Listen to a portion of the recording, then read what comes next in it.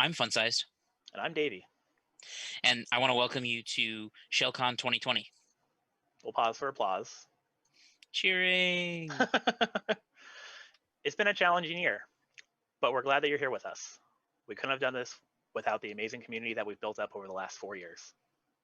Here's a quick orientation on the events that we have going on this year. Our main Hangouts area is going to be in the Discord, so make sure that you follow the link and get in. This is also where you can ask questions of the staff and volunteers. There's a link to the Discord on the main website, as well as a link to the Code of Conduct. We have 2 tracks of talks this year. You're currently watching the main channel with our technical talks, but we also have a racing track for career development and hiring managers. Comments are disabled on the streams, so if you want to ask a speaker a question about the talk, feel free to use the correct talk discussions channels to get your question in the queue. There's a simple hashtag system that will be announced in the channel, used for alerting the moderators to your question. We have villages for soldering, lockpicking, and shenanigans. These are all going to be conducted in Discord, with village presenters streaming in Discord and showing off some cool knowledge. Our CTF is once again being hosted by Reverse Shell Corporation. Thank you guys, along with being sponsored by EdgeScan and SkySafe. You can find more information on signing up in the CTF channels on Discord. Teams are limited to a maximum of 5 people. If you're looking for career advice or a hiring manager looking for tips, check out our Raise Me channels to talk to a consultant. Several of our sponsors are also hiring, so check out their chill out rooms along with the job board on our website. Once the main content is finished for the day, we have an amazing contingent of DJs who are lined up for your auditory enjoyment. You can find the schedule at shellcon.io/events. We also just want to say thank you to all of our amazing sponsors. We couldn't do this without you. This year, our sponsors are EdgeScan, Twitter, Verizon Digital Media Services, The Paranoids, SkySafe, Ares Security, Resecurity, and Synopsys. Thank you so much for tuning in to the first day of ShellCon 2020. We really hope that you enjoy what we have lined up for you today and tomorrow. See you around.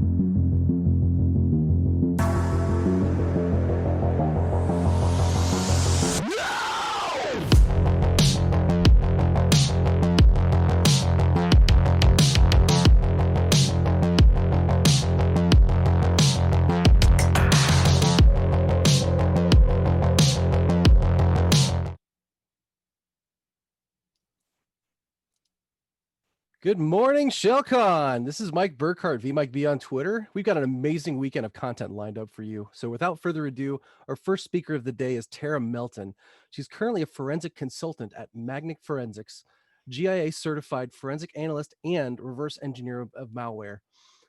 She has studied forensics and done research and collected she's done a lot of work, let's put it that way, in the US and abroad, including 2 tours in Afghanistan. Find her on Twitter at Melton_Tara, and please make sure to just join our Discord channel and ask questions with the hashtag AskTara. So without further ado, Tara, go ahead, take it away. Thank you for that intro. I'm so excited to be here. Thank you for so much for letting me be part of ShellCon. I'm so excited to be a part of this awesome conference. So thanks and again to everyone who's joining my session today. Before I get started, I just wanted to get on video really quick and say hi to everybody, but I'm actually going to cut it off really quickly so that it's not too distracting in my presentation. But I did want to hop on and say hi to everybody. So it's really good to be here, and thank you so much for having me. So I'm going to go ahead and stop that. So today I'm going to be walking you through some concepts of Windows memory. And like he said, my background is in digital forensics. So I want to show you today some of those techniques that I've used in my career and apply it in a way that will show you some traces of data that might be left behind in some of your activity as a user, or maybe if you're in offensive security or defensive security, and how those traces can be recovered from Windows RAM. Let's go next slide. So to kick it off, I wanted to give you a bit of an agenda of what we'll be going over for my session today. First, I want to start off by giving an overview of Windows RAM, its functionality, how data is stored within RAM. It's really important to understand that and how data is stored and maintained to be able to really understand what can be left behind in it. And then I'll move on to talk about some of the tools and techniques of RAM data recovery and how someone might be able to access those traces of data left behind. We're going to talk a little bit about process memory, which is a little bit different than analyzing the full memory dump, and how it's possible to dig even deeper and pull even more data out of memory using that technique as well. And then finally, I'll walk through some examples of that I pulled from a memory sample that I applied some of these techniques on. And I'll show you just how accessible that data left behind in Windows RAM can actually be. So again, my name is Tara Melton. I'm a forensic consultant at Magnet Forensics. Magnet Forensics is a software company that develops solutions for digital investigations.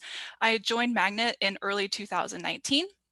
But prior to that, I worked about 10 years as a forensic examiner supporting the Department of Defense, mostly working counterterrorism investigations. Like he said, I had 2 tours in Afghanistan doing digital forensics overseas.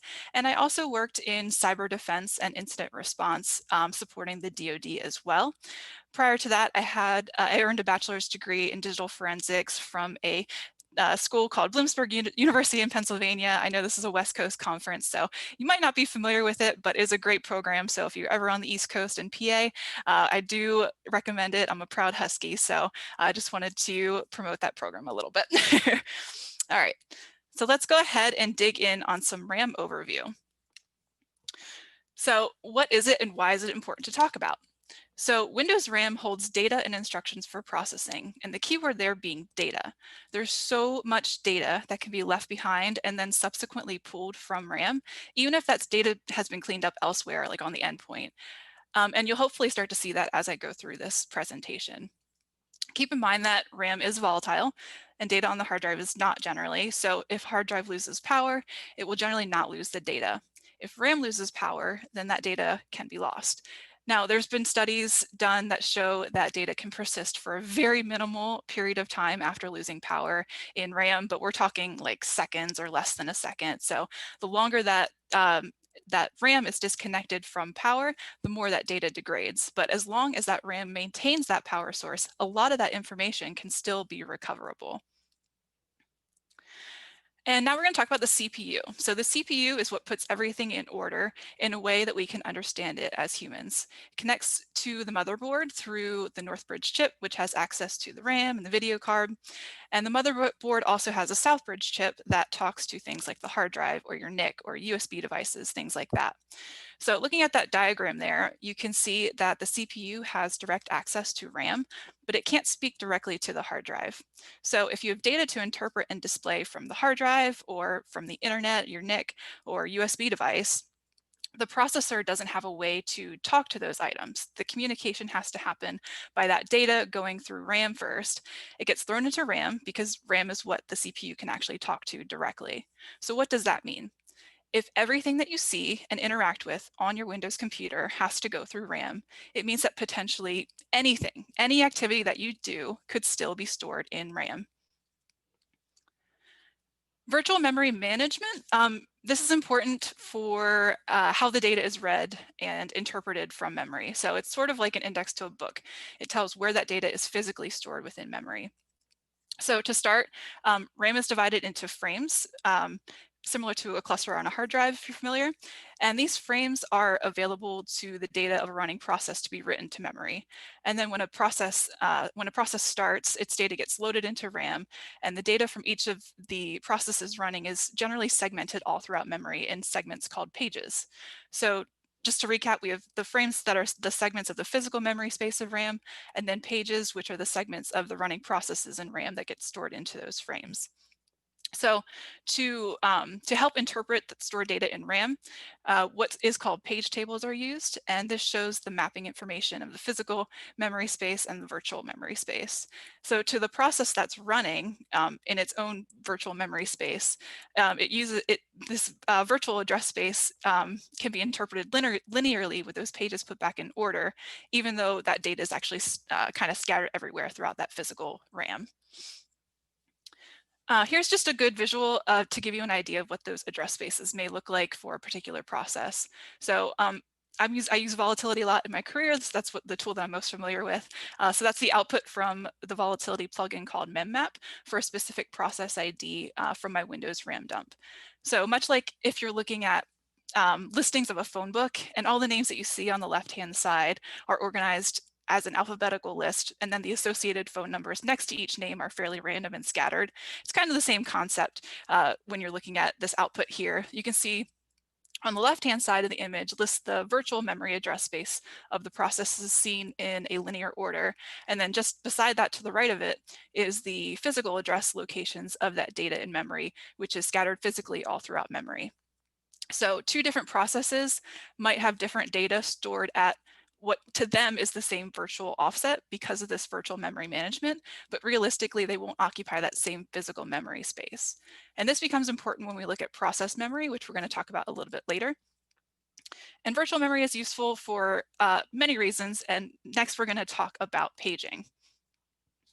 So inactive memory regions of a process can be paged out or stored to a secondary storage location and be retrieved by that operating system when it's needed. So this is also done when the system is low on physical memory.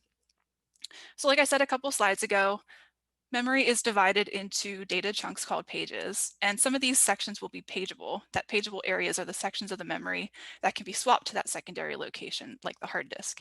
And when we think of paging on the Windows operating system, we think of the pagefile.sys. That's going to be found in the root of your operating system drive written to the hard disk. So a quick rundown on paging. So let's say I have a few programs open. I have Word open, I might have PowerPoint open, and the operating system is running as well. And if I want to open up another program, but I'm using up all of my memory, say I have 8 gigs of memory and I'm completely maxed out, what has to happen so that I can open up this other program is I have to dump some of that memory from the open programs that I have open to clear space for that new program to open. So right now I have PowerPoint open, that's what's active here. I have the operating system running. So if I have another program running in the background, that's likely what's going to be paged out. And then that's going to be enough data is going to be paged out for that third program to run.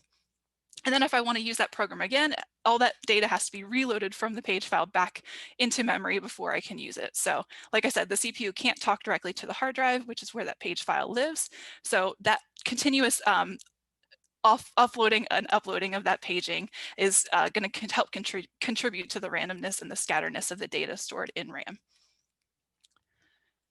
So similar to the page file that was introduced in Windows 8 is the swap file. I'm sorry, the swap file was introduced in Windows 8. So it basically has that same functionality of the page file, but it's more efficient in dealing with the new style of applications, what they call the Windows Store app. So if you might remember back in Windows 8, those applications that would kind of have that look of an application running on a tablet, you could really visually see the difference of those types of applications. In later versions of Windows, they generally don't look that way anymore, but regardless, those apps from the Windows Store are what the swap file is going to be used for.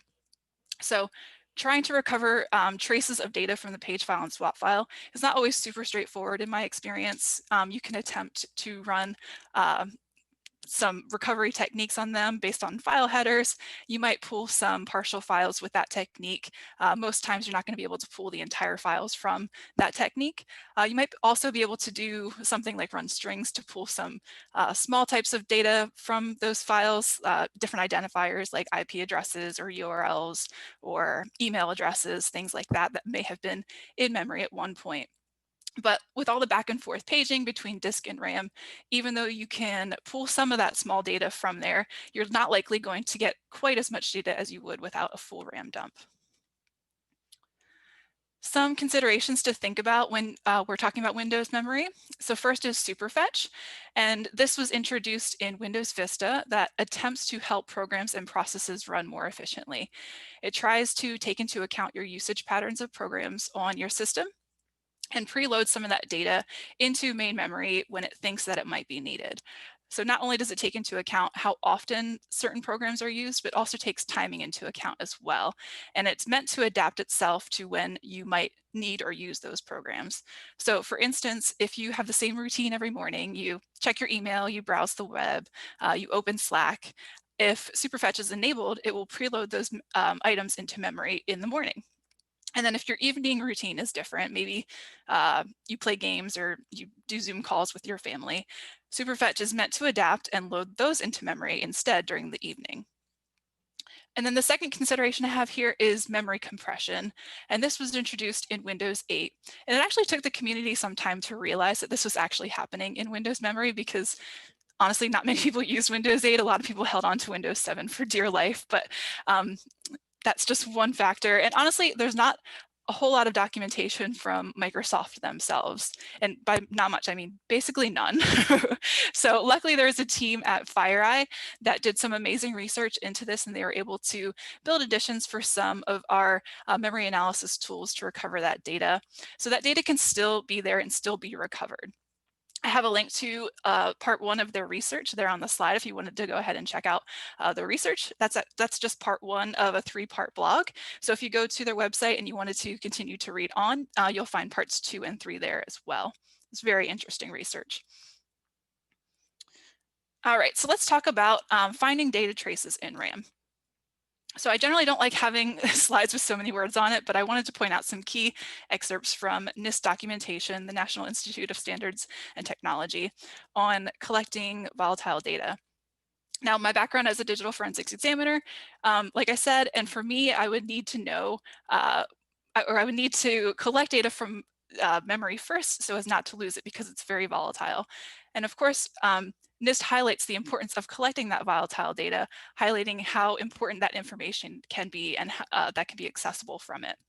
And then the second quote there on the slide from NIST is that when we collect that volatile data, we should attempt to leave as small of a footprint as possible, which highlights that generally it's not possible to acquire data from memory without some of that data changing within your memory.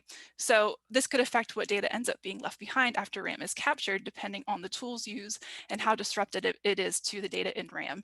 So typically we'll use some type of command line tool and make sure to leave as little of a trace as possible to preserve as much data as we can. And there are so many free tools that anyone can have access to. Here's just a subset available to those that might want to both acquire and analyze RAM. Like I said, I use volatility a lot throughout my career. It's one I'm most familiar with, so I'll be showing you some output from that towards the end of the presentation. My acquisition method of choice was dump it for acquisition, because it's really good at leaving behind a minimal trace when you do your acquisition. And so to acquire RAM, to analyze it, there's tons of free tools out there. This is just a small subset of the tools that you might have access to. And all the output, like I said, I'm going to show you is from these free tools. So you don't even need commercial tools to pull some of this data. There's also alternate sources of memory that we're able to pull data from as well. So let's talk about those really quick. First is going to be that hyperfill.sys. The hyperfill is literally a compressed copy of the Windows memory that gets saved to disk when the system goes into hibernation. It'll store all those contents of RAM to disk. And you can find that at the root of your operating system. You'll see it in that same location as your page file and your swap file that we talked about earlier.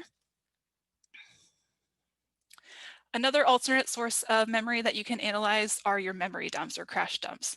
So when your system crashes, we all know that tragic blue screen of death, you might see a memory.dmp file in the Windows directory, which is a copy of some of that data in memory when that system crash happened. So, and it, depending on the system settings, depends on what type of memory dump is collected and how much data is going to be found in that memory DMP. So first we have a complete memory dump. And this contains a copy of the data used by Windows in physical memory, what's actually being used. So if you have 16 gigs of RAM, for example, and Windows is only using 8 gigabytes of it at the time of the system crash, that memory dump will be about 8 gigabytes in size. A kernel memory dump is what's normally on by default on most systems, but this can be changed throughout your Windows settings.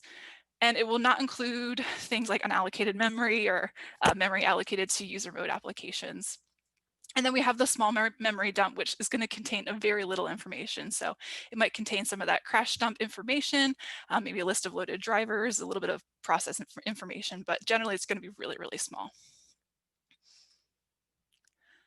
So like I said, it is possible to convert these alternate sources to raw memory dumps so that these analysis tools can pull that relevant data from it, much like a normal memory acquisition. So I'm using volatility here on this slide using a plugin called Image Copy. And all I have to do is go ahead and point that alternate source with that -F switch. So here I have a hyperfill.sys from my system, but you can point it towards a memory dump as well in the same way to convert it. And then I just flag that as my output, give it a file name with the -O switch, and it's going to go ahead and convert those secondary memory sources to a raw memory dump that you can use your analysis tools against. Now, there's some common things that you can pull from memory that a lot of people think of, like running processes, malicious processes, additional things associated with those processes too, like the network activity, IP address information, port information, maybe some file path information as well. A really important one to highlight here is decrypted versions of otherwise encrypted data. So hiding out within RAM might be a way that someone can get access to some of that encrypted data without maybe a password or encryption key. Also from memory, just quickly looking at that list there on the slide, is some additional information that we can pull from memory. So there's various types of data that we think of when we are looking at, say, a hard drive or a thumb drive. A lot of that can be pulled from memory as well. So web activities, URLs, search queries, emails, chats, prefetch, registry information. We can carve out files by using the header and footer of the file types we're interested in, maybe get additional metadata that way. Identifiers like usernames and email addresses. I could keep going on. The point is that these are all things that we're familiar with using and interacting with. And the point to drive home is that, once again, anything that you can find on an endpoint or a hard drive, even if you clean it up, can potentially be found in RAM as well. So let's talk a little bit about malware. And I'm sure we're all familiar with like malicious activity that can occur, and it tends to live in memory even if there's traces on the disk as well. But this is also relevant if, say, you're in offensive security. It's important to note some of the activity that you might do, that you might clean up on the endpoint, might still be living in memory as well. So these processes might not always be persistent. So if it's just a one and done drive-by, there's a chance that it might still be living in malware, or I'm sorry, in memory. There might also be multiple malicious processes running. One might call another one. One could download from a C2. There could be a lot of things going on, a lot of moving parts. And even if one malicious file was found on the endpoint, RAM could still provide access to that bigger picture of the activity that was going on, especially things with like network activity. You might be able to see where that malicious process is calling out to through RAM. And in terms of malware, we might not have an actual malicious executable file on the disk. There are times when malicious activity can go undetected because it only lived in a registry file or the registry hive, and it was obfuscated in various registry keys. And when the user logged in, that malicious process was loaded into memory. So if you have that RAM dump, it might be the easiest way to pull it is from there. And then finally, honestly, malware and a lot of the activity that that we do offensively tries to hide, so it's not always easy to find. We want to blend in with your system, and RAM is a really good place to start for locating some of those processes. So I just want to highlight a couple of tips really quick when trying to grab some of that data from memory. So keyword searching is one really useful technique, and you can do a normal ASCII keyword search in RAM. Strings is a volatility plugin that I use many times, and it can be really helpful for sure. But many times data, especially references to executable and shortcut files running in RAM, are ROT13 obfuscated. So ROT13 is just a simple scheme that Microsoft uses sometimes. You'll see it used in user assist entries in the registry, which gives a list of programs executed on a Windows machine, along with run counts and last execution times. And these user assist entries are stored in ROT13. And ROT13 is where the alphabet is just rotated 13 characters. So if you wanted to search for, say, EXE, you would actually search for RKR in ROT13. So if someone is looking for references to executables, one way to reference those is not only by searching in ASCII or Unicode, but also in ROT13 as well. Another useful search that I might consider when looking through memory is what's highlighted there on the screen, that file : //. If a user accessed a file through Windows Explorer, it gets tracked much like Internet Explorer usage. And you'll see that prefix file : // and then immediately after it will be the file path that shows what the user was accessing on that on the endpoint. So a lot of times you can see this activity in Windows RAM because it gets tracked just like the internet would be in Internet Explorer. So if I was interested in seeing what files a user may have accessed, I can turn to RAM and do this keyword search and potentially see some of those file paths that were accessed. So I'm highlighting some of these techniques because I'm going to show you here a bit of how we can use these techniques and kind of tell a whole story using some of these techniques, like I said. So stick around for the end. I promise we'll get to that. So first, though, we are going to talk about process memory. So like I said in the beginning, the CPU addresses processes as if it were stored linearly, but realistically, they can be all over memory. That's where that virtual memory management helps. And you can see at the top of this slide is a representation of the different pages for each running process scattered throughout memory. Each color represents its own different process. So if we put these pieces of a process back together in the right order and then look for traces of data in a linear way, we're definitely absolutely going to get back way more data. It's easy to visualize when we talk about an action using the headers and footers to recover files from the memory, and having that data is obviously going to be able to give us back a bigger chunk of that file if we have all that data, all those pages put back in order. We were just talking about keyword searching too, so think about that for an example. If maybe the term that you're searching for is spread out between multiple pages, maybe that keyword starts at the beginning of one page and then finishes at maybe the keyword search begins at the end of a page and then finishes out at the beginning of another page. Putting those pages back in order might be the only way that we're going to get some of those keyword hits. So doing process memory analysis can help return some of those keyword hits as well. And there's some useful commands to note that I use for volatility that will show you just a bit of how that data can be accessed. So the first one is memmap, and that was the one I showed you at the very beginning of the presentation that mapped the virtual memory address with its corresponding physical address where that data was stored within memory. So like I said before, it's just a good way to visualize how that data is stored and hopefully help you understand why dumping that process memory and putting those pages back in order can help yield more data. And then the other two I have listed there is memdump and procdump. Memdump is going to allow you to specify a process of interest in memory, and then you can dump the memory space of that process with the pages back in order, making that data more contiguous and allowing more data to be pulled from it. And then procdump allows you to actually dump the process's executable file from memory. So if someone wanted to pull the actual executable file itself to maybe hash it or do additional research or analysis on it, maybe even reverse engineer it, procdump is going to allow you to go ahead and do that.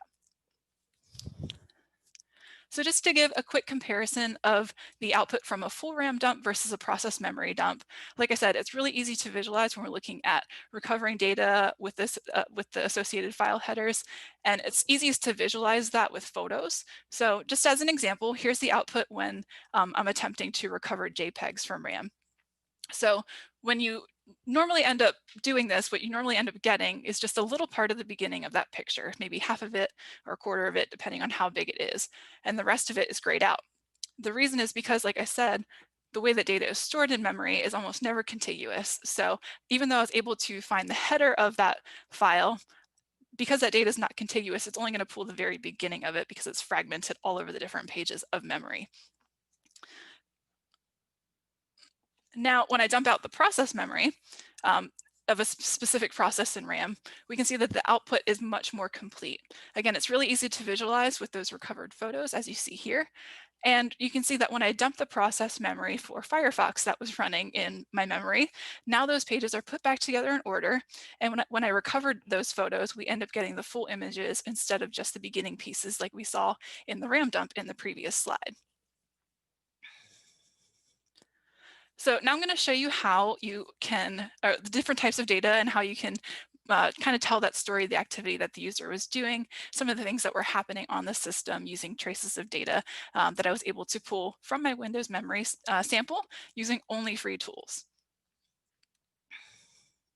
So first up, we're able to quickly identify information from webmail, and this was just in plain text. So we can see that this user's Gmail account was accessed. Not only do we have email addresses themselves of users that were communicating back and forth, we also have dates and times, even the body of the email in some cases. And this might not be cached in the hard drive anywhere, even if you clear it out, especially if private browsing was used. So again, this might be the only place that we are able to pull some of this data, and it definitely might be left behind in your memory sample. With volatility, we're able to very easily pull password hashes, and these password hashes can be loaded into a password cracking tool like John the Ripper, CrackStation, Hashcat. You can use rainbow tables, name your favorite.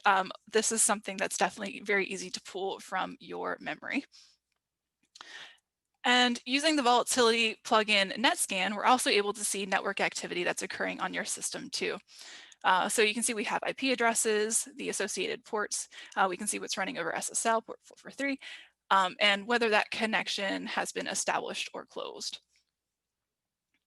So one tool I really want to call out is memproc-fs, and it's so neat and accessible, and it's super useful in pulling out a ton of data from memory. So I actually first learned about this tool at the SANS DFIR Summit this year in a talk by Aaron Sparling and Jessica Hyde. So I do encourage you to go ahead and check that out. It's up on YouTube if you wanted to go ahead and see their talk. They talk about even more types of data and techniques from Windows memory. So definitely encourage you to check that out. But what makes this tool so awesome is that it will actually mount your memory sample as a volume on your workstation. And then tons of data will be accessible from your memory dump through Windows Explorer as if it had its own file system. So you can go ahead and easily navigate through some of those folders that you see there on the screen.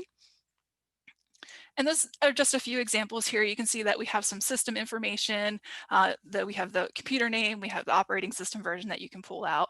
You can even navigate through registry hives. So if you navigate through that by hive folder, you can actually peruse through the different registry hives in its entirety as if it had its own file system. Like I said, you can just easily navigate through there. So a lot of really accessible data that you can access through this tool. So we were just talking about network activity. So one of the things in your system information that you can easily access from your memproc-fs mounted volume is some output from this netstat output. So you can see some of the same IP addresses that we identified before. We also have the associated process that is related to those IP addresses that are being accessed in this memory dump. All right, so now we're really going to start telling this story. So one of the things I talked about earlier was running keyword searches against your memory dump. So here I was able to pull some useful data. I ran strings against my sample here and ran a search against the output. I did have to do a bit of a conversion of UTF-8. But then I ran a string search in PowerShell to look for that regex pattern that you see there on the screen. Basically, it's looking for a Google URL with that indicator of Q equals, and that's going to look for queries made by a user in the Google search engine. So here we see some items that could be really telling of the user activity. We see some research of some locations. Their user looks like they were interested in Chicago, San Antonio. We see a Slack download, so that's a program that they're interested in as well. And then down there at the bottom, we also see there's interest in Veracrypt. So knowing that the user searched for an encryption tool might lead us down a path to potentially see if any, or we want to see if any encryption was being used, that we might be able to get some decrypted data from this sample. So knowing that the user was interested in Veracrypt, I ran the PS list plugin from Volatility, which shows the running processes in memory at the time that the memory was collected. And in that output, we can see that Veracrypt was in fact running. So it was more than just a Google search. It looks as though the user was possibly actively using some encryption. And for more verification that the user may have been using Veracrypt, I did a search for Veracrypt through my sample. But remember we talked about the potential ROT13 obfuscation that we'll see in user assist registry entries that show processes that were run on the system. And that's kind of what it looks like we have here. So I searched for Veracrypt, but in ROT13, so that's that IREN, etc., there at the top. And I came up with this hit, which, like I said, looks like it could be akin to a user assist entry, which will indicate evidence of program execution. So just a quick note that after Windows XP, user assist entries will generally have a GUID in there in the beginning. So after that ROT13 was deobfuscated, we're able to then search for that GUID. So you can just search the internet. Microsoft has documentation of what those GUIDs mean. And you can see there that it represents that the veracrypt.link may have been launched from the user start menu. Then I ran the file scan plugin from Volatility, which shows file objects from memory with associated file paths. You can see here there are references to files on the hard disk, but what was really telling, what's really interesting here, is that we see reference to a mounted veracrypt volume mounted at the Y drive, and there's some images that might have been stored in there and accessed. So we're really interested to see if we can possibly recover some of those JPEG images that may have been stored in that veracrypt volume. So I ran another string search in PowerShell to look for that pattern that I mentioned before in a previous slide, that file : / to indicate locally accessed files. So a couple of things we can see here in this output. First of all, it looks like there are some files that were accessed by the user from a Dropbox folder in the account. So now that we know that the user has a Dropbox account as well. But looking here at the bottom, what's really interesting is we see those image files that we saw reference to on the last slide were accessed by the user on the hard drive. So again, we're really starting to tell this big story. When I located the file headers to recover JPEG images from the full RAM dump, this is what we see. Again, because that data is never going to be contiguous in RAM, we're not able to pull out the actual entire photo of that picture, but there is some additional data that can still be found. So we have some metadata of those pictures that are actually stored in the beginning of the file. It's called EXIF data. And because we carved the first beginning chunks of that file, we're able to go ahead and recover some of that data. So these pictures that were carved that I have listed here have some of that metadata showing the device that took each of those photos. So there's reference to an iPhone, a Samsung device, even a Nikon device as well. And we also have a photo that has some GPS data associated with it as well. And we're only looking at RAM right now. So we're able to pull some geolocational data only by looking at RAM by recovering some of these files from it. So like I said, even though we don't have the full pictures, we can still access some really telling information. But what we actually really want is the full pictures. So this is where we're going to start thinking about process memory. So in reviewing the running processes in PS list output that I showed you before, I saw that there was an application that could have been used to view these photos on my system. It was Microsoft Photo Viewer. So using memdump, which dumps the memory space of that specified process, I was able to dump the Microsoft Photo Viewer process memory into its own process memdump file. So that memory space of that process, like I said, those pages will be put back in order. So now look what we get. We get the full photo. So I was able to pull that full photo, and not only that, we have additional geolocational data. Most of those other photos that were recovered from process memory dump had that GPS data associated with it, and we were only able to see that once we dumped that process memory and did analysis on that. But again, we only started with just that RAM dump, just that memory sample. So we're able to go ahead and access that, not even accessing the user's endpoint. And then I just wanted to show you and switch over to gallery view of those photos so that you can see that all of those photos in their entirety were able to be recovered. Now, a couple of those photos, mind you, were the ones that were referenced in that veracrypt volume that we saw earlier. And when I reviewed the associated hard drive, these photos were not anywhere else on the hard drive other than within that veracrypt volume. So I was still able to recover them from memory and get to those photos and all that metadata without accessing that veracrypt volume, without needing a password, just by analyzing RAM and process memory. Now let's talk a little bit about malicious files. So this is output from the Volatility plugin PS tree, which shows parent processes listed with their child processes underneath them. We see services.exe is running and SVC hosts under that. And it is normal to see that many SVC hosts running, yes, but it depends on that parent process. So SVC host will always have that parent process of services. So you can see that one listed there at the bottom is kind of rogue. It doesn't belong there. So I would flag that as likely malicious, and I would want to look into looking into other malware that might be running on my system. We also see this other weird process history hash, which just looks odd to me. And I know it's not normal. I know what normal looks like on my system. So I'm going to go ahead and try to dig in further and see what I might come up with. Again, looking at the file scan output from volatility, which shows file objects from memory, we see reference to an executable with that same file name in the user folder. So if this is malicious, it could indicate that it pivoted to the endpoint. But again, like I said, we're just looking at memory by itself. So if I wanted to get more information about this running process, we can dump the process executable by using the proc dump plugin in volatility and pointing it to that, that process ID. So just a caveat, definitely be careful when doing this with a potentially malicious executable. Make sure you're not make sure you're keeping your system safe and not infecting your workstation. But after doing this, you can do more analysis. I can hash it and research it. If you have a reverse engineer, if you are familiar with reverse engineering, you might want to dig into that executable and see what it might be doing.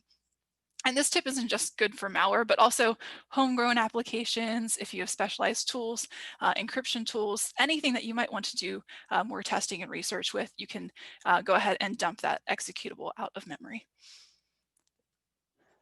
And once I went ahead and hashed that file and did a research on that hash, I plugged it into VirusTotal. Great research for looking at whether or not files are identified as malicious. And we can see that this file was in fact flagged as malicious. But like I said, even if it's an unknown process, we can still do additional work on that executable. We can reverse engineer it, dig in deeper, and see what might actually be running on the system. So just a quick recap of what we were able to go ahead and pull from that memory sample. So first we saw webmail activity, we saw email addresses, we saw dates and times, even the body of email that was communicated through Gmail. We saw the password hashes from that workstation, tons of system information like the computer name, the operating system. We also saw registry hives. We were able to pull registry hives from the workstation and navigate through them and look at all the relevant data from there as well. We saw network activity, including IP addresses, whether or not that connection was established, what ports were being used with that network activity as well. We saw some Google searches, which indicated some various programs that were interested in, as well as locations. So we might have an indication of different locations that user might be looking at traveling or thinking about going to. And with those Google searches, we saw interest in encryption too. Like I said, we saw that they were searching for Veracrypt and potentially looking to use some of those or download some of those programs onto their endpoint.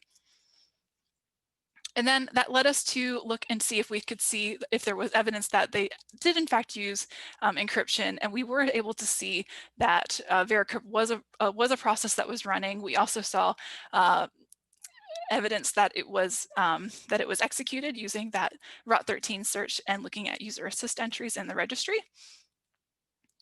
Then we ran file scan, and not only did we see reference to that mounted encrypted volume, but we also saw possible files that were contained within there. And we also saw that there was access to a Dropbox account, so that we saw that the user likely definitely had a Dropbox account as well. And then from that, we were able to search for potential file headers of the data that might have been stored in that encrypted container.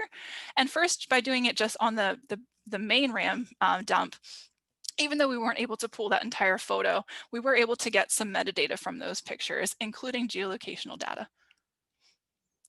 And then once we analyzed the process memory, we were able to pull the full photos from that memory sample, and even more EXIF data, more metadata from photos that were only contained in that encrypted container. And we were able to do that without a password. And finally, we were able to identify some malicious processes that were running. We were able to export the executable from our memory sample and do additional research and analysis on that as well. And that's just a small sample of some of the awesome data that you can pull from your memory sample. That's just, like I said, a little bit of data. There's obviously going to be so much more that you're able to pull, but that's just one case example that I was able to go ahead and walk through. So that's all I have today. Thank you so much for attending my session. Hopefully you found it useful. I'm going to hop over to Discord and hopefully engage in some conversation there. But I just wanted to say, if anyone wanted to reach out, maybe they're interested in digital forensics or information security and they're transitioning from a different career, please feel free to reach out to me, email me, look me up on social media. I'm happy to help in any way I can. So thanks everyone. And that's all I have. Wow, everybody, I give a round of applause for Tara. I know she won't hear you, but that was just amazing. Thank you. Wonderful, wonderful deep dive into memory forensics. I didn't even think about the process memory dump. That was just huge in saying, these are the things that we can really reveal and look at the activities of users and track that down. That was just, Pac-Man swallowing those nuggets of gold. It was great. Thank you. So yeah, that was excellent. I want to encourage everybody again, please, if you have questions, go to the Discord channel. Tara said she was going to graciously join us afterwards. Hashtag Ask Tara. And again, just amazing. Thank you so much for delivering that. You're going to be a hard one to follow today. I'll tell you that. Dear. No, that's not true. Thank you so much for having me here. That was so much fun. I'm so honored to be a part of this conference. I'm stoked. Thank you so much. Absolutely. Thank you for coming here and being with us today. So everybody out there at ShellCon, again, thank you so much for joining us today. We've got probably about 17 minutes until the next speaker. Stay tuned for the rest of the day. We've got some awesome talks lined up. Also stay for the rest of the night. We've got a little DJ dance party happening. So put on your best PJs, have a little quarantini. Make sure you join us for the late night activities. Also feel free to jump over to shellcon.io and jump into the Raise Me channel. That's our community focused section. That's more about an uplift for the rest of our members in the community and saying, we're going to give back a little bit. We're going to look at how to look at your career search and how to, potentially even raise money for good causes to uplift your resume if you need help with that. And also, helping veterans adjust to a civilian career. So you vets out there, thank you for your service. And also please feel free to jump over to get some good advice. So with that, I'll give you guys some good time to chill out with some awesome music. We'll get about 15 minutes to our next speaker. Thanks a lot. Thanks again, everybody.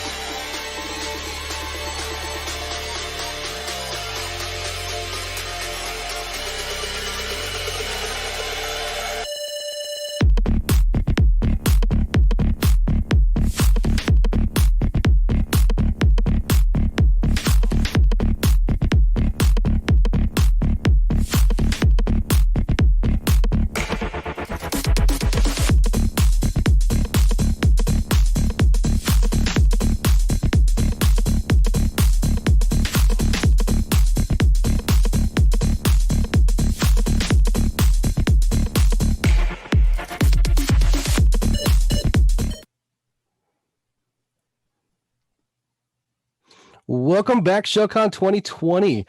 Our next presenter coming up here is Tiffany Cheatham. She's a hacking apprentice at X-Force Red, a particular interest in physical pen testing. On the weekends, she wanders the mountains looking for ungulates. If I can spell that, I'd be surprised. But I think she knows about that and much more. She's here to talk about Houdini ID, Houdini. She knows how to say that too. So without further ado, I'll hand it over to Tiffany for another power-packed session. Go ahead, Tiffany. Right on. Thanks so much. And thanks everyone for tuning in to ShellCon this beautiful morning. Like you said, I'm Tiffany Cheatham. I'm an apprentice with X-Force Red. And yes, Houdini ID is what I will be talking to you about. It's a mobile lock ID and security ranking application that I've been developing. It exists to help physical pen testers quickly identify and attack locks in the field, to help consumers make informed choices about locks, and also to provide the lock research community with an open source database of locks. Okay, so why are we going to be talking about all of these locks? Well, like I said, there's an importance to consumers. You know, we got to lock up our valuables. But what about to the physical pen testers? What is the application here for in the realm of cybersecurity? So I think that this describes it pretty well. It says, don't think of a lock as a means of keeping people out, but rather as a means of slowing them down. And that's true for our pen testers as well. Pen testers have a lot to do. They have to get past physical security. They have to social engineer their way past Hank, who just isn't sure he does recognize you. And then finally get to whatever assets are trying to be exploited. So when a physical pen tester is in the field on the job, they're looking at a lock and they're thinking, can I pick it? Can I bypass it? Am I wasting my time? They might have to do a lot of experimentation to figure out what's the best attack for a lock, or even if it's what they should be doing at that moment. And when they're under a lot of pressure, it could feel a little bit like this. So if we can help physical pen testers spend less time picking, then they will be under less stress and they will be able to spend more time hacking. And that will translate into them being able to give clients more feedback on what the state of their security is. So what are the currently available resources for lock identification and also finding out what type of attacks are possible against locks? And these are resources both for physical pen testers and consumers. So there are a lot of resources on YouTube, some really wonderful people who do a lot of picking locks and talking about their mechanisms and possible attacks and bypasses. And there's also some online resources like LockWiki. LockWiki is an open source wiki page that provides a lot of information, and it has a good starter data set, but a lot of the data is incomplete. So in some cases, you'll have locks that might have some information about their design, but no information about possible attacks. So we can expand on that. So there's an opportunity here. There's an opportunity to create tooling and grow an open source data set of locks. So that's what I've been working on. I've been developing, like I said, Houdini ID. I've been developing it in React Native. It relies on a decision tree to narrow down results when you're trying to identify a lock, and then also provides intel on lock vulnerabilities. So I chose to develop it in React Native because I wanted it to be usable for both Android and iPhone users. And I also wanted all of the data to be stored locally so that even if someone's in some basement somewhere and they don't have Wi-Fi connectivity, they can still use this app to help them. Okay, so lock classification is sort of the biggest hurdle here, or one of them. There's lots of locks and we just want to know, what is it? So in looking into this, I found that there are a ton of different attributes that could be used to identify locks, and some are more helpful than others. This is probably going to be really tiny on your screen, but this is a giant decision tree from early on in the process, one of my first attempts. And it begins with lock configuration rather than lock mechanism. And by configuration, I mean, like, is it like key in knob, basically like door lock or a padlock or something else. And you get really too much repetition in possibilities in the decision tree to make it efficient. So my current decision tree looks a little bit more like this. It breaks it down by mechanism, and it has a lot fewer steps to a final result. And this is an example screen of sort of the quiz that you'll be taken through to traverse that decision tree. So you can see that the first steps here are mechanical. I have magnetic in here. It's not in the app yet. Electronic, hybrid. So that would be one of your first questions. And then hopefully it would take you to the end of the tree where you've got an actual short list of possible locks.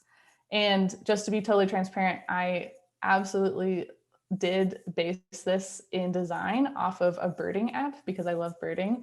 So props to all y'all out at Cornell Lab of Ornithology that developed Merlin Bird ID, because that helped me conceptualize this a lot. Okay, so you've identified your lock. What more can we tell you, right? So it's time for some attack advice. Just as a note, destructive entry is not usually in scope for consulting engagements, but it is still important to know for real life. If you can't see this, it says lockpicking, a subtle and proud art, long since rendered obsolete by the broad axe. So our main categories of attack advice are bypass, pick, or bail. Bypass, in essence, is a little bit like this. Can you get around the mechanism? Can you literally do a reach around? Can you pick it? More traditional picking that we're all familiar with. Or is the foe just too formidable and you need to try something else, run away, go in a different door, find someone who'll let you in? So I'm going to show you guys a little demo here. And right now, this is totally a proof of concept. It's a minimum viable product. There are definitely things that will need to be changed with both the user interface and like how the data is presented. But just to give you a sense, so you'd start lock ID, say that you have this lock in your hand. You can see that it's a mechanical combination lock. There's multiple dials and there's an engraving on it. And if you find the one that matches, then you'll be provided with some vitals, a difficulty rating, and then more information about the lock. So what you see here is a very generic difficulty rating. And in the future, actually currently I'm developing a more sophisticated difficulty rating that actually may be patented. We'll see, sort of patent pending right now.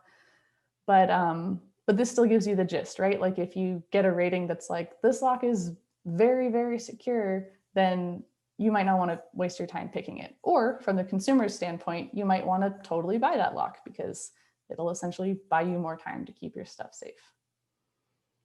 So with this one, we can see with this medium difficulty rating, it has no known bypass. It does have some anti-picking features. And then I'll just let it go. Maybe skip a little bit ahead. So if you have this Abloy lock that is a cylinder lock, and you can tell it's disk detainer because of the keyway. That's another thing that in the future, I'd like to be able to click that little question mark and say like, okay, what does it mean to be disk detainer lock and how can I tell from the outside? But anyway, you can see in this one, it has a lot more security features. And so the difficulty rating for picking would be harder, or the security ranking would be higher. And then you have more information about that lock in specific and how it works. So I think here I just go into a few more features of the app. You can search. You can also, I'm just going to skip ahead here.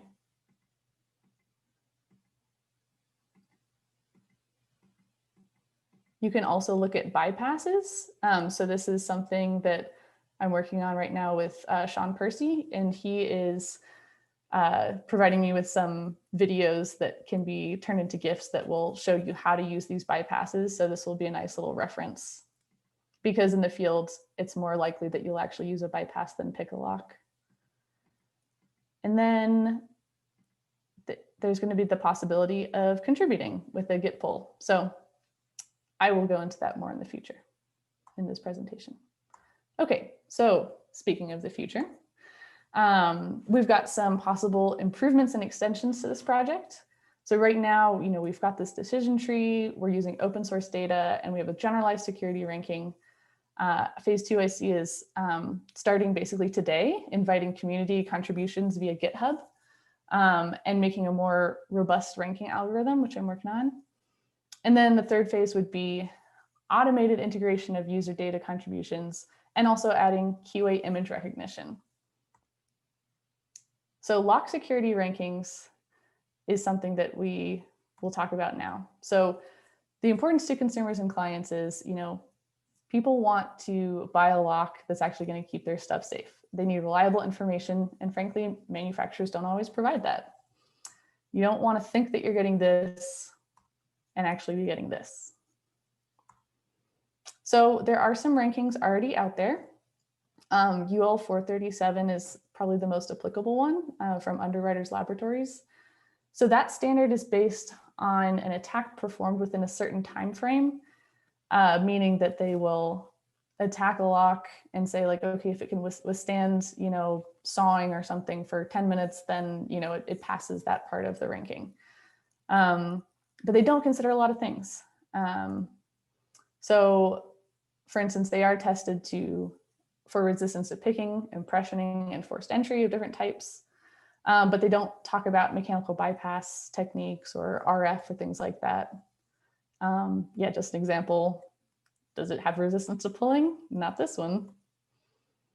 And this lack of taking mechanical bypass into account was noted by Tobias and Fiddler in their 2014 DEF CON talk, High Insecurity, Locks, Lies, and Liability. So they noted that there are a lot of things like shimming, key bumping, or using other things like radio frequency that just aren't even considered in that UL 437, and those are commonly used techniques. So a proper lock security ranking would need to take them into account. This is obviously how RF works. So another part is key control compromise. If there is a master key that can open everything and someone gets their hands on that, then everything is, can be compromised. Or, if there's something that's often key to like taxis and police cars, that increases their risk of being compromised. And the third thing is considering the popularity and ease of attack. This is something that I wanted to incorporate. So if an attack is possible, but it's really, really hard, then it's less likely that people are going to use it. But if it's really easy to get their hands on the tools, if it doesn't take a lot of specialized skill and knowledge, and if it's really inconspicuous, then that's a higher risk attack. So for instance, like key bumping doesn't require expensive tools. There's a low degree of skill required, and it's not like it's really loud or visually striking. So that is, I would say, higher risk. Something like melting, on the other hand, it's going to require some specialized tools, or going to require tools, but ones that aren't super specialized. You could go buy them pretty easily. It requires a very low degree of skill, but it's very conspicuous. If someone sees you melting a lock, hopefully they're going to ask you what you're doing, which as a pen tester would sort of ruin the game. So I also want to make a ranking system or rating system that is more comparative. With UL 437, it's sort of like you either meet that standard or you don't. And I would like a system that says, okay, comparatively, how secure is this lock? I'm giving a little more granularity to it. Okay, so I've been developing a possible model for this, figuring out what needs to be taken into consideration and what elements influence that category. So this will take some crunching of numbers that I'm working on. Right now I'm working with assigning a score to lock hardiness, so anything that contributes to the security of the lock. And then also assigning a score to attacks that are applicable to that lock. So as you can see here, with shimmer wire, it's got a high score of 4, meaning that it has, it's more high risk because it is an easier and much more possible attack for people to do. So once again, this algorithm right now is very simplified, but it's something that may eventually be patented. But the application itself will still be open source. I would also like to calculate data confidence. If someone submits something and they say, you can attack this lock in this way, verifying it by documentation, reputation, or actually testing will allow us to assign a confidence level to that data. Okay, so one more thing. We mentioned earlier identifying locks by image recognition. So keyways are a pretty good way. They are unique identifiers of locks to a large degree. So one way to do this is through edge detection. A user can upload an image of a keyway. We can run edge detection on that image, align it, overlay them, and then calculate a % difference between the edges there. The problem with this is that it works really well if it's a really perfect photo of a keyway, but even slight changes in angle or lighting can throw this off.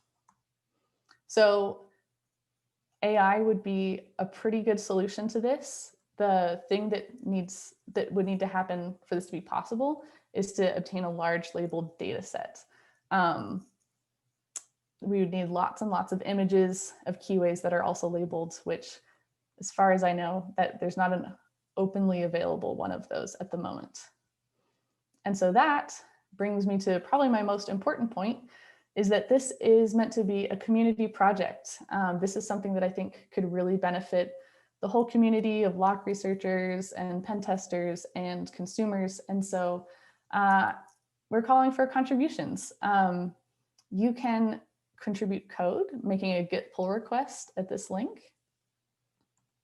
And you can also upload data of lock images and any information you have about them to this Google form, and then I would incorporate it into the app. This is something that I think could really be beneficial to everyone. So if you are willing to contribute anything, or if you have any questions, just reach out to me. I think this could be a really cool thing to collaborate on.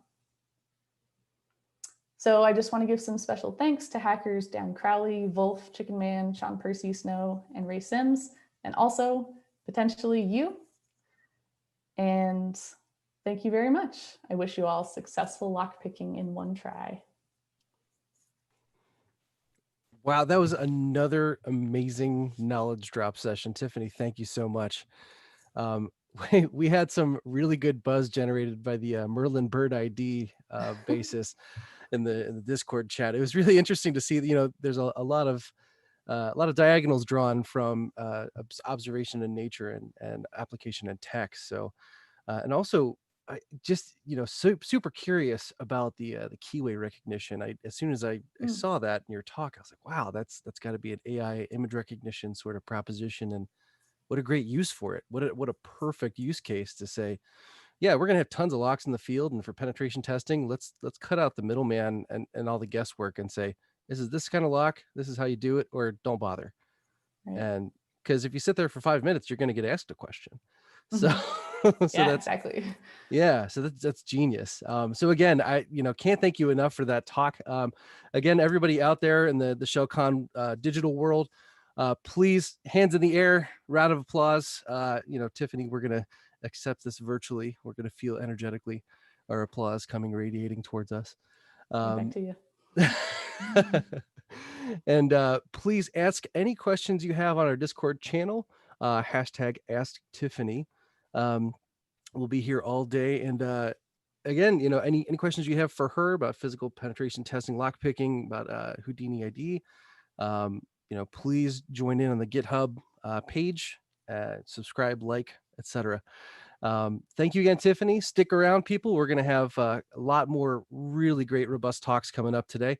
We got about, looks like 20, about half an hour or so coming up till our next talk. So stay tuned and we'll be right back with you. Thank you so much.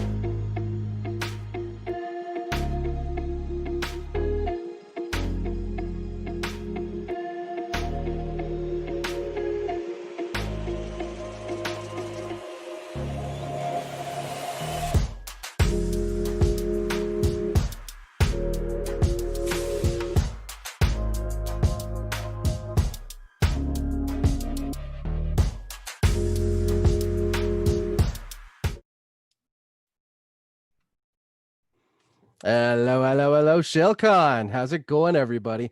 Welcome back. We've got another power-packed presentation coming up for you.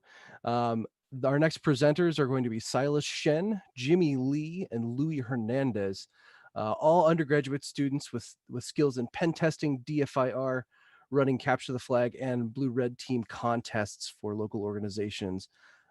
This specific talk is going to focus on diving into their experiences with running a cybersec competition training for some of their local high school students. So without further ado, we'll go ahead and let them run with it, and stay tuned.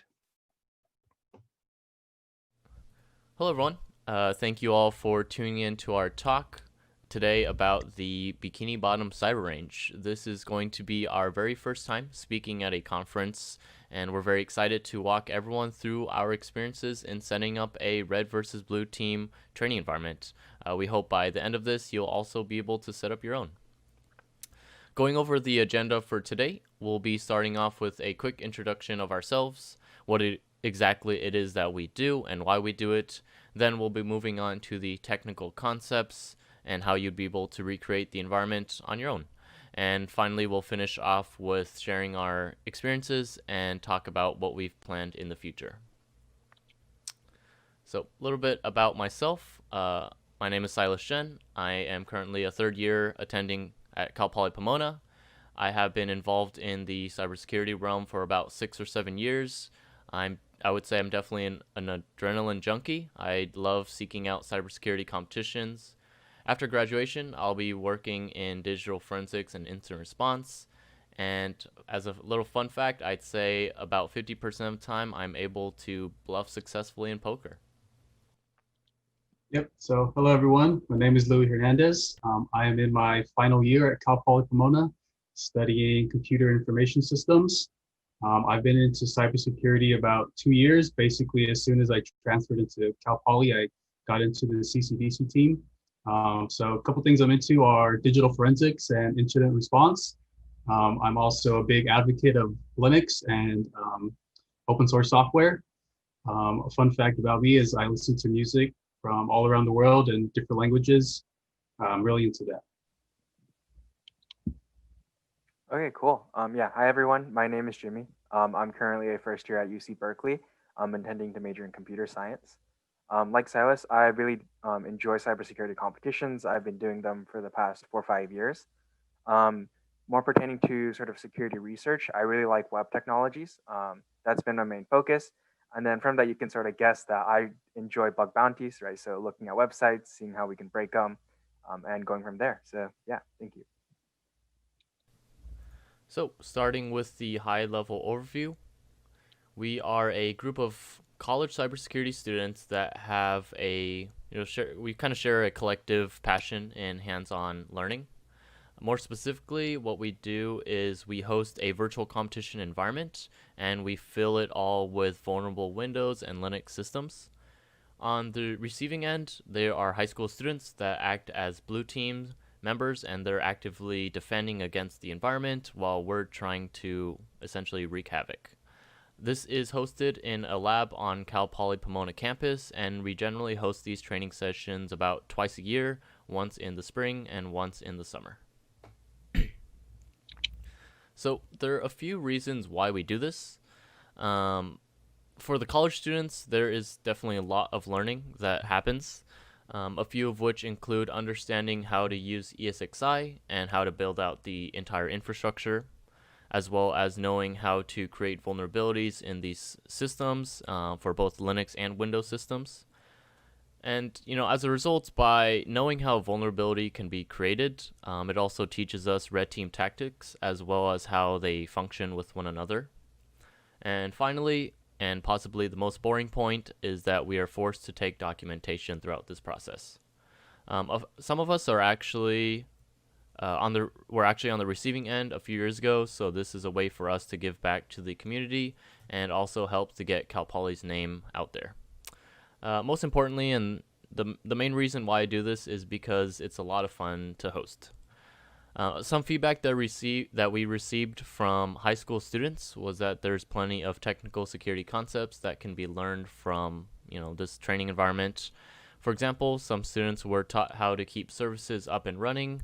For example, their database or website had to be up and running, and they also learned how to lock it down against active red teamers.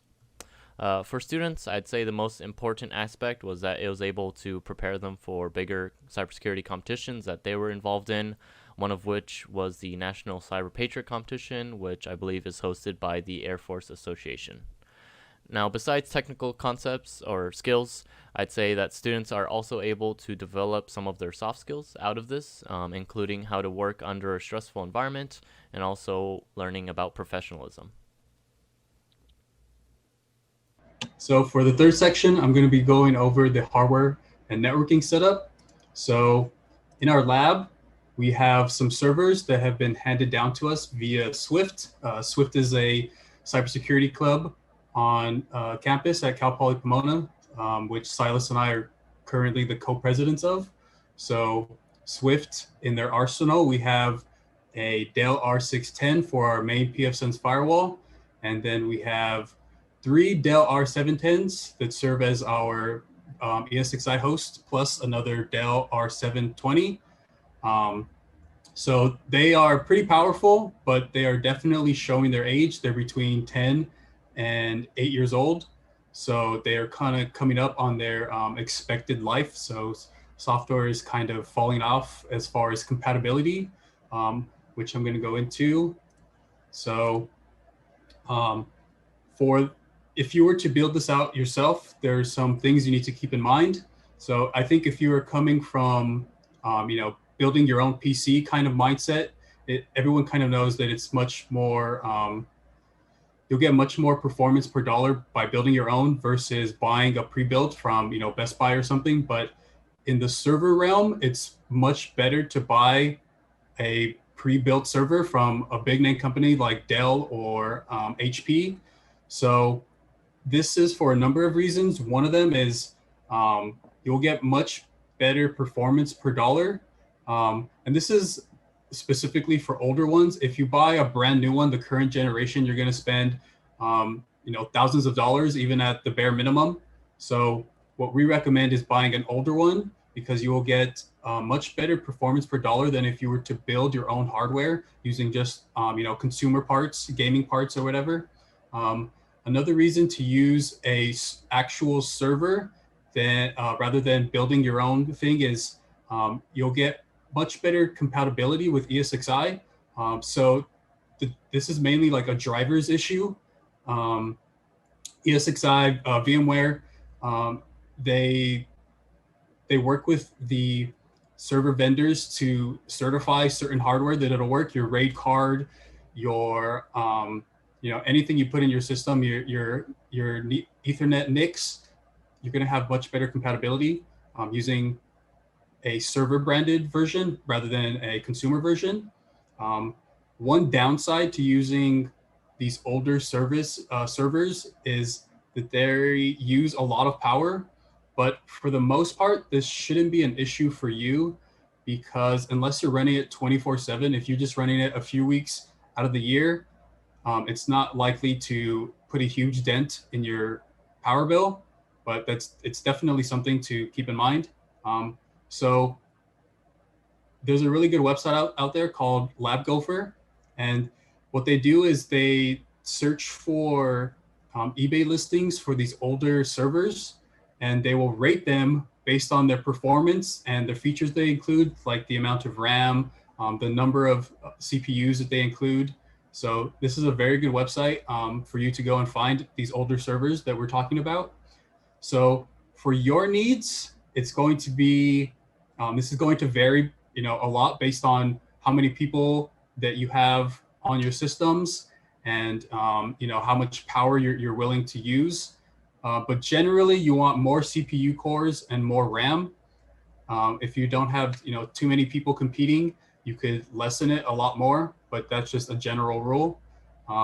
So for HP, you want to look for Gen 9 and up, and for Dell, you want to look for the 13th gen and up. This is for compatibility reasons. Again, ESXi 7.0 came out this year, I believe March 2020. So this will run out of support in 5 years. ESXi 6.7, I believe, came out in 2018, maybe 2017. And that's going to run out of support next year. So this is important to keep in mind, because after they run out of support, you will no longer receive any sort of updates, which include security updates. So it's definitely something you want to keep in mind. In general, the newer generation that you go up to, the more expensive it is. So you might want to stay at the minimum of Gen 9 and Gen 13. Both of them, they kind of have this matrix of what's compatible with ESXi 7.0 and what's compatible with earlier versions. But in general, most of Gen 9 for HP and most of Gen 13 for Dell is compatible with ESXi 7.0. But again, you should look this up yourself. So for our networking, this is just a general overview of how we set up the networking for the individual pod that the teams gets. So this is everything you see here is virtualized on ESXi.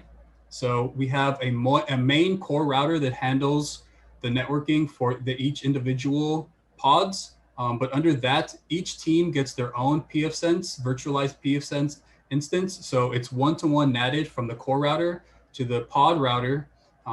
So the teams, they all see the same private IP. They all see the same 192.168.0/24. They all see the same thing, but from the outside, they're given a public subnet that the red teamers, they see something different. So for the first team, they'll see 10.0.1/24 and et cetera, et cetera.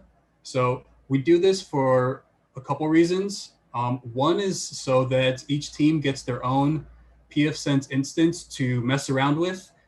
It also gives them the experience of messing around with a firewall, securing it. It also help red teamers in a sense. It's another box for them to attack.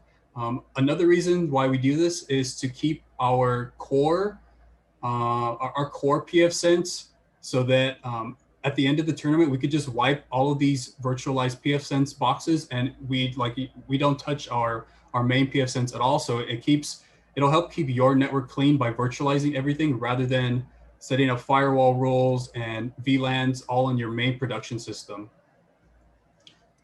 So this is how the last tournament looked like. We have our core router. From there, we have the individual team's core router. Their pod router, the actual pfSense that they see. And then from there, you have each individual virtual machine that they were given to harden and keep secure. Yeah, and to actually just add on one more thing for Louis, we'll be definitely sending out a how-to guide or technical settings that you have to configure on both the ESXi and the pfSense. Probably in a week or so, it'll be posted either on the ShellCon site or on the Discord. So if you're interested in this, definitely keep your eyes out on those platforms. Yeah, just for time purposes, this is kind of a very general overview of our setup, but we're going to give you step-by-step on how to set up these pfSense instances. Awesome. So I would say that making the machines vulnerable is by far the most exciting part of this process. So I'm definitely a little embarrassed to say that our team spends a little too much time and effort picking out a theme for the environment, but that's totally fine. As you can see, we have done several themes in the past few years. In the past 2017, we did Toy Story. 2018, we did Shrek. And last year, we went with an Incredibles theme. And, obviously, this year, we went with a SpongeBob theme. So the reason why we chose a theme for the environment is because, first of all, we're able to add custom services that will relate to the theme. For example, when we did our Incredibles theme, we actually implemented a web store that allowed students to actually shop for some of these superhero suits, and obviously we put in several web shells and backdoors along with that site. Another reason for a theme is because it adds some sort of spice to the competition. It makes things a little bit more humorous and exciting for these students, and overall it really creates an immersive experience for the students.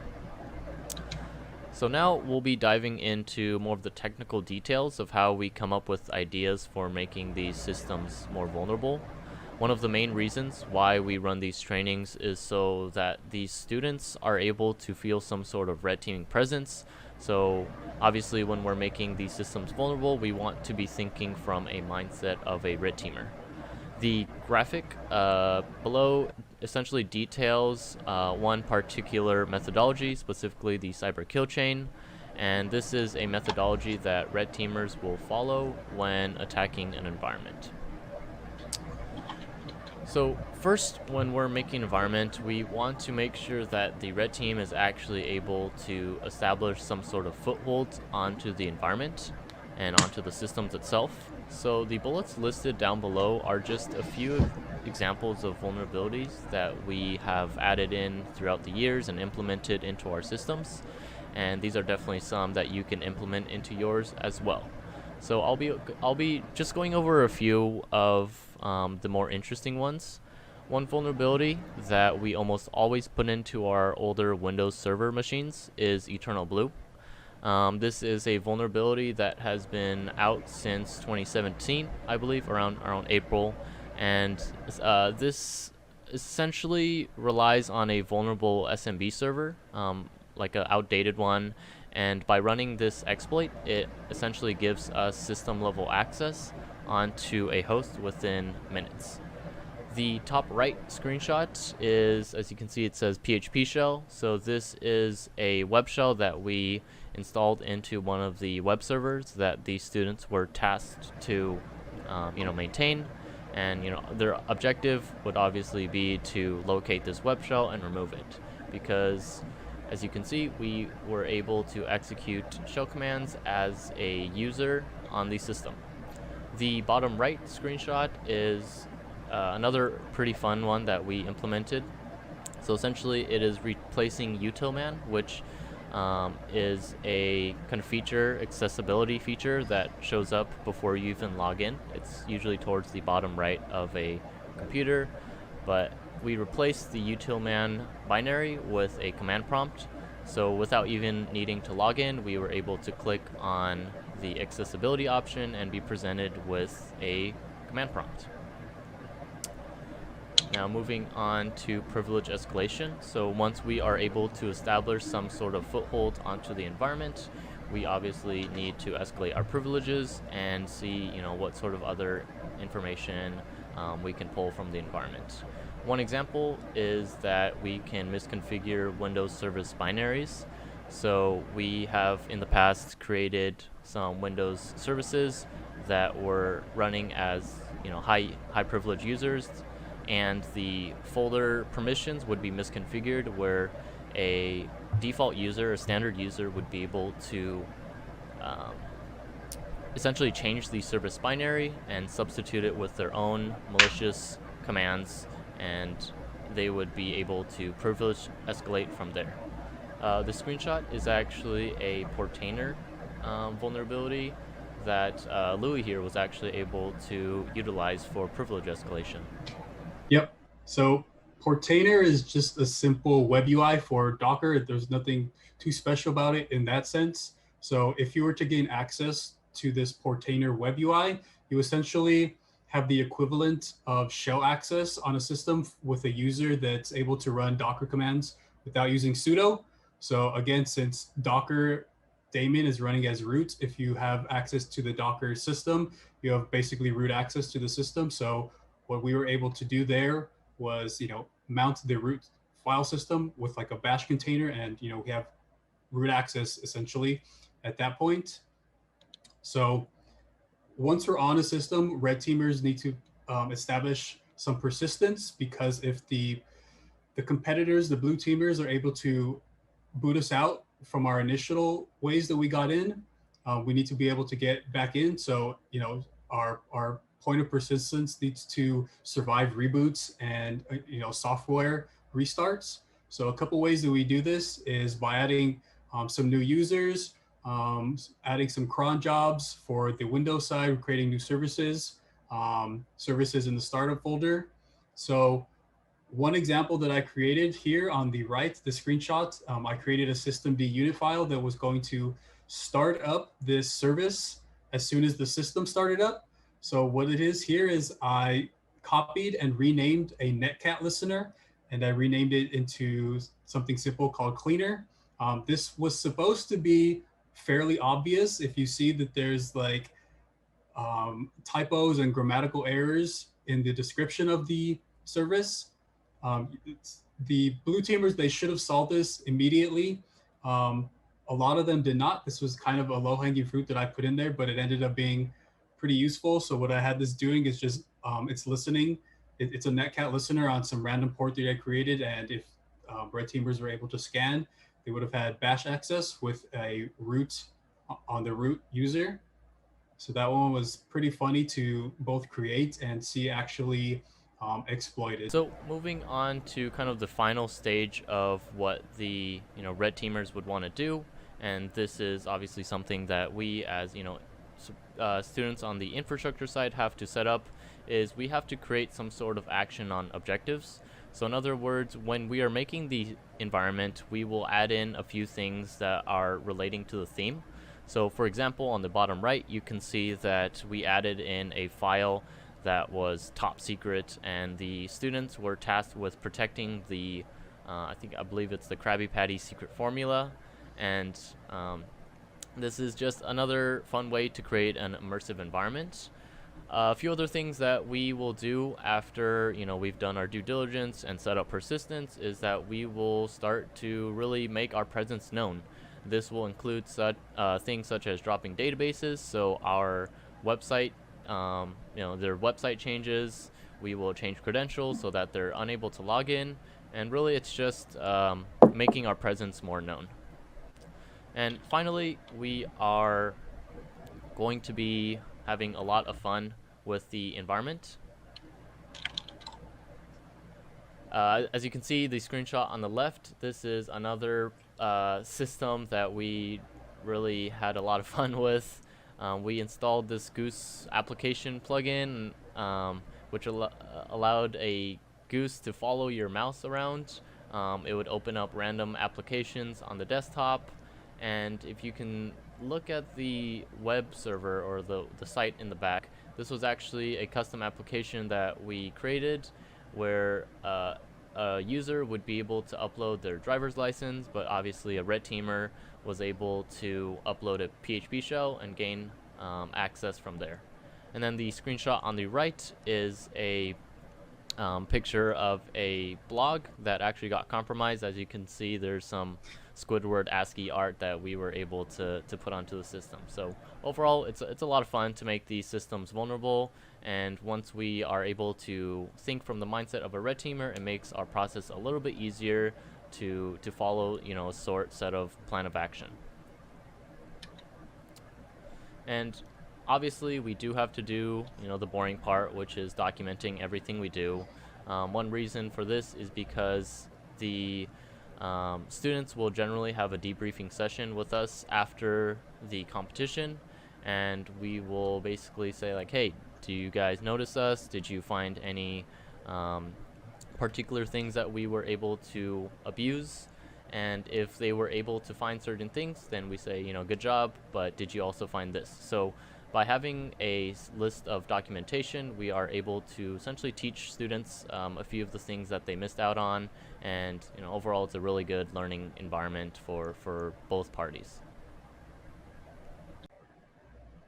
Okay, cool. Yeah, so now I'm going to be talking a lot about the scoring engine and the scoreboard.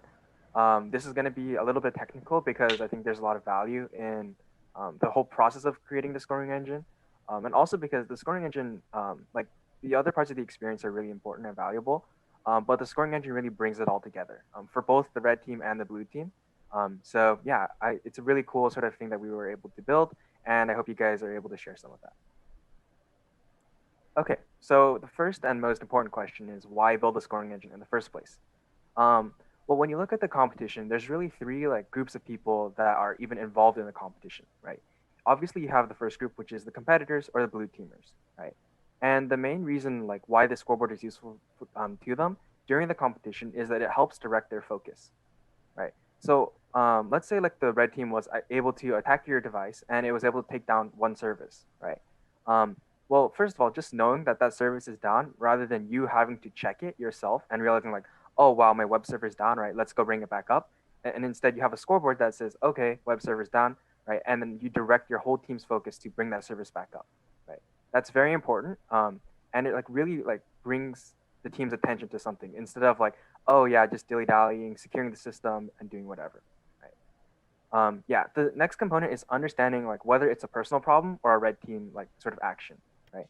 This comes in both during the competition and after, right? During the competition, if you see that, for example, your Active Directory server's down, right? But you tell your Active Directory person like, oh, yeah, it's not working, right? They'll think back and they'll be like, I didn't really change anything pertaining to that. And then you'll immediately know like, oh, wow, it's a red team action. We got to get on it, look for backdoors, look for persistence, right? So that's the sort of in competition component. Outside of competition, it's also really valuable because you'll see like, oh, okay, we made this configuration change to MySQL, right? It brought down our website, it brought down our infrastructure. Next time, let's not do that, right? So this sort of instant feedback of whether or not your service is up and running, right, gives a lot of detail and information to the teams, and it's very valuable. So yeah, the next thing is gamifying actually keeping the services up, right? So maybe during your first practice or your second practice, right, you're trying your hardest, right? You're like, okay, there's no scoreboard, but I know that I want to keep my services up. So every 5 minutes, I'm going to check. But after like 2 or 3 sort of practices, you will realize that you like lose that motivation to check every 5 minutes, make sure like your services are up. Rather, like the scoreboard sort of handles that for you, right? You look at the scoreboard, you're like, service down, let's go fix it. And you can also compare your score with other teams, right? So you're like, okay, this team's doing really well here, right? Let's try to match them. Or this entire service is red for everyone. Maybe we'll deal with that later, right? Because it's not working for everyone. So that's sort of the value for the competitors and the blue team. For the red team, the scoring engine actually has a lot of value too, right? It's sort of similar where it's that concept of instant feedback, right? For the red team, the scoreboard lets you know which attacks are working, right? Let's say you launched internal blue, right? And let's say you attached with that a script to disable the web server running on the same server, right? Well, if you take a look at the scoreboard, you see, okay, Active Directory is down, but that web server is still up, then you immediately know that, okay, my script to disable the web server isn't working. I need to fix that. The other part is, once again, what to focus on, right? Like the scoreboard is really nice in that it tells you like how each team is dealing with each service. So if you see, for example, too much green, right, you're like, okay, let's have 3 people sort of attack this one service, look for those vulnerabilities, and bring it down, right? So the blue team really feels your presence, and they're working hard to get you back out. Right? And if you see too much red, you're like, okay, maybe we fully exploited the service, right? They're going to take 30 minutes to recover. Let's move on to another service. So this is sort of the value for the red team, right? It makes your attacks better, and it makes like your attacking experience better for the blue team. And the last sort of group of people that the scoring engine affects is the spectators. So this is people like the coach, or if you're at, for example, the finals, right? People who are watching you compete. It's something that they can watch and get like sort of instant feedback on, right? If you're watching like 6 people defend against a group of attackers, right? You see them typing away, but you really have no idea what's happening as the coach, right? So the scoreboard, it sort of gives them some information of what's happening, right? And because they're constantly watching it, it's the one thing they're watching.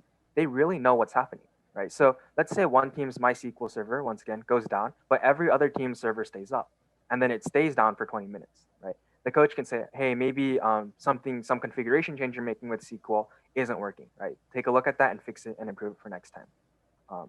So yeah, just like you'll see like the general trend here is more data. It makes everyone's experience better. And that was really the value in sort of having the scoring engine. Cool.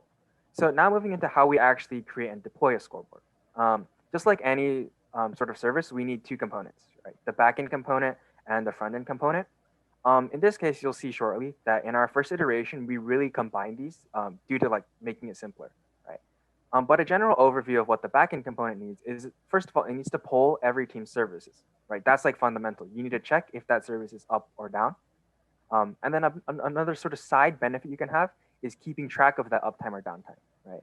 So obviously, right, if your scoring engine could just say, okay, everyone's web server is up or down, right? That's great. But if you can also track uptime and downtime, right, you add that gamified component, right? Teams are like, okay, their server's been up for 50%, ours has been up for 30. Let's really work hard and sort of match them on that point, right? So that's really the backend component, sort of keeping track and then connecting and logging. And then the front end component is exactly what it sounds like, right? We need to deliver these results that our backend scoring engine got to the teams. And that's done, in our case, through a web page, right? So we'll have a web page, either an application or just an HTML file, right, that displays really cleanly and visibly the current status of the network, right? So if you take a look at this diagram, it's pretty sort of self-explanatory, right? But as Silas and Louis explained earlier, each team has their own network, right? And I've sort of bundled those into team 1 and team 2. And the scoring engine needs to be able to connect into each network, right, and then check each team's services. And this is really where the natted sort of structure of the network comes in, right? Because with the scoring engine and the fact that it's natted, we can very easily say like, okay, every team's like 192.168.1.2 is this web server, and then we can just bump up that 162.1 to 162.1 or 162.2, right? And then very easily you just connect to every single team, you check if that service is up, and then you move on, right? So that was sort of a combination of the network and the scoring engine, and you'll really see how those two are tied very closely when we look into some of the problems we faced. Okay, so yeah, now I'm going to move into a little bit more detail about our first iteration of the scoring engine. And this is really so like if this is what you prefer, it's easier for you guys to work with, then this is also an option. So here's a quick screenshot of what our scoring engine output looks like, right? Essentially, we have each team grouped on the left, and then we have each service, right, that the team manages. So you'll see like we have SSH, MySQL, HTTP, SMB, DNS, and then each team sort of has that. Right? And then currently, every single service is down, right? You see that red, and that's what red teamers want, right? You want that like long list of red for the service downs. So, right, it gives you really like clear visual instant feedback that, okay, what we're doing is working, right? Or what we're doing is not working. You'll also see that it tracks the amount of attempts you made, how many were successful, and then gives you a quick percentage of how long your service has been up, right? Once again, these are all components that everyone can use, red teamers, blue teams, and coaches, to sort of gain insight into what's happening, respond, and then keep their score the highest it can be. Okay, yeah, so moving on to some implementation details, right? Our scoring engine was written in Python. We mainly chose this language because we, first of all, needed something that was quick, right, to actually script up. We didn't have like as much time as we would have liked to create the scoring engine. So having a quick scripting language that could do the back end, do the front end would be great for us, right? Next is modular polling modules. So this is a mouthful, right? But what it really means is you can write modules that are like used to poll different services, right?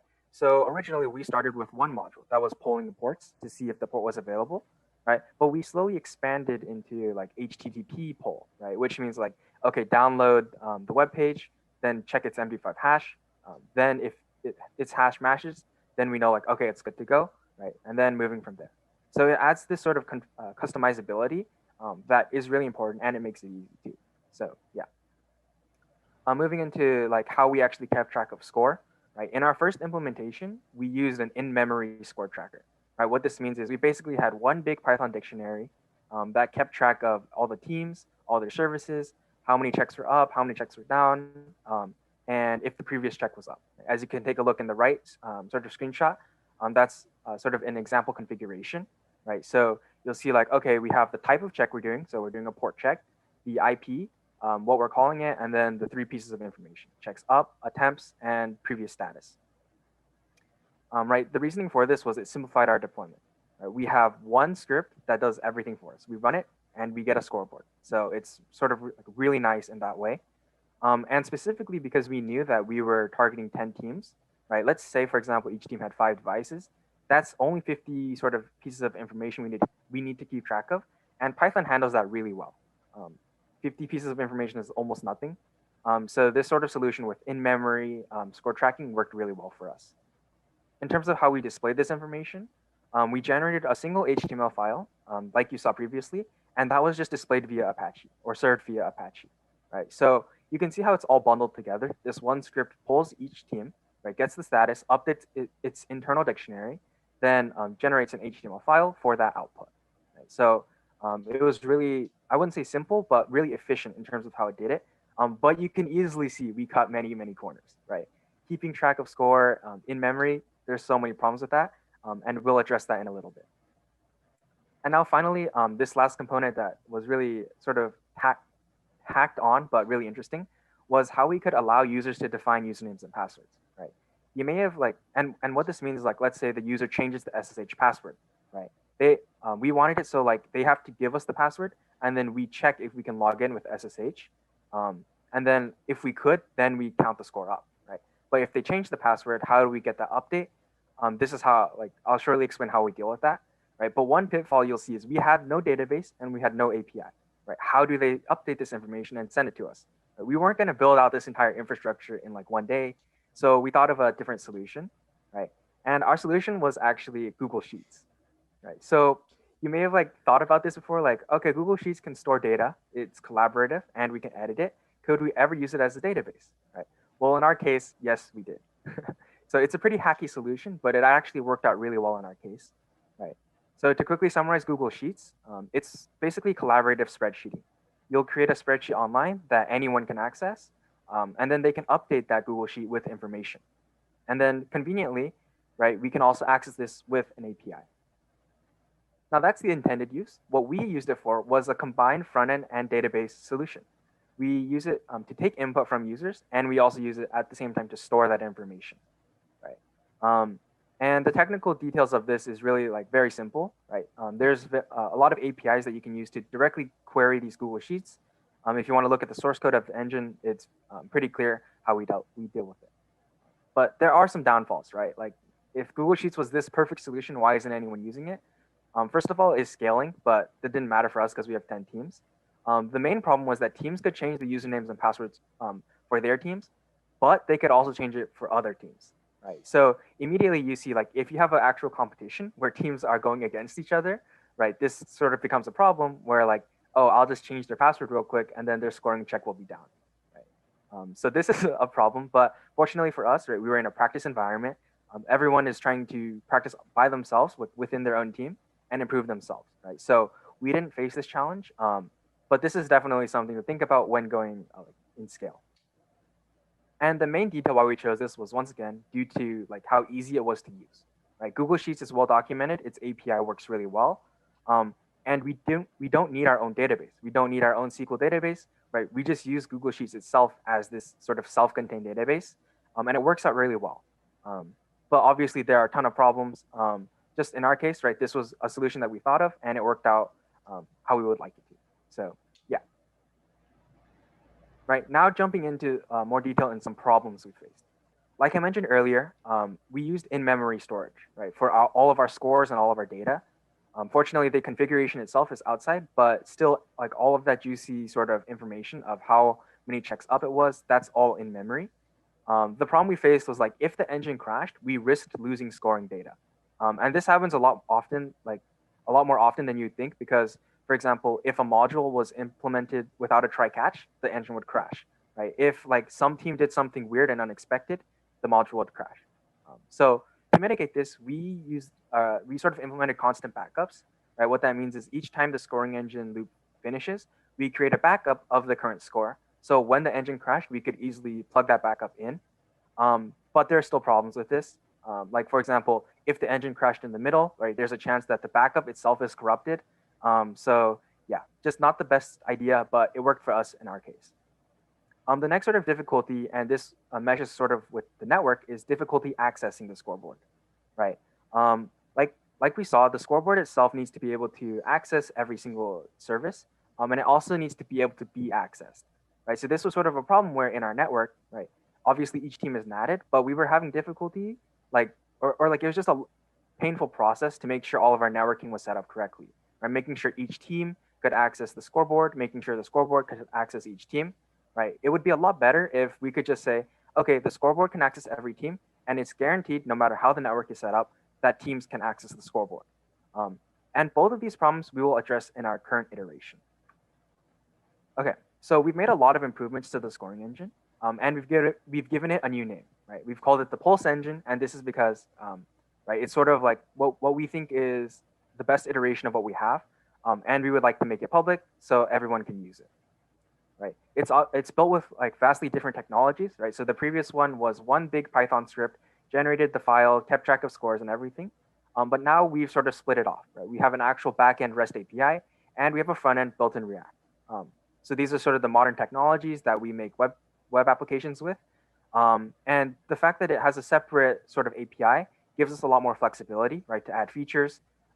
So like in the future, right, if users wanted to update their username, we could send that using the API, and then like it would be easy to deal with there. And in addition to this, right, we still have that separate scoring engine component, and all that does is it pushes updates to the API using some API keys, right? So it makes this whole process easier because like you don't have to deal with all of this deployment. We'll have it handled for you. all you need is one separate scoring engine that pings the services and then updates our API. So yeah, once again, this helps tackle the two big problems with our previous version, right? The first one was in-memory storage. We've since moved that to a dedicated database, right? So now if our engine crashes, which we hope it doesn't, right? But if it does, we have those scores sort of persistent. It's not ephemeral, right? So no matter what sort of situation, we'll always be able to access that data. The next sort of point that we tackled is difficulty to access. Like I mentioned before, right? Making sure every single service and team could access the scoreboard back was sort of like painful for us, right? So now everything is available from the internet. The scoring engine needs to be able to connect to two things, each team's services and the internet. And then from now on, right, no matter where you are in the world, if you're in the network, if you're not, if you're in a virtual machine or not, you can access these scores from the internet, which sort of simplifies this whole process a lot and is very good in my opinion. The next sort of point is that, right, once again, we've moved into a database format. So we have long-term storage of scores to review your performance, right? This is sort of beneficial from a data point because, like, let's say in your first practice, you see like, oh, okay, I may maintain 50% uptime, but then like you'll see like 3 practices later, oh, okay, I'm still struggling in like keeping my DNS up, but everything else is 90% uptime, right? So it is a really easy way to access that past information, gain some information about how you're improving. So yeah, much better overall. And finally, it's available for everyone to use. So our goal really with the Pulse engine is to make it so you just need to plug in your scoring engine, and then it'll update our API automatically. You'll be able to view those scores, and then pretty much build your own environment, right? So this presentation is a lot about how you can build your own environment. We've mentioned how important a scoreboard is in terms of like the 3 different groups of people, and we want to make it so you guys are able to do it. So yeah, everything should be available. And then we'll have some more documentation about how to fully set everything up, linked sometime later. So yeah, these are some quick screenshots of what the engine looks like right now. You'll see it's very different compared to the previous version, but you'll see like that pertinent information is still there, right? You have that status, right? Is my service up or down? And then what's my current score, right? How many checks were attempted? And then how many checks have been up in total, right? So you still get that information. It's just like available in a much easier format now. Cool. Yeah. So moving into a little bit more detail of how you can score your own competition. Once again, we'll have like a lot more detailed sort of documentation for this after the talk. But yeah, essentially it'll sum down to creating your account on the Pulse Engine platform, right? And then within your own network, which you're using for the competition, you're gonna create a VM with the actual scoring script, right? So the script isn't gone. You still need something within your network to pull all those services. But it should be pretty easy to set up. You create your own competition configuration, put that into the engine. You use some API keys from the platform. You just run the scoring engine, so just Python and then scoring engine. And then finally, you're done, right? Instantly, you're scoring all of the teams, and you got that data in the web application. So yeah, hopefully the process isn't too daunting. But the scoreboard and the scoring engine do add a lot of value, so I would definitely think about adding this component. Awesome, thanks Jimmy. So we're going to be moving on to the experiences part of this. Specifically, I'll be talking about the red team side. So our team on the red team is obviously very small. We do not have any fancy tooling. We don't use any paid software. So as a result, most of our attacks are really just using Kali's built-in resources. And we actually use Armitage, which is a free and open source team server.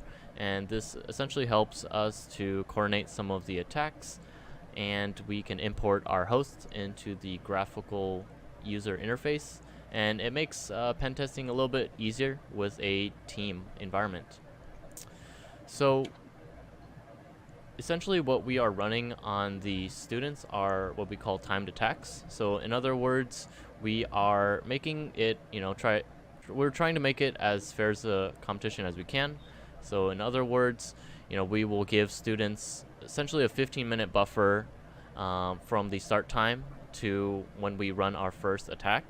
So for example, the first thing that we would do is we would run everything that we have on initial foothold. So after 15 minutes, we hopefully expect that students have started to lock down some of these low-hanging fruits. And for example, after 15 minutes, we will run some netcat listener to see if we can connect. Now, if students are able to lock it down, we will document that and keep track of it. And if students are not able to lock that down, we will also keep metrics on that. So overall, it's pretty helpful for us during the debrief to go over what students did well in certain points of times and did not do well. And we are actually doing this throughout the entire competition time frame. After we get initial footholds, we will move on to privilege escalation, and then persistence, and then action on objectives. So overall, we do this to make it more of a fair environment. And obviously, teams are all going to be a little different from each other. So if we're noticing that certain teams are, all greens, all their services are up, then maybe we'll shift our focus towards that team and try to make things as even of a playing ground as possible.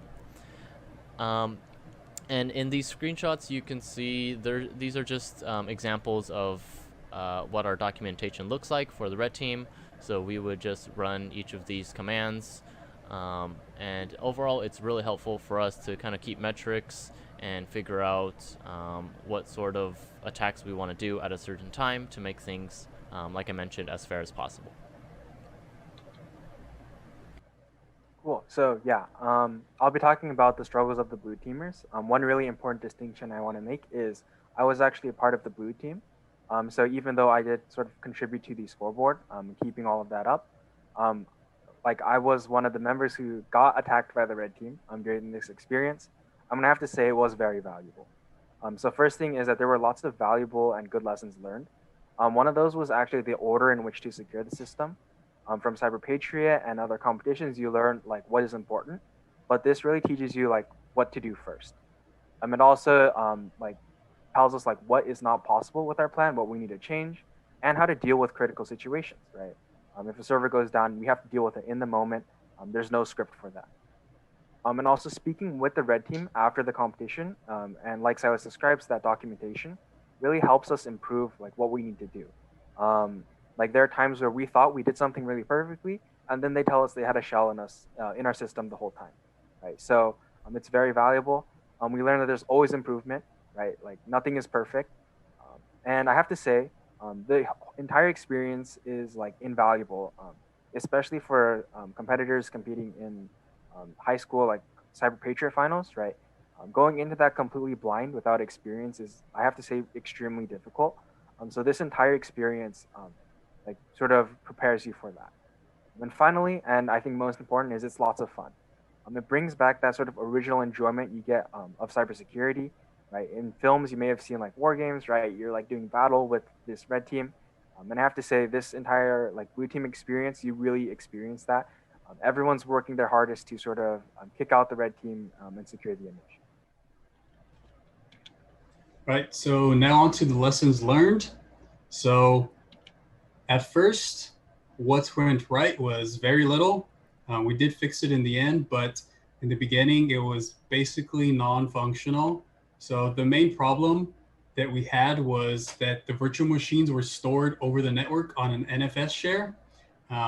This was all hosted on an old Synology box, a NAS box that was, again, this was like handed down to us from Swift. I have no idea when this was purchased, but it is pretty old, and they were all running on these spinning disks. They were in a RAID array.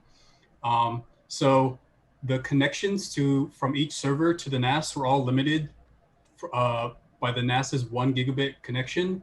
So that tops out at about 125 megabytes.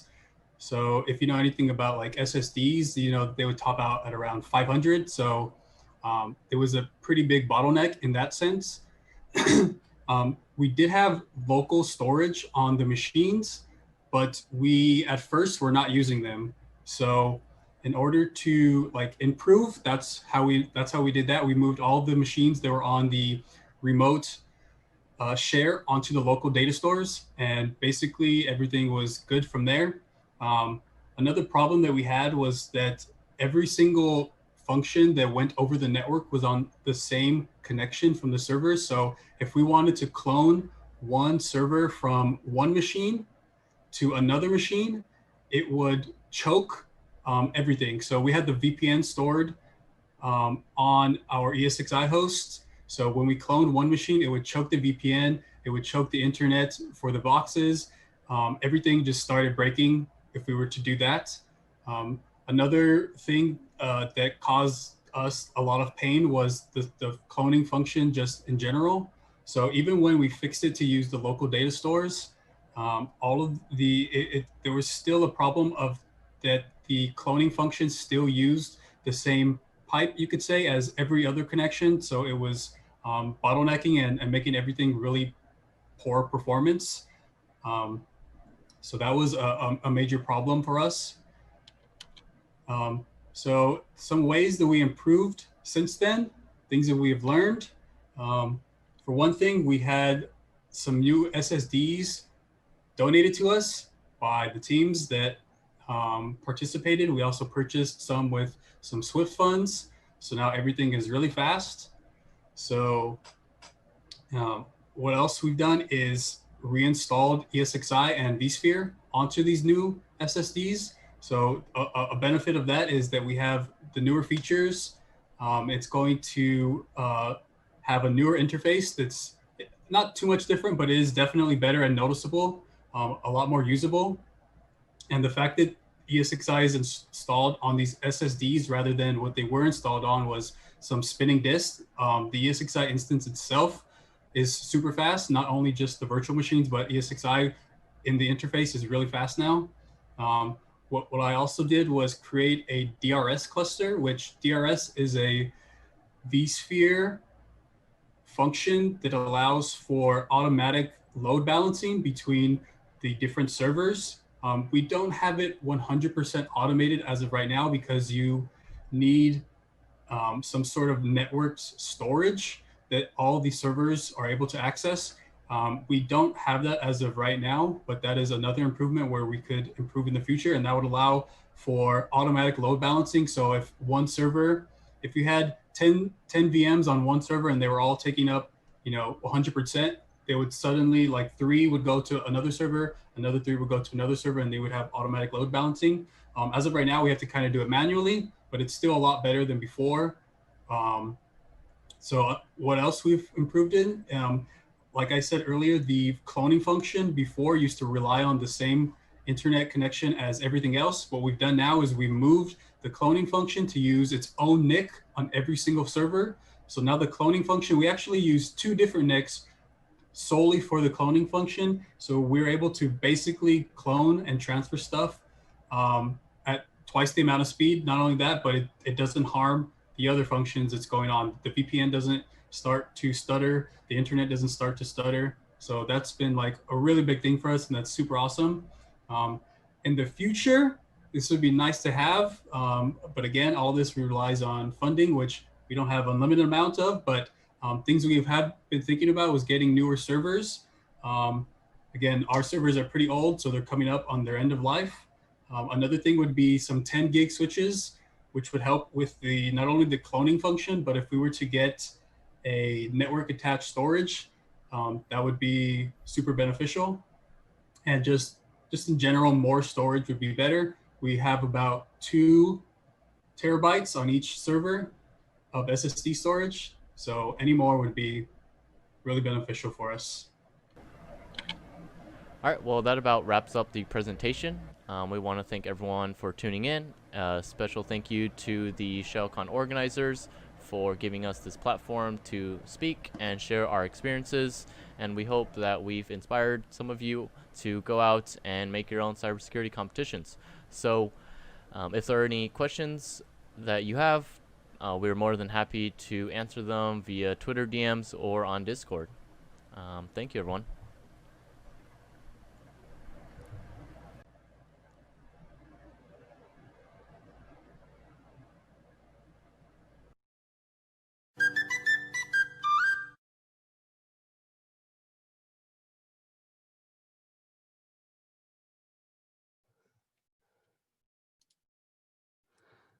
Wow, that was awesome, guys. Thank you so much. Again, Silas Shen, Jimmy Lee, and Louis Hernandez.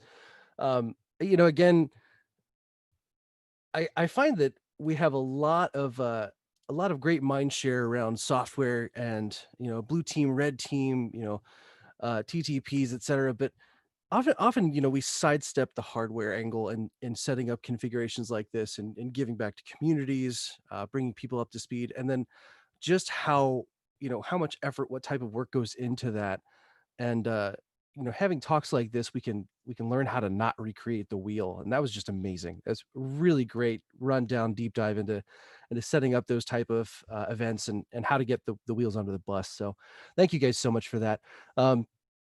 Again, thank you guys for joining into ShellCon 2020. I'm your host, Wrangler speaker today for this morning's session, Mike, and you can find me on Twitter at vmikeb. I'd like to really shout out to our sponsors that are really making this happen for us this year. So, starting off with EdgeScan, Van Pelt E and James IP Law, the Paranoids, Twitter, Verizon Digital Media Services, Aries Security, Resecurity, SkySafe, who's also sponsoring the CTF. Reverse Shell is also sponsoring the CTF. Thank you. Synopsys, Envision Apparel, No Starch Press, and the Linux Expo of Southern California. All great sponsors supporting our content and our community here today. So again, just really, really great time to be here to discover and learn. Feel free to jump over to the different venues in Discord. We've got a villages chat going on, different chill out spaces. We've got the Raise Me chat for our more community minded and collective sponsorship. So, getting job tips, career advice. There's even a space for our vets to get together and discuss transitioning into a civilian lifestyle, so to speak. So please, if you're looking for any advice on jobs, career, community, jump over to the Raise Me side and Discord. And also, stay tuned. We've got a lot of really great speakers coming up. We have Juno talking about gamification. So stick around to find out what that is and what it means to you. So how to kind of get people to come along your way and how much fun that is. So gamifying. And then later on, we're going to have Jay Beal coming up as well. So stick around and we'll be back in a couple of minutes with Juno.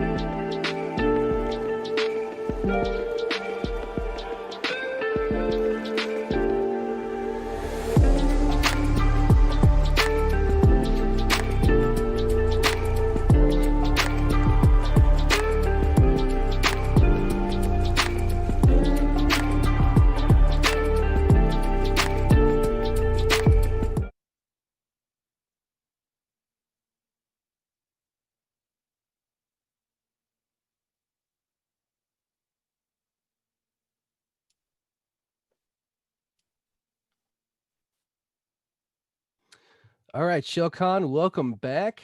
Here we have with us another great speaker today, Juno. She's going to be talking to us about game theory, which is the study of choices and strategies made by rational actors in competitive situations. Again, I can't believe what brings us all to our life choices. She comes to us from Alaska via Dallas, Texas, which again, I can't imagine two more different environments, but that's not what's important. What's important now is we're talking about how gamification, the theories in basic game theory that can, help with, I suppose, influencing or changing the outcome of situations. She's going to tell us more about that. So without further delay, Juno, take it away.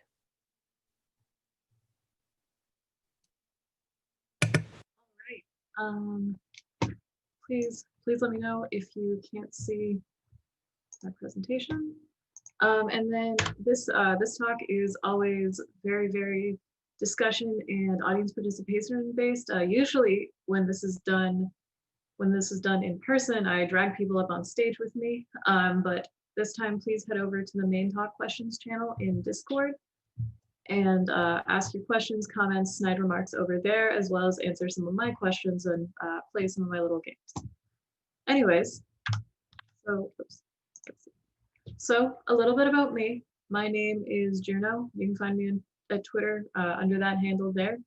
I currently work as an adversarial analyst for a tech consultancy in Dallas. I went to college at the University of Alaska Anchorage and Lewis and Clark College, where I studied computer science and economics. And when I was in college, I got into cybersecurity by way of CTFs.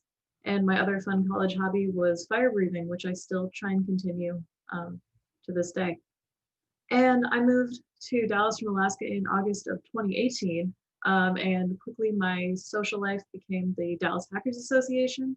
And through them, I started giving my first talks at the Dallas Hackers Association, some of the local B-sides, and now here I am at ShellCon. This is my first ShellCon. And I also took over leadership of DC214, Dallas's DEF CON group. So let's get into it. What is game theory? As our host mentioned earlier, game theory is the study of choices made during times of conflict and competition by rational actors. Now, the interesting thing, and kind of maybe one of the biggest limitations of economics, is the definition of a rational actor. Because in economics, rationality is very, very simple. It means self-serving. Rationality is doing whatever is best for you at any given time. And we can actually start to see how that plays out in these bigger scenarios and some of the flaws in that in some of the examples that we use. But it's definitely something to keep in mind that empathy is not a thing economists have, I guess. whatever that says about us. So I'm going to start with one of the most basic one of the most popular game theory examples ever, the prisoner's dilemma. You've seen this in pop culture, cop shows, TV, probably any intro to psychology textbook that you can pick up. But if you're not familiar, here are the rules. You have two individuals who are arrested after committing a crime, but there's no evidence, so the two co-conspirators are separated and they're offered the same plea deal. Defect and pin the crime on your partner. Will receive no punishment while your co-conspirator is given the maximum sentence. However, this only applies if one person confesses, a choice that we're going to call defect in our later examples. If they both choose to defect, confessing and pinning the crime on their partner, they will both go to prison. However, if both players cooperate without any communication because they're separated, and don't confess, there is no evidence, so they'll receive a slap on the wrist. Now, I'd like you to think about this scenario, and let's pretend for a second that this offer is actually valid. There's no tricks, there's no nothing.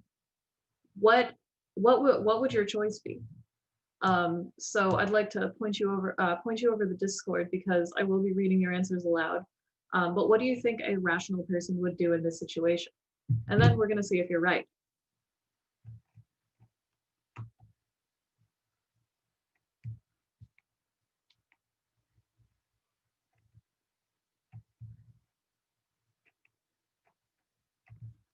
So one of the first things that popped up is, well, it depends on if the other person talked ahead of time. And that's fair. In this scenario, let's say it's essentially a simultaneous decision where you guys are having the same conversation in separate rooms at the exact same time. So you have no idea what your partner, or in this case, opponent, is going to do. But that's a valid point. We actually call these simultaneous games in economics because they're happening at the same time without any idea of what the other person is doing. Depends if the person is trustworthy. That is always the question. I mean, you don't know if the person is trustworthy. No talking. Different interpretations by the person doing the interrogation. That's always fair. Since this is a hypothetical scenario, we can assume that the conditions are the same for both people, but obviously this isn't as realistic. And we'll get into it a little bit later about, the dangers of deciding things based on a game played only in the vacuum. We'll see how answers change once we take this out of a vacuum. But for now, this is in a vacuum. Ideally, both don't talk and everyone wins. Trust me, I agree. I'm definitely seeing a lot of people say, don't talk. The first time I did this at the Dallas Hackers Association, the two guys I had up there, they're like, yeah, no, we're the Dallas Hackers Association. We're friends. We don't snitch on each other. And yeah, everybody's here saying don't talk. Never commit a crime. Who are you? Yes, request to speak to a lawyer. That's actually the correct answer. But yeah, it's always fun. I'm always excited or interested to see so many people saying don't talk. But that seems to be the general consensus. But please keep going in the Discord, and I will keep reading your comments aloud. So here we have Alice and Bob, our two co-conspirators, and the choices that they can make. And just to reiterate, the choice to cooperate is the choice to stay silent, and defect is the choice to sell out your partner and talk. And I've assumed numerical values, or I've put numerical values to each outcome just so we can sort of rank what happens. So if Alice chooses to defect while Bob chooses to cooperate, she gets that payoff of 2, the highest possible payoff for a rational actor, because she is not going to jail. Whereas if Alice chooses to cooperate while Bob chooses to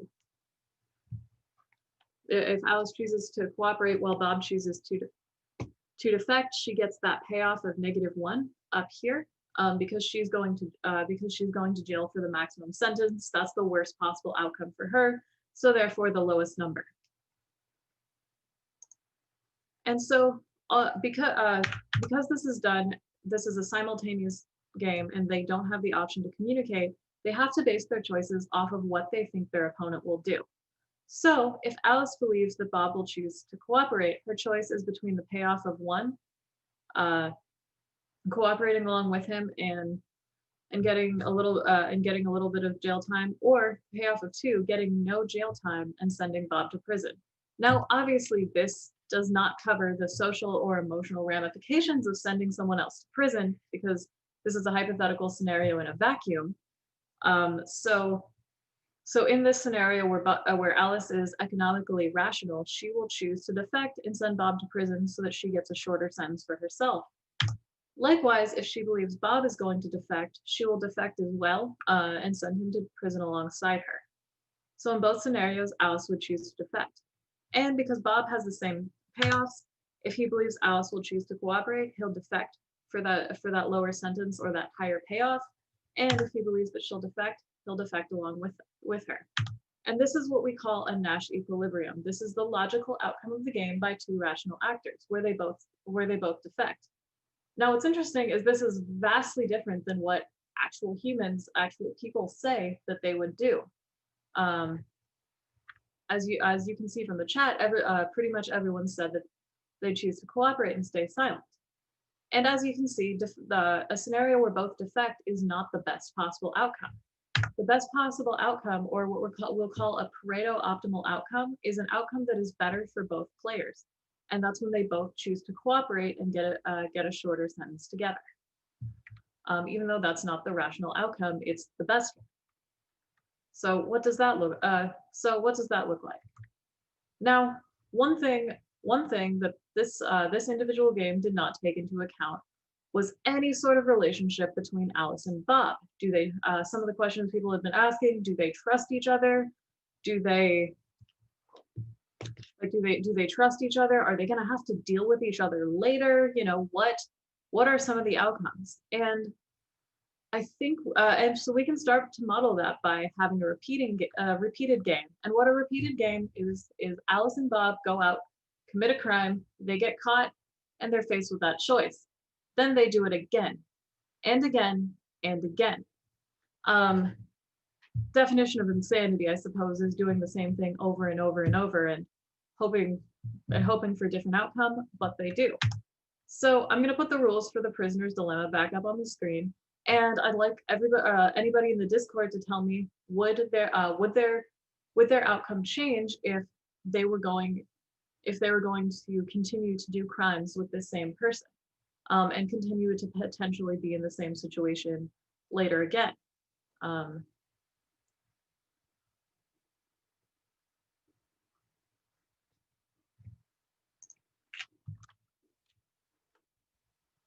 Someone said definitely, and please feel free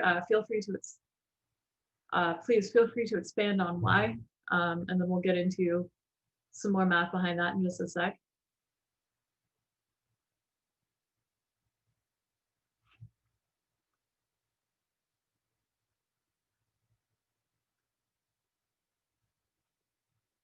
And again, like there is no good way for me to, you know, simulate the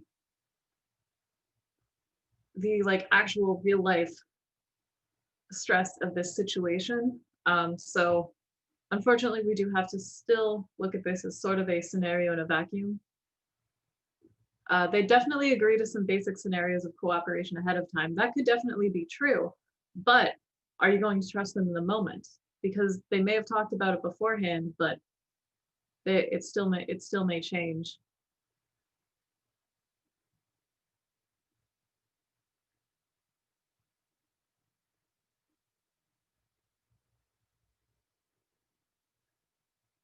I see several people are typing, so I'll give it another second. Trust no one, snitches get stitches. So two very different ones. I assume, and please correct me if I'm wrong, zero trust, but I assume trust no one means you choose to defect and sell them out. Someone here says they guess that people will do the negative expected value play every time, and a laughing emoji. And that can definitely be seen. It's definitely an interesting scenario. Does trust actually increase as they do this over and over and over again? And I'm going to keep responding to the Discord, but sort of jump into what the repeated game looks like. So here we have the same payoff matrix for Alice and Bob with their choices to cooperate and defect. But what makes a repeated game interesting is a punishment strategy. A punishment strategy is what an individual can use to motivate the other player to cooperate. And there are many types of punishment strategy, and we're going to look at my favorite, which is the grim trigger punishment strategy. Cooperate until betrayed, but then defect forever. So it does leave the player open to betrayal at the beginning, but there is retribution if the player is betrayed. Really quickly jumping over to the Discord, someone asked, is there no validation or verification within the process? And my answer to that is sort of the process is its own, the process is its own verification in this. The process is its own verification in this scenario. This punishment strategy, your choice to cooperate or defect, will directly motivate your partner's choice to cooperate or defect. Now we're going to get into some math here, and so please hit me up with questions on that. But the first thing we have to take into account is the discount factor, which is essentially a mathematical measure of patience. because future payoff, which we're denoting with pi, will always be worth a little bit less than present payoff. And discount factor D is a number between 0 and 1 that represents that decrease of payoff as time goes on. So $20 right now is worth more to me than $20 2 weeks from now, essentially. So as long as if you believe your opponent is using a grim trigger punishment strategy, you know that as long as you don't defect and sell them out, your opponent will continue to cooperate with you. So you can start to calculate the payoff you get to cooperate versus defect. The payoff to cooperate is 1 minus the discount factor, that measure of patience, plus 1, the payoff you get for cooperating with them, plus 1 multiplied by the discount factor on out into the future. And this ends up simplifying down to 1. Now the payoff to defect, however, is 1 minus the discount factor multiplied by 2. That higher payoff you get by selling them out the first time, plus 0, which is the highest possible payoff that you could get once you've defected on out into the future. And so when you set those equal to each other, you find that the payoff of cooperation is only greater than the payoff of defecting when the discount factor is equal to 1/2. So for cooperation to have a higher payoff than defecting, future payoff must be worth at least half of the current payoff. It becomes a question of how patient are you? If you choose to betray your opponent, they'll choose to defect immediately. So if you have betrayed your opponent in the past, you know that they're going to continue to betray you over and over and over again. And now, why are you still committing crimes with this person? Who knows? That's why this is a hypothetical. But your payoff to cooperate is going to be equal to 1 minus the discount factor multiplied by -1, which is that payoff you get for cooperating while they defect, that lowest possible outcome where they send you to prison for the maximum sentence, plus 0, the best possible payoff you can get after that, multiplied by the discount factor on out into the future. The payoff, and that simplifies down to D minus 1. The payoff to defect is 1 minus the discount factor multiplied by 0, the payoff you'll get for defecting along with them, plus 0 multiplied by the discount factor on out into the future. And that simplifies down to 0. When we set those equal to each other, the payoff to cooperate is only greater than the payoff to defect if the discount factor, which is greater than 1, which is not possible. So once you have defected and chosen to betray your opponent, in this scenario, it's better to continue to betray them.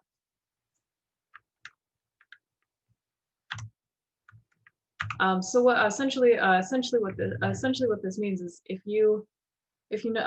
essentially what this looks like is if you think you know what your partner is going to do, you can start to plan out what the best possible outcome for you is, and depending on how your partner reacts to betrayal and what they do to you afterwards is going to affect what happens. Anyways, we're going to sort of shift gears a little bit and look at a very similar topic of brinksmanship. And just really quickly, a quick aside comment based on some of the conversations with Discord.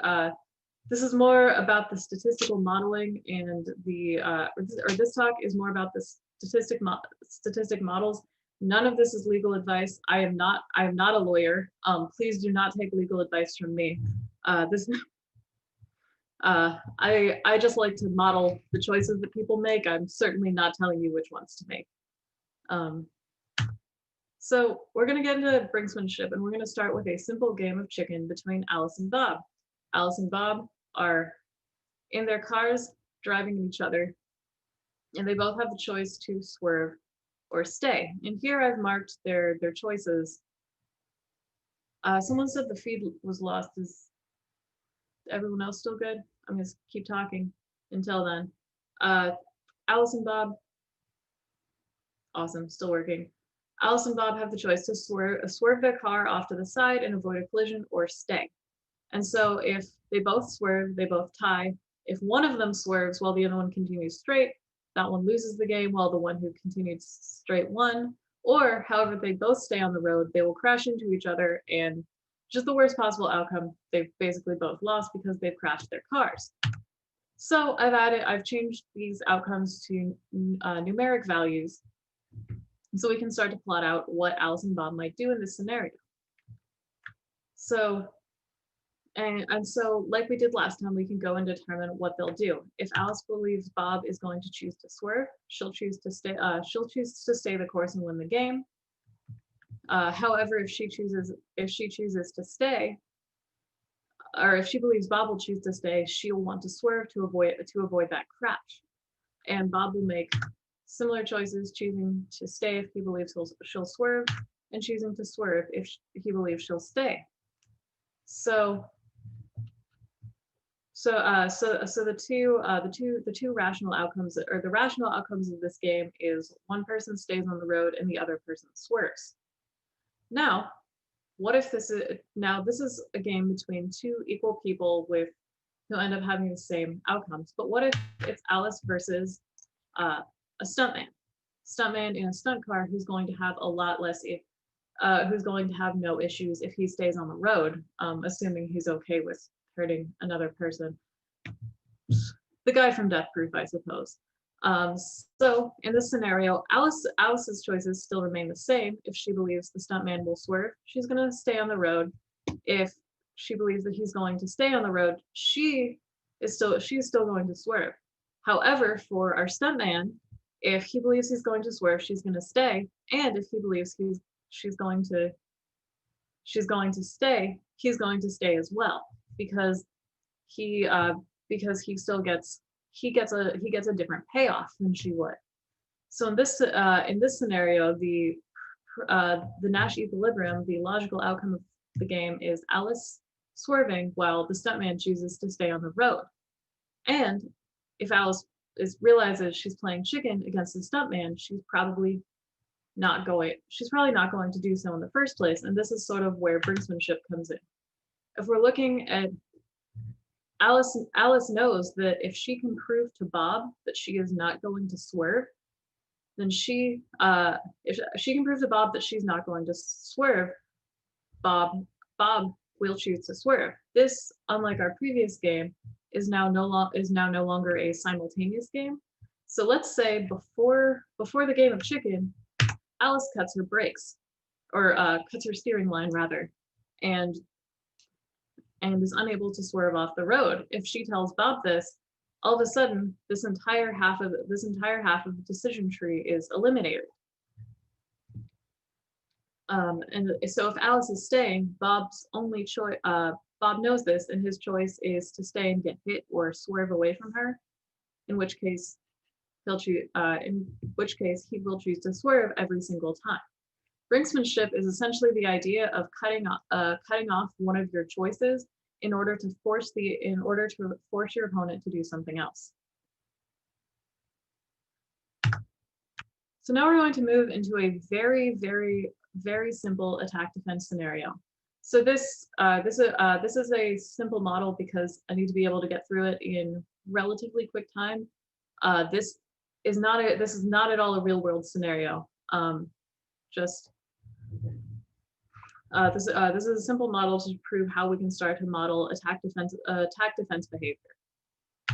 So here we have our attacker and our defender. And let's say our attacker is out there just scanning the entire internet, and everything they come across, they're going to decide whether they're going to attack it or attempt to attack it, or pass on it and ignore it and move on to another victim. Meanwhile, our defender is at home, not knowing just knowing that there are attackers out there who are probably doing this, and they can choose to monitor their systems or not monitor their systems. However, to our defender, monitoring, of course, comes at a cost. Whether that's the time they use to set up a monitoring system, the money they spend on it, anything. So this sort of becomes a resource game. Now, if an attacker attacks a monitored system, they get their lowest possible payoff because they get caught. So so if the attacker believes the defender is going to monitor their system, they're going to pass on the system.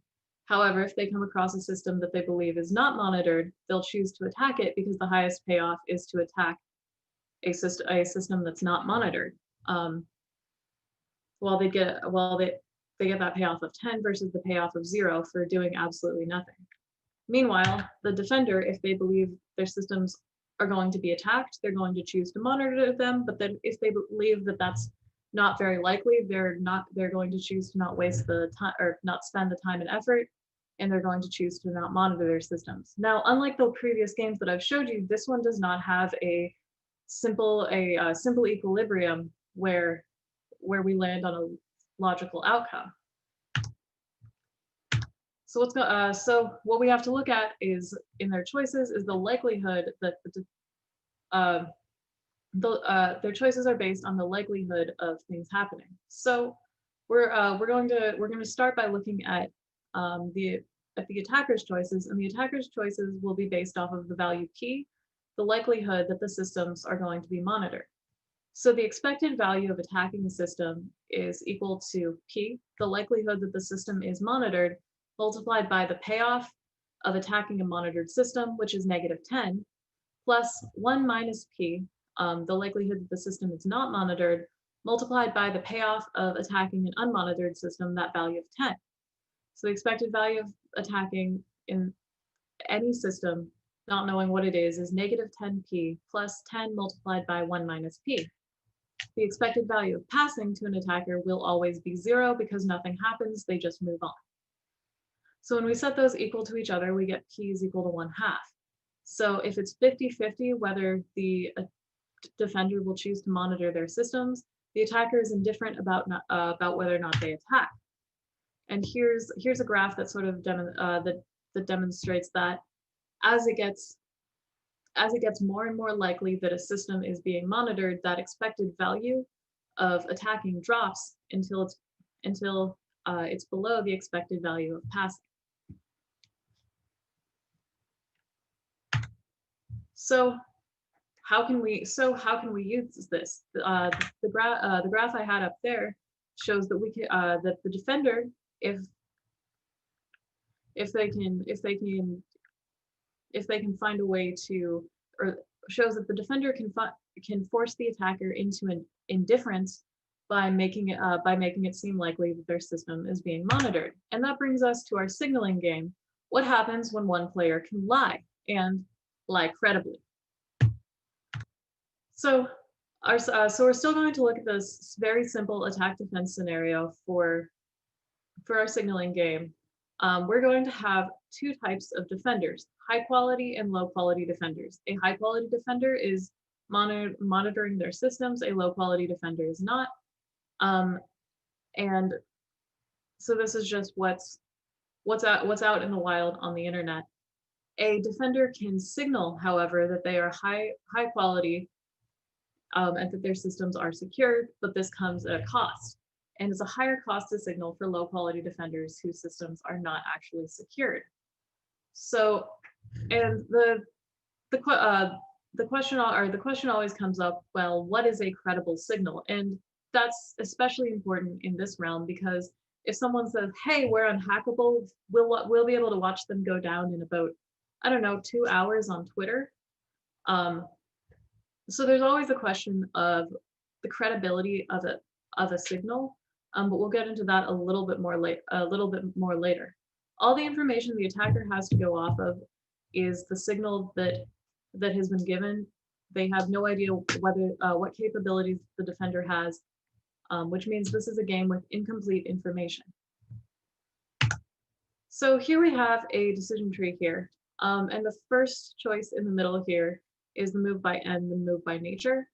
And this is just what is in existence in this world, and that's high quality defenders who monitor their systems appear with at a rate of 1/3, and low quality defenders who don't monitor their systems appear 2/3 of the time. And that just happens. The next choice is the choice by the defender. Do they choose to signal or not? Do they choose to signal or not? And the next is the choice by the attacker. They're in blue. Do they choose to attack or pass on a given system? And I have lines drawn between the attack nodes here and the attack nodes here. And that's because the attacker doesn't know which part of the decision tree they're at. They don't know if the defender is high or low quality. They only know whether or not they've seen a signal. And so to look at some of the payoffs,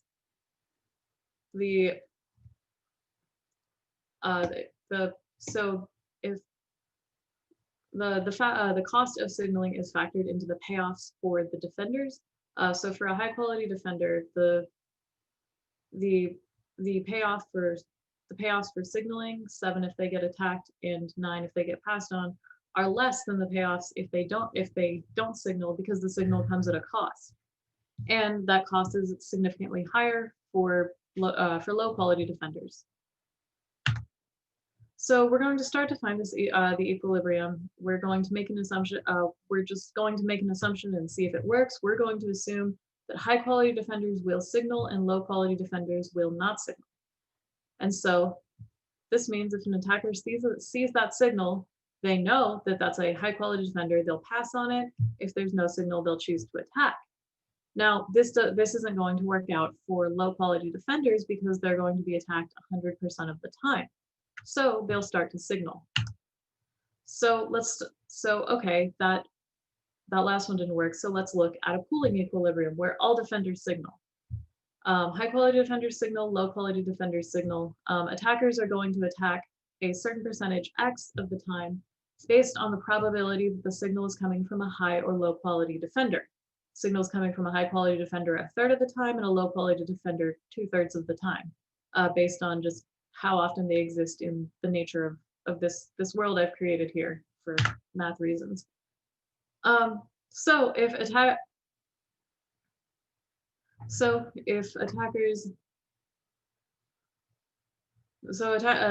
attack X, so attackers attack X% of the time, and I also just have the payoff of attacking a low quality defender is 10 because they've attacked a system that's unmonitored. Payoff of attacking a high quality defender is -10 because they've attacked a system that is monitored and gotten themselves into trouble. So the expected value of attacking, given that they've seen a signal, is going to be equal to the probability that the signal comes from a high quality defender multiplied by the payoff of attacking a high quality defender, that -10, plus the probability the signal comes from a low quality defender multiplied by the payoff of attacking that low quality defender, which is 10. And that's going to end up being equal to 3 1/3. The expected value of passing, given that they've seen a signal, is always going to be equal to 0. And I have this color coded up here, so hopefully you can see where I'm pulling these numbers from. So 3 1/3 is always greater than 0. So the expected value of attacking, given that a signal is seen, is always going to be greater than the expected value of passing. So this means attackers are going to choose to attack every single time they see a signal, which is still not going to work in a realistic scenario with these low quality defenders, because now, in addition to paying for the signal, they're also still getting attacked and having to pay for it, giving them the lowest possible payoff they can get of -13. So that still didn't work. So here's just here we're back to our decision tree. So what we need to find is a semi-separating equilibrium where if a defender is high quality, they'll signal, and if a defender is low quality, they'll signal a certain percentage of the time. If an attacker sees a signal, they'll choose to attack Y percentage of the time, and if they see no signal, they'll know that it's a low quality defender and they'll choose to attack 100% of the time. And below, I have just the probability that the signal is coming from a high or low quality defender, which gets used later. So I've got the decision tree here. So first, we're going to start by finding Y, the probability that the attacker will attack a defender if they see a signal. The expected value to a low quality defender of signaling is going to be equal to Y, the probability they'll get attacked, multiplied by the payoff of sending a signal and getting attacked, that -13, because they both pay for the signal and then still get attacked on top of it, plus 1 minus y, the probability they won't get attacked, multiplied by the payoff of paying for the signal but not getting attacked, getting passed over, which is 7. And so that'll be -13y plus 7 multiplied by 1 minus y. The expected value to a low quality defender of not sending a signal is going to be equal to the payoff of not paying for a signal and getting attacked, which is -10. When we set those equal to each other, we get y is equal to 17 over 20, which means attackers will attack if they see a signal 17 times out of 20. Now, does that seem like, what are your thoughts on that? Does that seem like a lot? Does that seem like too little? And here I've got the graph of the expected values just to show how things change.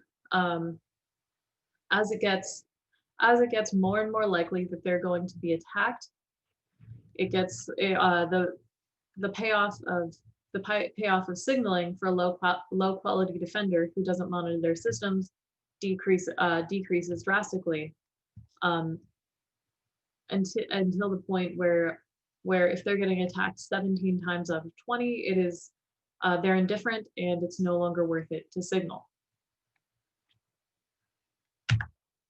So now we're going to look at it from the attacker's perspective in order to find X, the probability a low quality defender without the tech to monitor their system will signal that they can.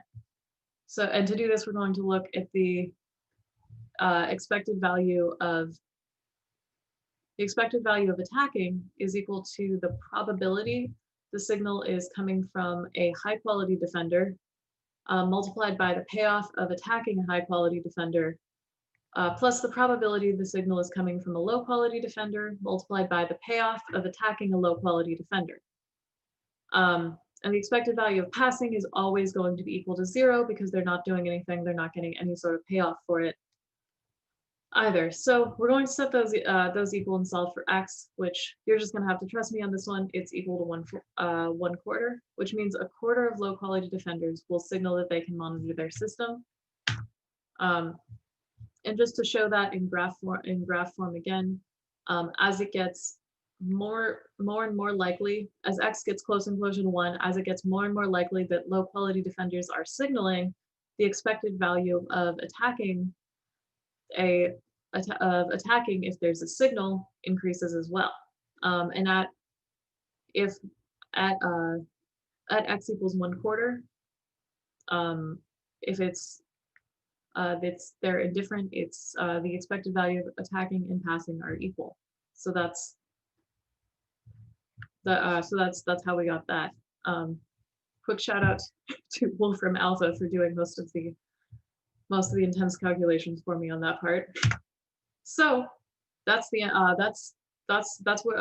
we get to our semi-separating equilibrium for this game. If high quality high quality defenders are going to signal every time, and low quality defenders are going to signal a quarter of the time.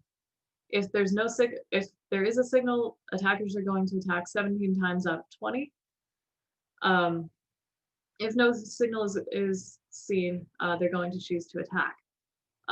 One of the things mentioned in the comments is 17 times out of 20 is somewhat shocking, and it was shocking to me too. Now, most of these numbers that I've used, I put so that we get semi-whole numbers as the outcome, and these numbers I'm using right now are not from real world scenarios. However, I was still very surprised with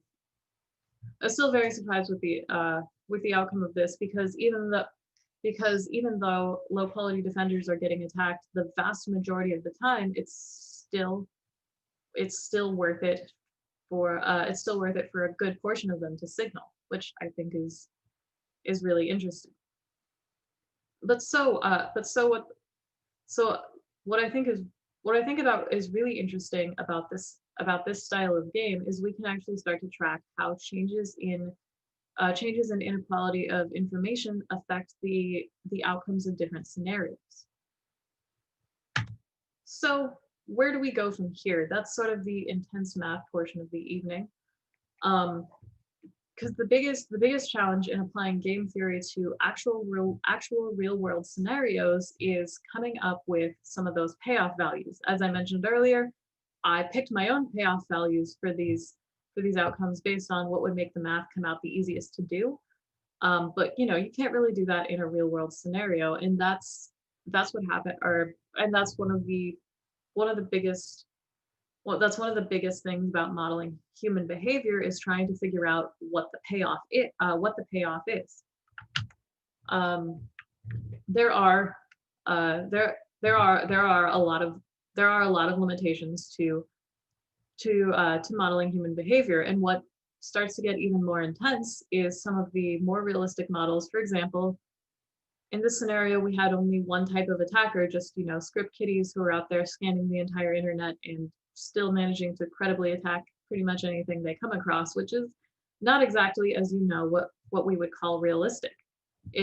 I've taken that model and separated it out to where there are now two types of attackers, ones who are actually a credible threat and ones who are not, and that ends up being a even bigger decision tree with 64 different outcomes, even for such a simple scenario. And so that's one of the things we have to take into account is the complexity. And now, obviously, once you start doing those things at that scale, you use a computer and don't draw them all out by hand. But still, that's another thing that we need to take into account. But game theory has been used to model conflict throughout centuries. We can see it these days. Banks have game theorists on staff. The NFL has a lot of them, and I think it's been used in politics to model political scenarios there. And I think we should start applying it to cybersecurity to create complex and robust models of threat behavior. So here are some of my sources up to the side there. But what I really want you guys to do is go home and think about go to your day jobs and think about cool things that you can start to model and different different ways we can start to track, or you would like to see human behavior tracked. So I'm going to open it up for questions and discussion now because I've got a little bit of time, I think.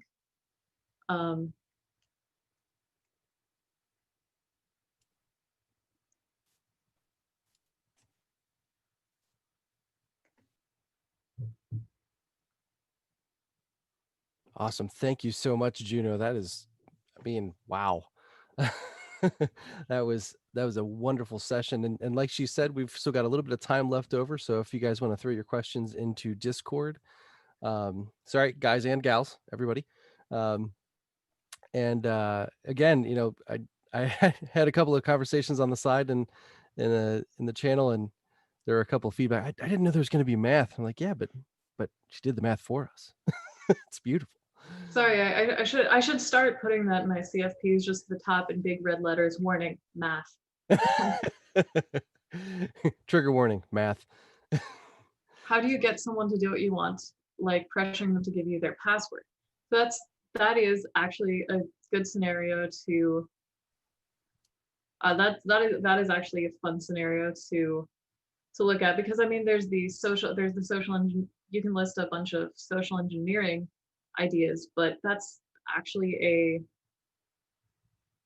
place you can start to apply things like signaling game or brinksmanship, because essentially everything in social engineering is signaling and being able to credibly say, yes, I'm a high quality person you can give your password to, regardless of whether or not you actually are. Actually, I'd say a lot of, if you start to look at signaling games, I'd say a lot of the things that society is built on is just a signaling game, but I'll go into that rant later. But yeah, you can, so to sort of not exactly answer that question in a straightforward way, look at if you want to model that out, look at what sort of signal can you give to be credible, and then how are they going to respond? How are they going to respond to that signal? If you have a regular person who you can essentially model that interaction and say, well, a regular person who knows that there are scams out there will see a signal and respond to it and give their passwords, say, a quarter of the time. That's definitely something we can sit down and try and model.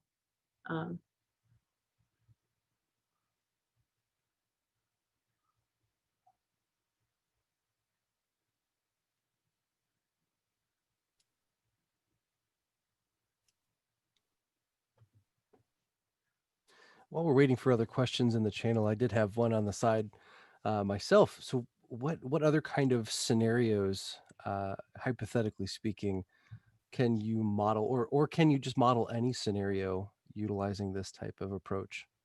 I mean, I want to say you can model in any scenario, but obviously there are certainly limitations. The ones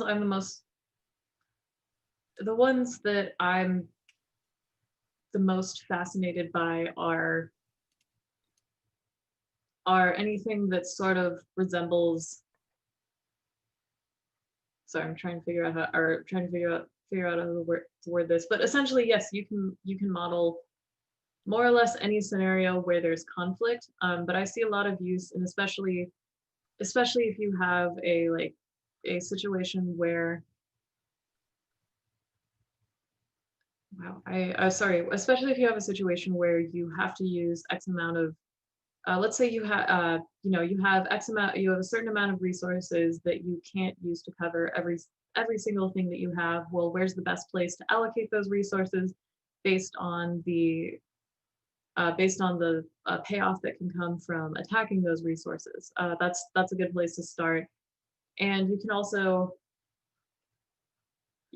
start to, I think, like one of the most interesting brinksmanship examples someone suggested to me a while ago was one of the best ways to cut off an entire option decision tree is just, unplug something. What happens then? Basically, any scenario where you want to force someone to do something. It's about not making it worth it. Can I have your passwords? No pressure. Yes, my password for everything is just password. But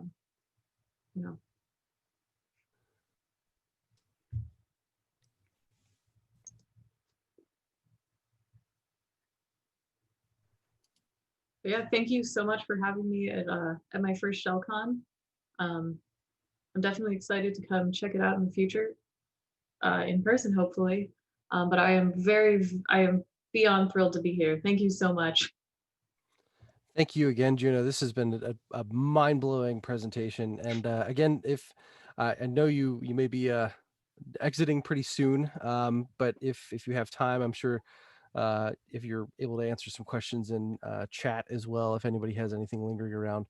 But again, really great presentation on game theory. And it's been a long time since I have seen the combination, again, of looking at truth tables and probability and statistics and modeling real world behavior off of, a kind of a given subjective scenario, what we normally think of as subjective, but it really, can be quantified and can be tuned to, a nominal outcome that's positive for us. And that's huge. It's just wild. But thank you for that. Thank you so much. And again, round of applause for Juno. I know we're virtual here, but we're gonna send our good vibes, and everybody, again, look forward to more super knowledge drops from our other speakers this weekend. We're also, what else we have going on? We have a lot of stuff going on. We've got the chill out spaces in Discord. We still have our Raise Me that you can join to talk more about community support. And also, I would like to thank our sponsors for sure, without whom this would not be possible. including EdgeScan, Van Pelt, Yi and James IP, The Paranoids, Twitter, Verizon Digital Media, Aries Security, Resecurity, SkySafe, Synopsys, Envision Apparel, No Starch, Reverse Shell Corp, and Linux Expo of Southern California. Especially, just as a side note, I'd like to thank all our speakers and staff this weekend as well. Everyone's doing an amazing job, especially, with a remote conference. These are really interesting times where we have to set up things virtually, digitally, and things like this are a little bit easier to manage in person sometimes. So virtually, it turns out to be a very interesting experience. And I think we're all having a lot of fun doing it. So thank you all for joining today. Thanks for making it a great experience. And we've got a lot more to come. So stay tuned. It'll be about another 10 minutes before our next speaker, who will be Jay Beal, who's going to blow your mind with Kubernetes attack and defense. Stick around.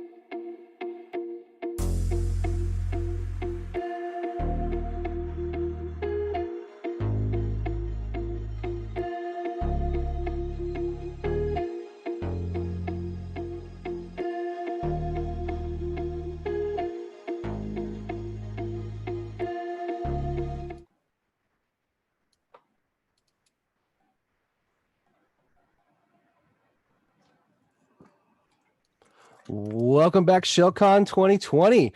This is your wrangler for the morning, Mike B. You can find me on Twitter at VMikeB. And we are joined today by none other than Jay Beal. He is a Kubernetes expert aficionado, handcrafting attack and defense mechanisms, protocols, etc., to find out how to noodle his way into containers and the orchestration automation surrounding it.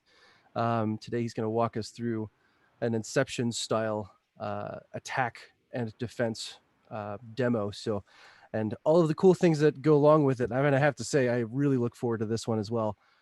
So without further delay, Jay, take it away. Sure. Hi. Hi, my name's Jay Beal, and let's do this. So we've all got bios, but I feel like my bio was like just a long paragraph seas of text.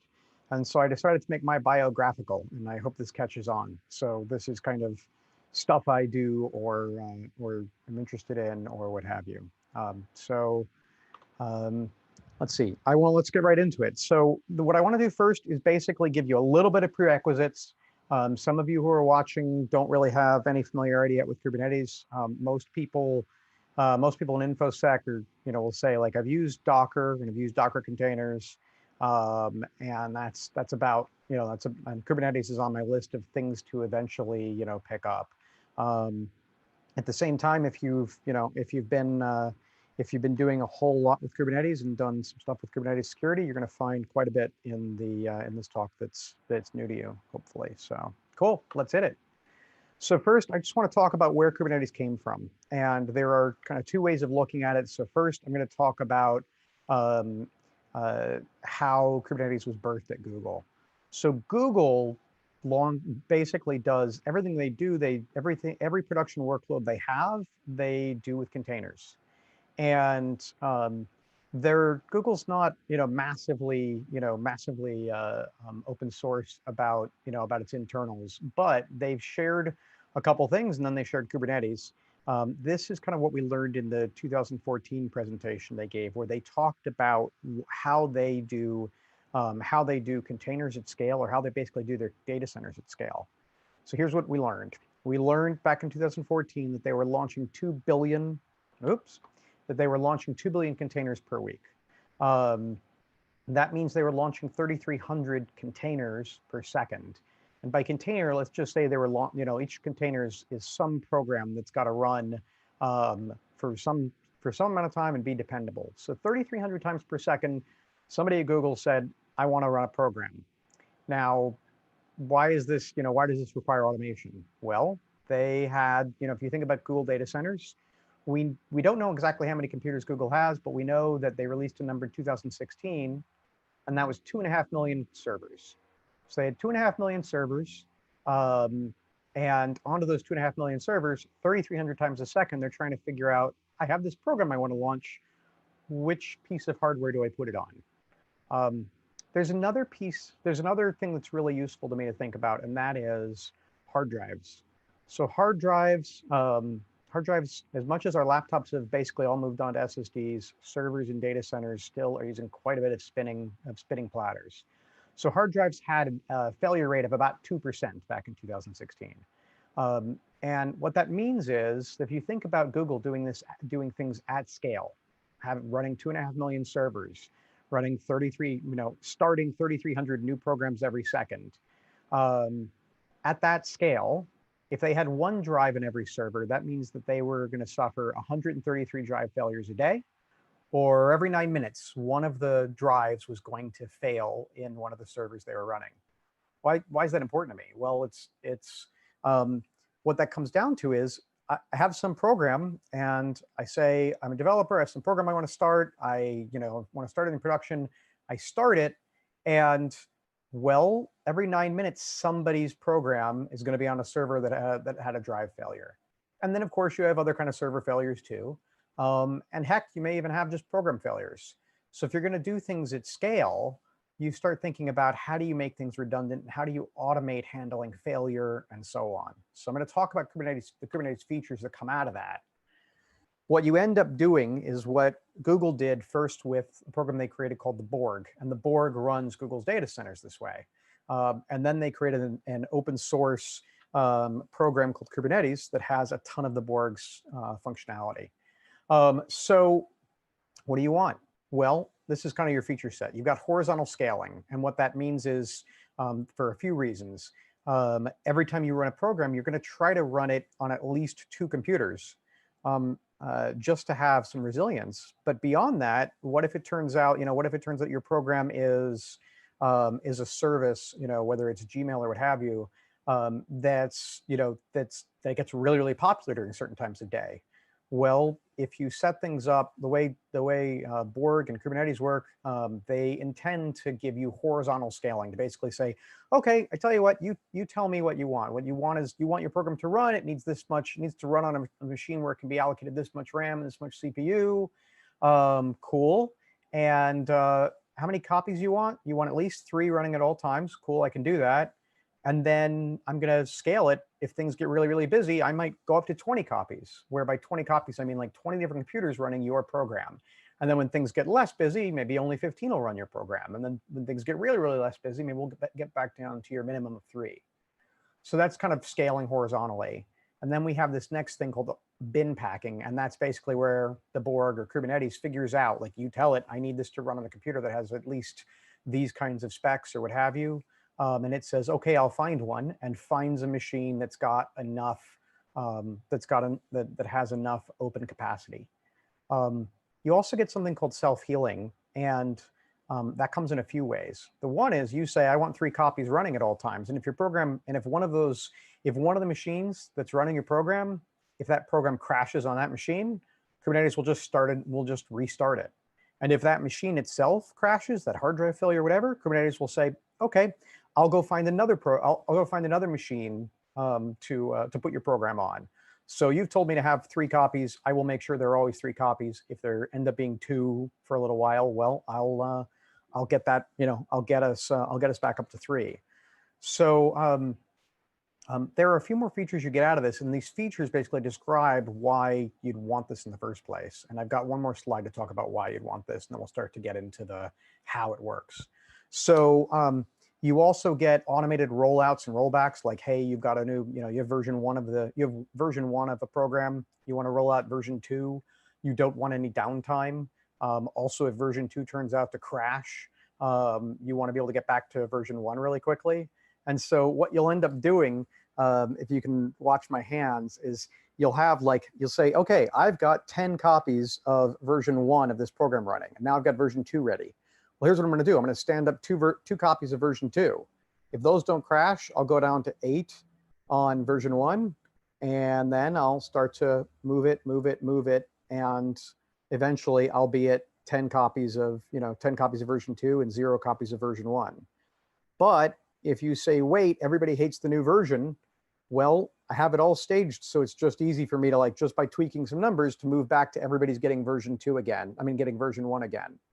You also get something called A/B testing, where you can say, you know what, I'm going to make it so that half of the people visiting this application get a version, of the application where the buy button is yellow, and half of them get a version where the buy button is green. And I can see, how many people buy, how many units do we move under each version. You also get service discovery and load balancing, which I'll talk about really shortly, and storage orchestration. And then finally, you get secret and configuration management. And why does that matter?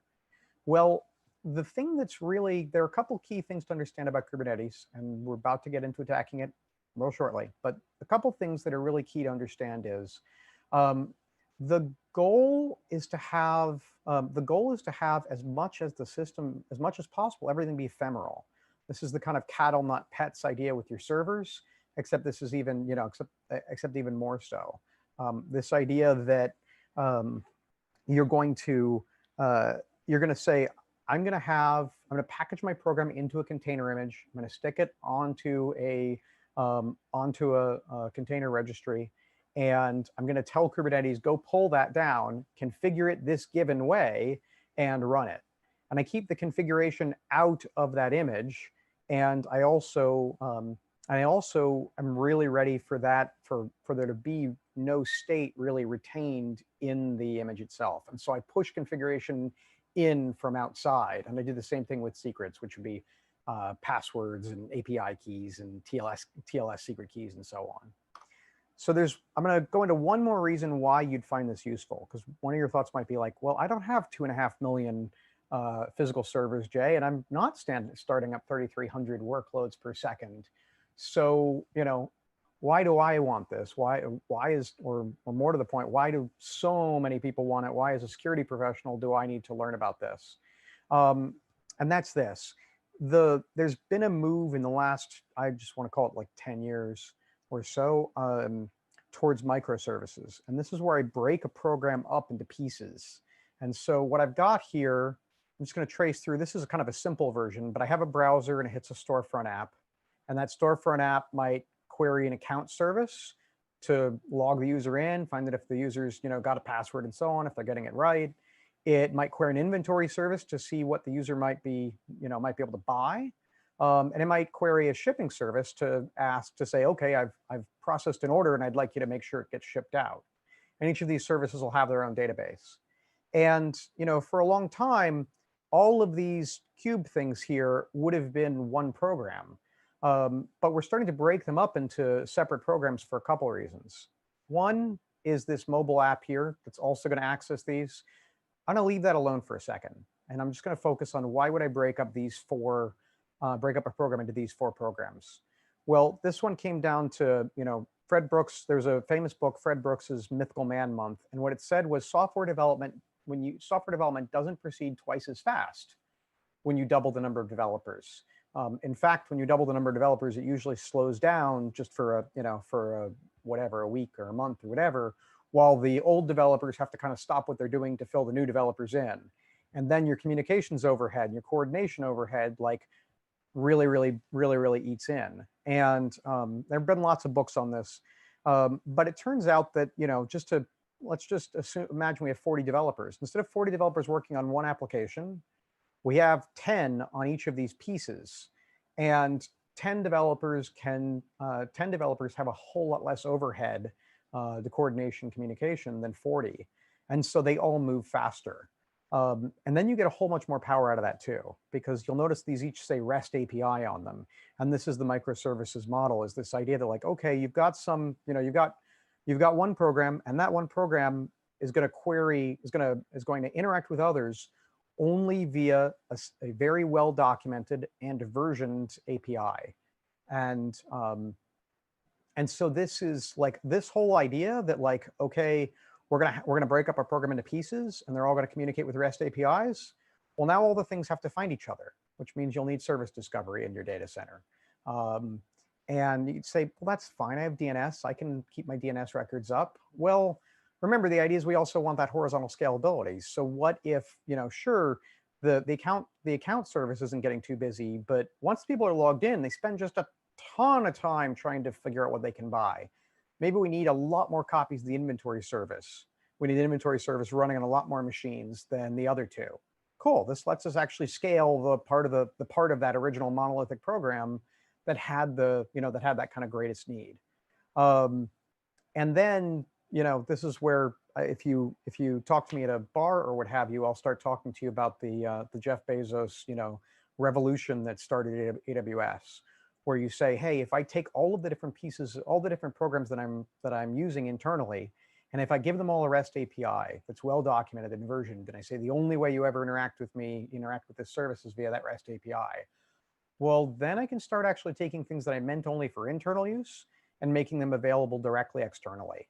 And that's part of what happens with this mobile app, but it's also part of what AWS has become. Amazon says we have to run a lot of Postgres databases. They eventually take the cost center of running Postgres databases and having an API that sets, that will provision you a Postgres database, get it going, scale it, destroy it, and they say, well, heck, that was useful to us. Why don't we turn this cost center into a profit center? And now you have RDS on Postgres. Okay. So before I get on any kind of tangent, oops, a little too late. Sorry. I'm just going to give you a tiny bit of concept, and then we're going to move toward our attack. So here we go. A Kubernetes cluster is made up of a bunch of nodes, and nodes are either physical hosts like at Google, or they are virtual machines, like cloud instances in GCP or AWS or what have you. Some of the nodes will be what you'd call primary nodes or master nodes or API nodes. Will be that node that runs the infrastructure of Kubernetes. The other nodes will be worker nodes, the nodes that are actually trying to run all the workloads. And that's all of the nodes will have all the components that are on here, but the worker nodes, and that's where our attack's all going to basically happen today. It looks like this. This six-sided figure is a node. In a node, we've got pods, and a pod is something that's going to have containers in it. So the cubes here, each of these cubes is a container. So I'm just going to kind of look at these 4 pods. So this first pod, upper left corner, this is a pod. It has an IP address of 10.10.10.1, and it's got 1 container in it. Some program has been, it's been packaged up as a Docker container, and this pod is just running that. This second pod, lower left, it has both a container and some kind of volume, some kind of abstracted storage that's available to that container. And it has this IP address, 10.10.10.2. This next pod, this is where things get a little more interesting. It has 2 containers in it and a storage volume. So those 2 containers might both access the storage volume. They also, both containers share the same IP address. They even share, thanks to network namespaces, they share the same local host. If either one of them communicates to 127.0.0.1, they are communicating, they can be, if either one tries to bind, say, port 80 to 127.0.0.1, one of them will get it and the other one won't, because they share a local host. They share all their network namespace. So the other 2 things on this node that are kind of useful, there's a kubelet, and that's what ties the node into the rest of Kubernetes. And there's some kind of container runtime like Docker. There's also something called a kube proxy that's basically managing IP tables rules. Okay, last part of what we need for the attack, and that is this idea of a service. So service is basically a software-defined load balancer. You ask for a service, and that service is going to take all the traffic that comes to it and send it to whatever pods you want it to go to. I'll get into the details of that in just a second. So the service will create a DNS name. It'll create an IP address. Oops. It'll create an IP address, and it'll create a port. So the IP address, basically at the end of the day, anything you send to that IP address and port will be sent to wherever the service has been told to send it. Here's the funky thing. So the service is going to send it to a couple pods, right? But the funky thing is, I told you, pods are ephemeral. Pods are supposed to be crashing all the time and getting replaced all the time. So this is all managed. This is all being managed by Kubernetes.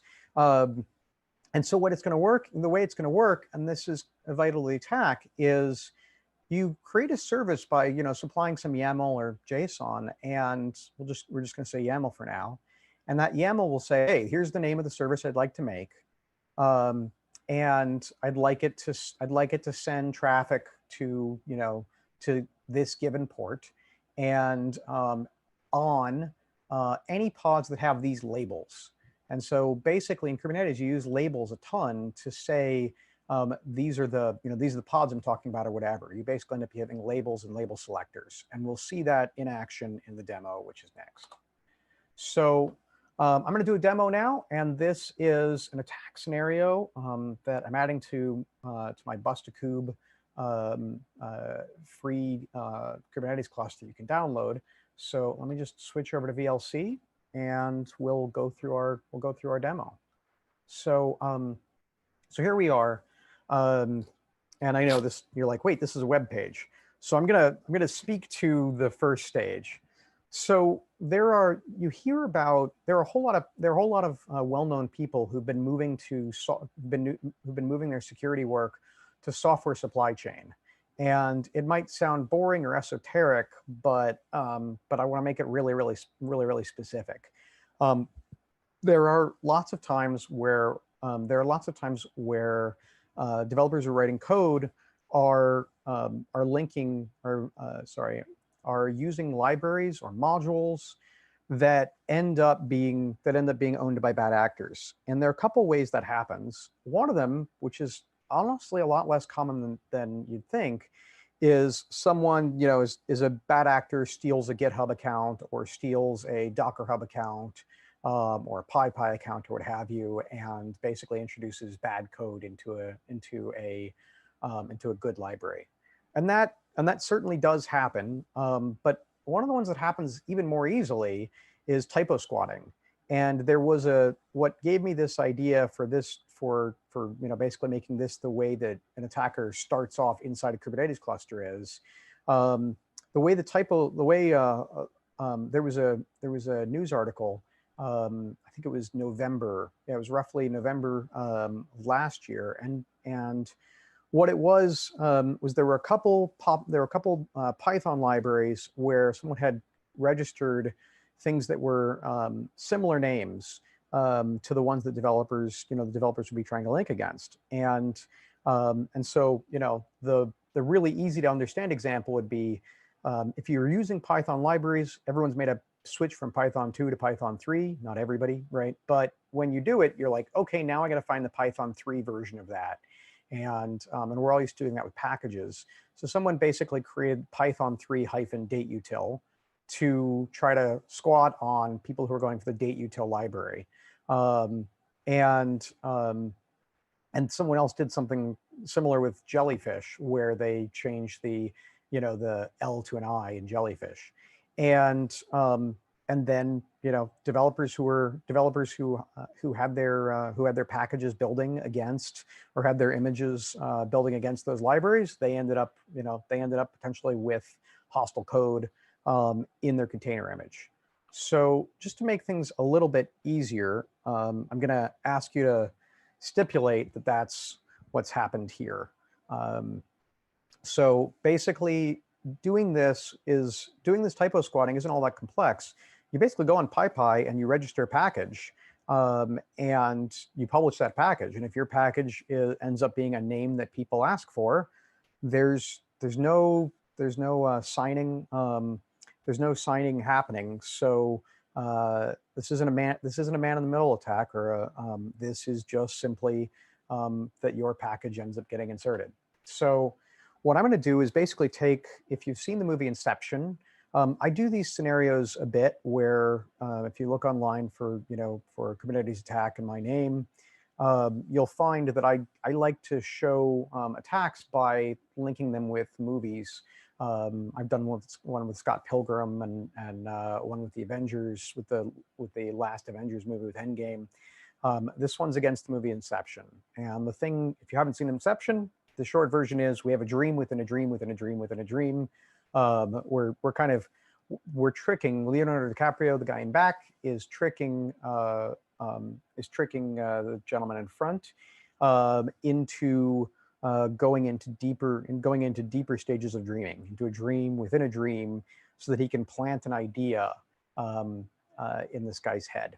And that's the idea of Inception. So what we're going to do is basically say, what if the person's head was effectively kind of something running in a Kubernetes cluster? So I've done all this with Metasploit, and we're just going to assume that using typo squatting, we've gotten a shell inside of a first container. And honestly, this is kind of the way Kubernetes, if you do Kubernetes penetration testing or Kubernetes attacks as a bad actor, they all basically come down to, or they almost always start from, well, be inside the cluster first. Because outside the cluster, it's not a whole lot of attack surface. Inside the cluster, it gets much, much, much richer. So we start out, and I've created a pod basically that we've just called supply chain, and supply chain's there to, we got a shell out of a supply chain attack. And so now let's go forward a little. And just doing a quick thing to give myself a better looking shell I've run from Metasploit. So I'm going to start out and I'm going to, I'm inside this pod and I'm going to run a kube control command. And often you won't find in a pod that there is a kube control binary. But if you can upload one, or if you can use curl and use the equivalent API calls, you can do everything we're doing.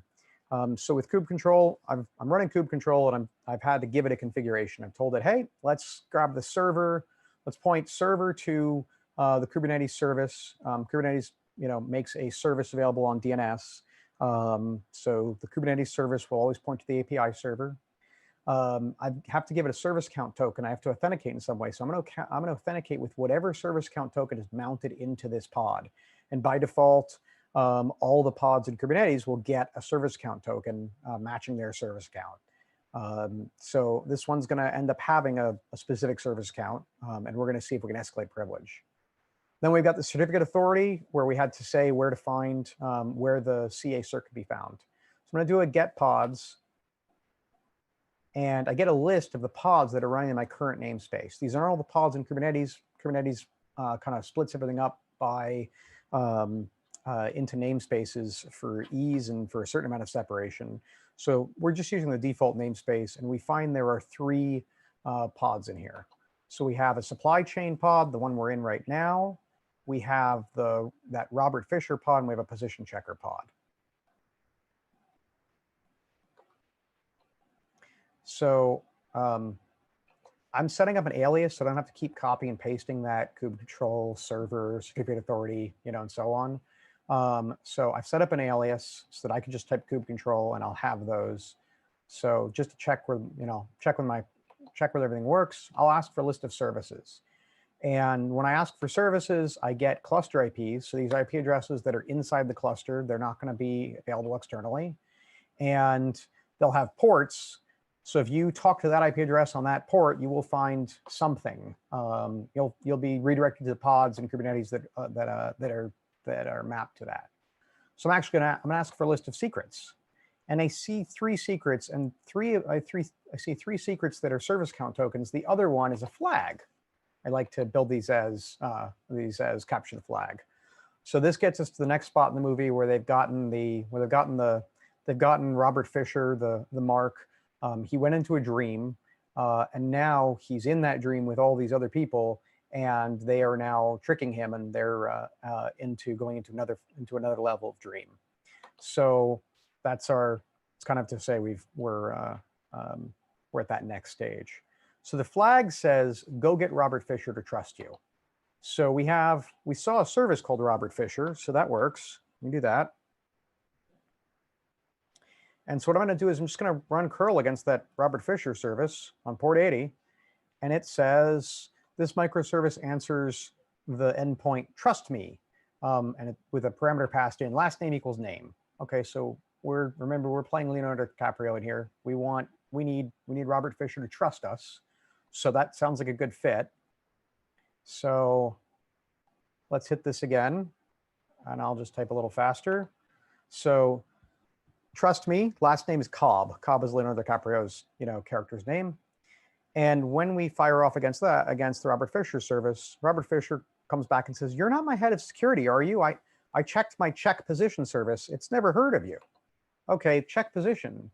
Well, there's a position checker token, and there's a check position service. So maybe we should, go interact with that check position service. So let's try that. Let's take that check position service. We can do it by IP address, but DNS works here. So I can curl that check position service. Sorry, I curl that check position service, and it says, hey, I'm a microservice.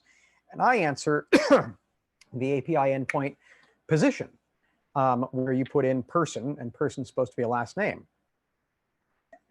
It's really nice of these things to tell us what they want. So cool. Well, let's find out what happens when we put in Cobb, Leonardo DiCaprio's name, into there. So check position. And I've added an unintentional space. And I won't learn my lesson, so I do it again. This is a recorded demo, but I've left at least some of the fat fingering in. So position, and my person's Cobb. And what check position says is, Cobb doesn't work for you. Well, that's what we were expecting. That's what, that's what Robert Fisher told us he was being told. So here's what we're going to do. We're going to do man in the middle attack. We're going to impersonate that check position service so that, and say that Cobb does work for you. So to do that, we're going to start out by just saying, hey, API server, can you tell me about that check position service? I'm going to say get service check position and then ask for output in YAML. I can do that in JSON. If I leave that off, I'll just get a one-liner. It doesn't tell me all this stuff. But what it gives me back is basically the YAML that was the YAML manifest that went into creating this service. If I take this and remove anything that Kubernetes added, I'd have, I have the ability to kind of recreate this service from scratch. So this thing says, okay, any traffic that is sent to my IP address on port 80, I'm going to send on port 8080 to any pods who have this label. The label, so we have a label selector, app Kubernetes IO component. So if app Kubernetes IO component is set to position checker, then it'll get then that pod will receive this traffic. Well, cool. How about if we just, wonder if we can, what we're going to end up doing is man in the middling this by adding our own pod that has the same labels. So I'm going to upload my man in the middle pod. I'll show it to you.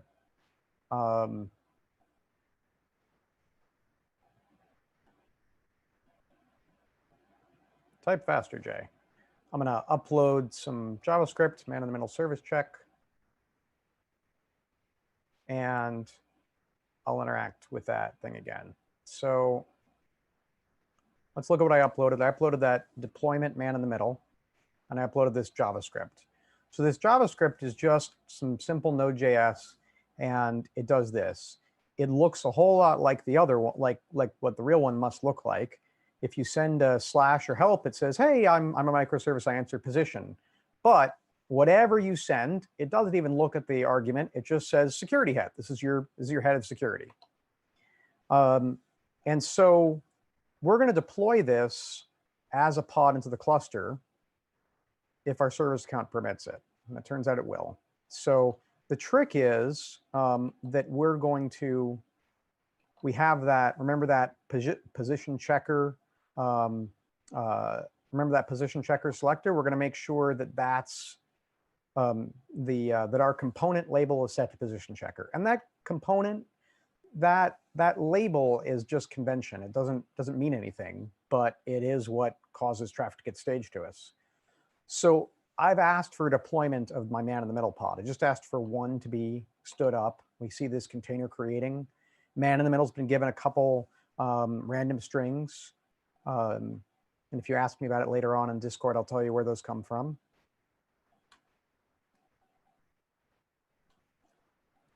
And now, if I curl, like once I've applied this pod, I can basically start curling check position. And whenever I curl this service, check position, sometimes I'll be sent to the real position checker, and sometimes I'll be sent to man in the middle. With the ratio of there being 2 of them, man in the middle is going to get exactly 50% over time of the queries. So if I try this a few times, I've tried this once, it does not work for you. The next time I tried it, I got security head. The next time I got, he does not work for you. So I'm basically in the rotation. If I really wanted to be overwhelming, if I really wanted to make sure that I won this kind of race every time, what I would do is I'd stage like 99 copies of my man in the middle pod. And so position checker would only get the real thing 1% of the time. So here I curl, I get sent to I'm going to try the Robert Fisher trust me and say that I'm Cobb. He's going to ask his position checker, his check position service. First time he gets, nope, it's never heard of you. He gets the real one. The next time he gets the real one, the next time he gets the real one. It took me, how many tries is this? 7 tries before finally I ended up being my man in the middle one, ended up returning the response. So when it told Robert Fisher, like, hey, that's your security head, Robert Fisher says, okay, I trust you.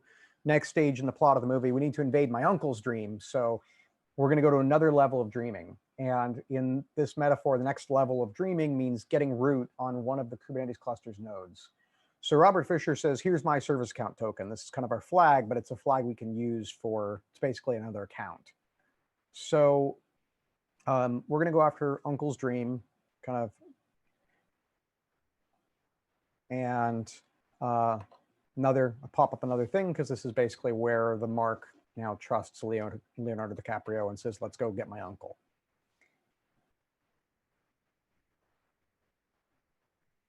So I'm going to take that service account token that we've been given. I'm going to write it out to a file called token.txt.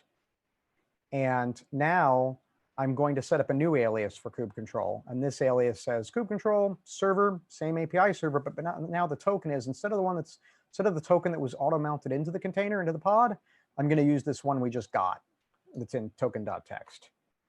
And yes, it's weird that I'm writing something into user bin, but that's what I did.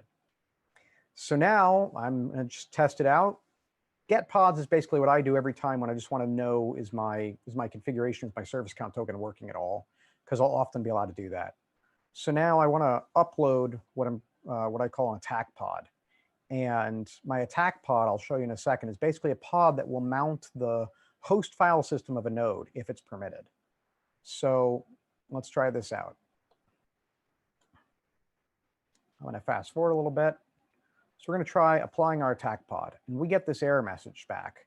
And the error message says, hey, you can't put the attack pod up because there's a pod security policy in place. And that pod security policy says that if you're going to mount a host path volume, well, it says you're not allowed to use host path volumes at all. The host path volume is the similar thing to whenever you've done a Docker -v or what have you, and you mount a directory from the node, from the host into the container. So somebody's created a pod security policy to block that. And so I'm going to show you kind of what our intent was. So we can't have a host path volume. And this is what my attack pod was. My attack pod used Alpine. I'm going to back up for a second. My attack pod used Alpine, and it was trying to start a container that it was going to call attack container. Using the Alpine image from Docker Hub, it was going to mount a volume into /root. And the volume was host path /. It's going to mount the root of the node's file system, of that host that's running the container. And it didn't work. So I've created another thing called an attack pod that uses something called a persistent volume claim. And a persistent volume claim is just another kind of abstracted storage, another kind of volume you can have in Kubernetes. The thing is, when people think about having that pod security policy that says, yeah, you know what, you can't mount things from the host file system, they often don't think about persistent volume claims. It's kind of a cool way around it. So we can have a persistent volume claim, and our persistent volume claim is basically going to be mount the host path. Host path /. So it's just kind of a quick way around it. It's an evasion that comes out of just like so many in early security, the defender hasn't realized that they have to block not just the one thing that's on that checklist or that they've heard of. They've got to really block anything that might achieve that same goal. So we're going to do kubectl apply and on that attack pod, and then we're going to ask for a list of pods. And what we get is our attack pod is actually being staged. So with our attack pod staged, our attack pod has this great thing in that, as soon as it starts up an interpreter for us. And so I'm going to go back to Metasploit and see that I've got a new session. I'm going to make myself type a little faster in this video. Okay, so now I'm in this attack pod, and I'm on the host. I'm on the Kubernetes cluster node. But there's something weird in this one. When I look at host, when I switch into root and then I look at etc hostname for the the etc hostname from the node, I see something called kind worker, and this is not a marijuana reference. This is Kubernetes in Docker. So I'm actually dream within a dream style. I'm actually in another Kubernetes cluster. Turned out I was, my Kubernetes cluster is actually running in Docker in another Kubernetes, and it's actually running another Kubernetes cluster. But what I find is inside of here in the root file system, I find this config outer default. So a kube config file, something that's going to have IP address to reach the API server, and it's going to have credentials. And so I do this kube config outer default and say get pods. And what I see is I'm getting a different set of pods because it's a different cluster. So on the outside cluster, I see a pod running called kind cluster inception. And inside that pod, you have the nodes running as, you have nodes of Kubernetes nodes that run as Docker containers. So what I'm going to do now is basically take my supply chain, basically use the fact that I can reach that thing to deploy my supply chain image, and my supply chain image being that one that's, that's backdoored because of typo squatting. And if I can apply this thing, then I will end up, if it's accepted, then I'll end up, on the outer cluster.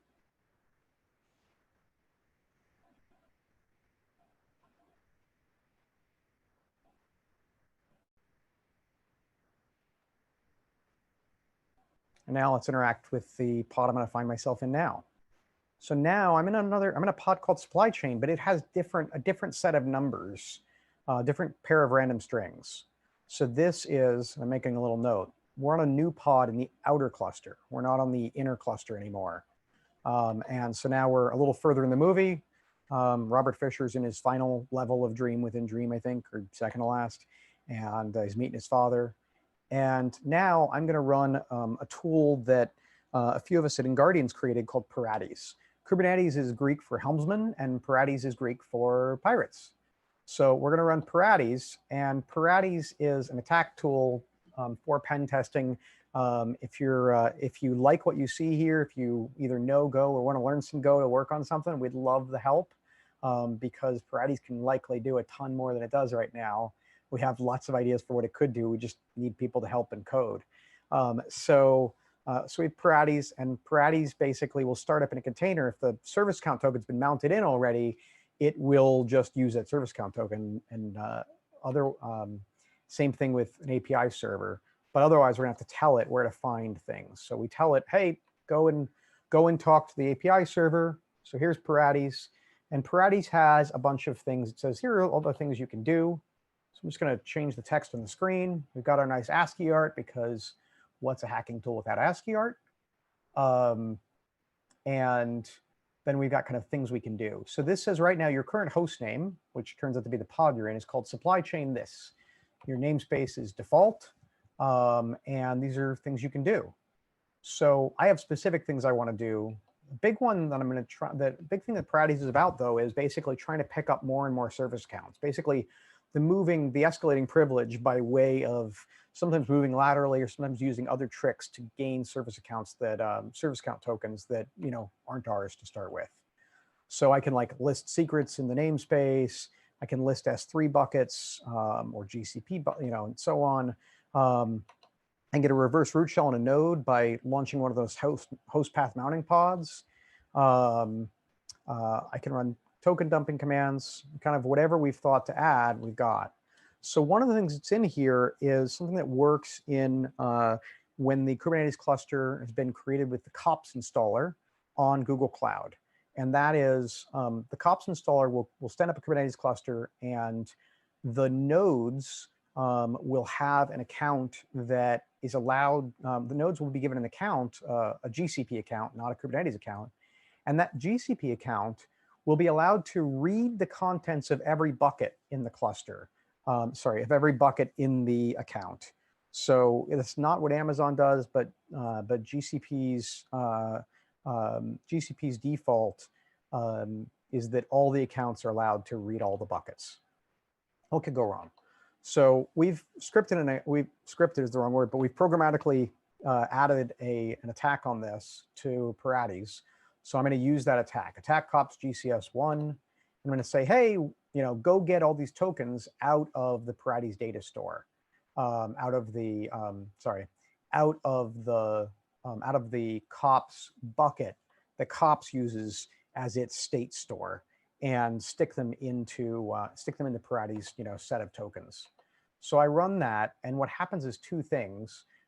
First, Parades reaches out to the metadata API and says, "Hi, I'd like this node's GCP service account, a temporary token for it," and it'll get that, find out the project number, and then it'll go and look at what buckets are there, and then grab any credentials it finds in the COPS bucket. So this is basically, we get a whole bunch. We get one called admin, and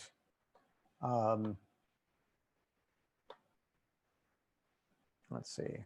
We get one called admin. We get one called kube. We get one called kube proxy. So I'm just gonna take that admin one. So I've now gotten these. I'm gonna SA menu, list my service accounts. And so we see in my list of service accounts, I've got the one that I came in with, this first one, but then I've got all these GCS acquired service accounts. So I'm gonna take that admin service account because that sure sounds useful.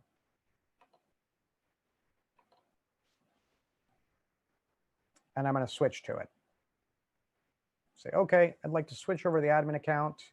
And now I'm going to switch namespaces into the kube system namespace where all the control plane stuff runs, where I normally wouldn't have any privileges. And now just to test my privilege, I'm going to say, hey, would you just list all the secrets? And Parades says, okay, I'll list all the secrets, and I will see that, and I'll tell you which ones have service account tokens in them. And so now we've kind of got, this is basically our way of saying we can probably do damn near anything. So as long as we can do damn near anything, let's now launch one of those host path mounting pods.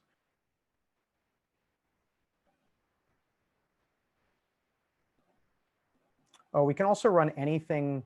I should also say we can also run anything, any command that's not in here that kube control can do. Parades actually is linked against the kube control library, and so it can just be kube control if it wants to. So we say, okay, show us all the secrets. So now we can now impersonate any of these service accounts. And in essence, we kind of have all the ability in the cluster to do anything we want. So, just as an example, I grab the DNS one, and let's go a little further. We can also do curl commands.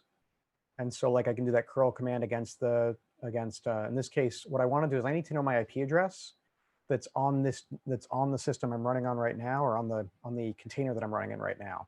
So I'm just going to do on the node that I'm running on. So I'm going to do a curl against check IP dyn DNS and a get, and we've added a URL, get and post as a feature, and this tells me what the IP address is here. So now what I'm going to do is I'm going to try this other attack that we've got in here, which is if I can launch a host path mounting pod, gaining access to the node file system, then I'm going to go and modify this thing's cron tab file and have it run a root shell. And sorry about that. I'm forgetting my demo. I recorded it, and so anyway, I've chosen to also just basically run a command in every pod on the cluster. So I run an ID command. Anything that's got a shell capable of doing it, I'll do that. So I think I'm showing off a little bit here, but let's grab that flag that is our last secret. So I'll do get secret flag, kick that out to YAML. Interestingly, the secrets are all encoded, not encrypted. And then encoding is just for the reasons you encode things, not to be a secret or anything like that. So if we take that and base64 decode it, it says, hey, you've gained admin on the real Kubernetes cluster. Let's go back for a second. Ah, no. What have I done? Okay. Let's advance. Okay. Where were we? There we go. So we had that secret, the flag. and we decode it. It says, can you get a flag on the master node's file system? And this is where we use that attack pod host mount. So I'm going to take that 190, I'm going to give it an IP address. And I'm basically having this thing, so Paratis is directing Kubernetes to stage a pod that mounts the node's host file system. In the node's host file system, it goes and adds a netcat reverse shell to the cron tab file, so that once a minute, the node will try to send us a shell. And so I'm going to just step out of all of this and start up my netcat listener and catch my shell.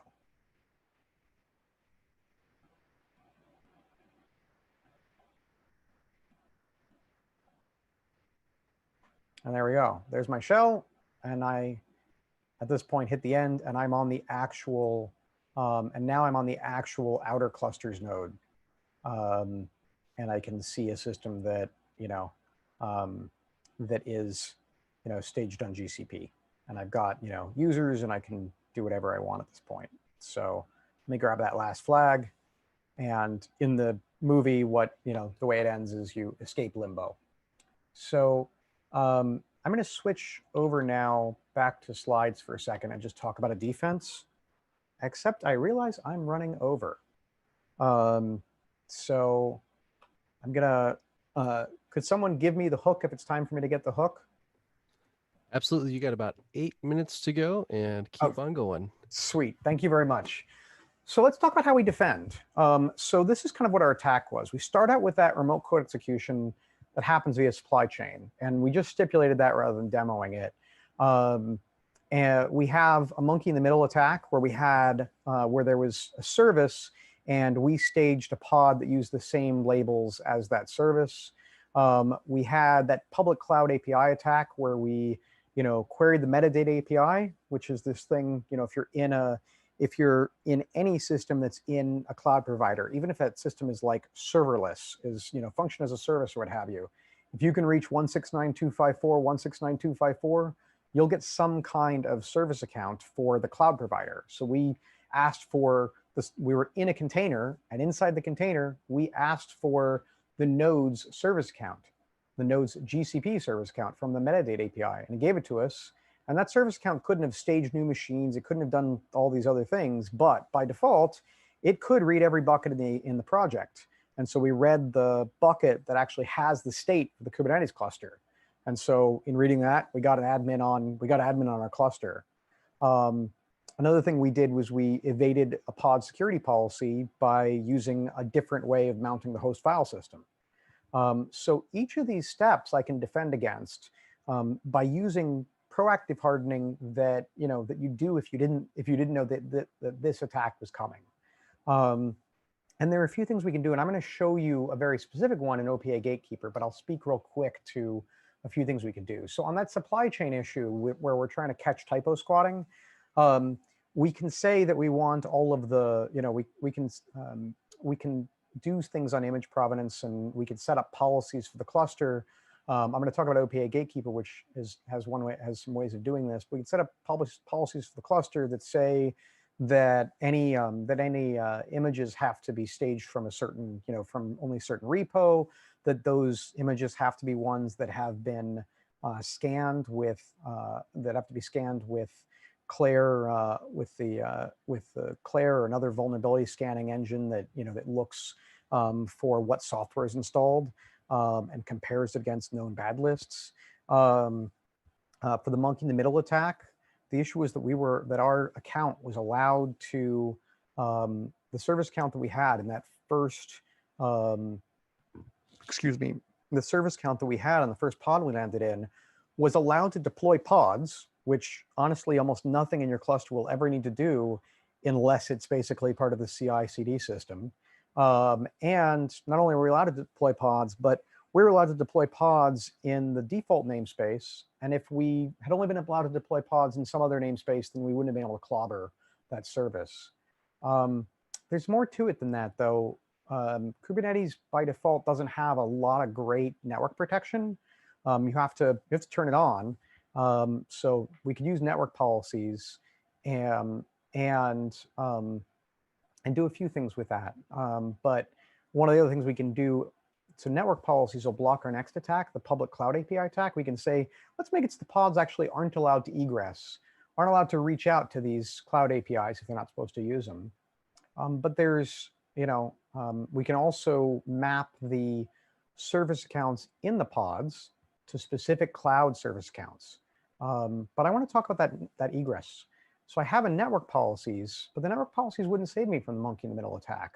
The cool thing is there are service meshes. Istio is kind of one of the most famous, where you can make it so that every pod talking to every other pod in the cluster will automatically, in a way that you don't have to really maintain once you set it up, will be able to do mutual TLS. So that each side, even though the application might be running on port 80, the pods in talking to each other will be communicating through an encrypted tunnel that authenticates both sides of the tunnel. And that gives us a way of making our services not just dependent on like, hey, if you know the right labels, then you get to man in the middle something. And then that pod security policy evasion, we can use something stronger than pod security policies. And that's what I'm going to talk about next. So Jay, I hate to cut you off. We have to have to wrap it up a little bit here. Oh, absolutely. Thank you very much. No worries. Excellent talk. I want to go ahead and actually pivot to the Discord channel. If we can continue the conversation there, that would be awesome. Also, my apologies. I let things go a little bit longer than should have, but great content, great conversation. And again, just thank you for such a brilliant talk. We did have one question in the channel, and then I will say we're gonna give up our seats here. The question was, if you had containers without shells in production, would this still be an issue, or is this type of attack still accomplishable? Okay, good question. And my parents always taught me to repeat the question. So if I had containers without shells, would what I've done still be possible? That's interesting. So the things are much tougher if I don't have a shell that'll let me launch programs. Like I put Paratis in there, and it's a start, and that was that made things a lot easier. So my first, where I'm starting out, kind of the part that we don't demo here, where we're starting out by corrupting what image is supposed to land in by corrupting the image, with typo squatted library. Well, that the shell won't be, not having a shell won't be that useful. But otherwise, if I don't have a shell, I tell you what, we're getting close to the top. Yeah, of the hour, let's do that in Discord. Sorry, let's throw it in Discord. No worries. It's worth examining, but a longer conversation, I'm sure. So thank you again, Jay. Thank you everyone for attending, and we look forward to our great speakers tonight. Again, I'm handing off to Dante, who's going to take my place. And which chill-out room do we go to? You will be going into the Discord channel that is Main Talk Questions under Talk Discussion. Main Talk Questions. See you there. Mm-hmm. Excellent. See you there. Thank you again. And thank everybody for attending.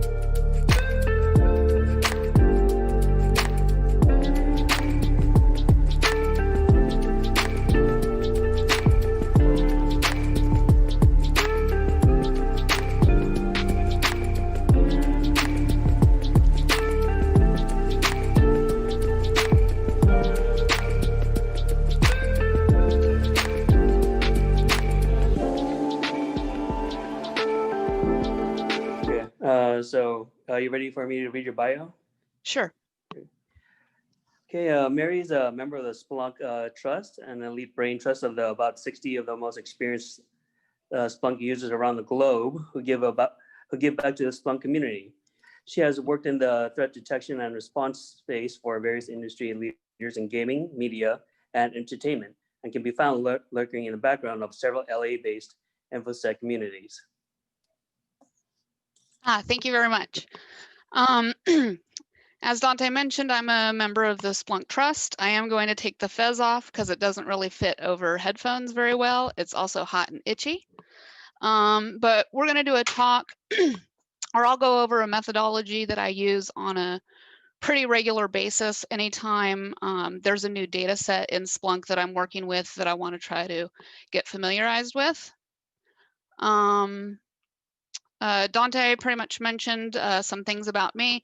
These slide decks are also available on the ShellCon site, so you can take a look at them if you want. I'm also pretty easy to find on LinkedIn, so you can look at more details there if you want. I assume that probably most of you have at least some familiarity, at least with the definitions of, what a SIM is, what a SOC is, what IR does, data and Splunk, but I will at least talk a little bit about those things. What is a SIM? How's it used? How can you get started if you're pretty new with that? And then the process that I usually go through when I'm working with new data sets, common problems that people come to me with, and a couple extra resources. So what a SIM is, usually it's, some sort of technology platform. People dump their logs in it. Logs can come from any variety of endpoints and systems. And it's generally used for the Security Operations Center to do monitoring, alerting, threat hunting, metrics, reporting, visualizations, etc. It's sort of, in a way, a nerve center of a security operations system, or the place where all of those things, a security operations department, the place where all of those things get tied together. The SIM that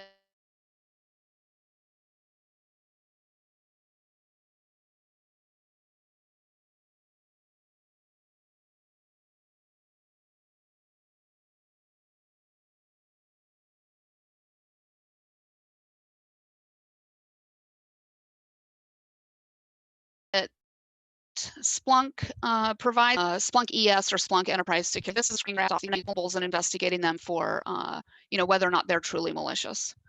One of the things that I do as a member of the incident response team, because I worked in SIM and SOC engineering for a very long time, I will basically build out, and this is a heavily redacted version of the custom incident response dashboard I've built out in Splunk for our IR team. But basically, I will, anytime there's a new incident, if there is a data set that's relevant to that incident that I haven't already sort of parsed, cleaned up, and presented in this dashboard for the IR team, I will go through the process and prepare that data. So it makes it easy for the IR team whenever they have an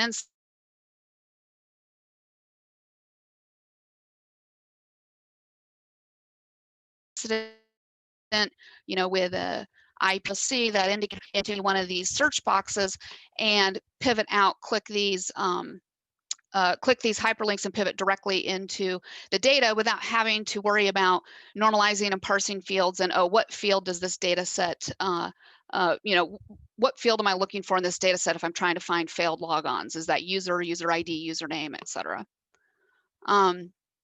So if you are new to Splunk, Splunk does offer some free training. At the very least, I think that the Fundamentals 1 is probably the most useful in the list here for just kind of getting started with using data and learning how to run searches. So, the next question is, should you put your data in Splunk? I find frequently that people will rush to dump everything in Splunk, put all the logs there, and there's sort of two schools of thought about that. One is if you don't put the logs there and you need them later, it's too late, you didn't put them there. But the other school of thought is, approach putting logs into Splunk in a more methodical fashion so that you don't end up with this giant pile of unusable data because it's just, everything in the kitchen sink thrown in there.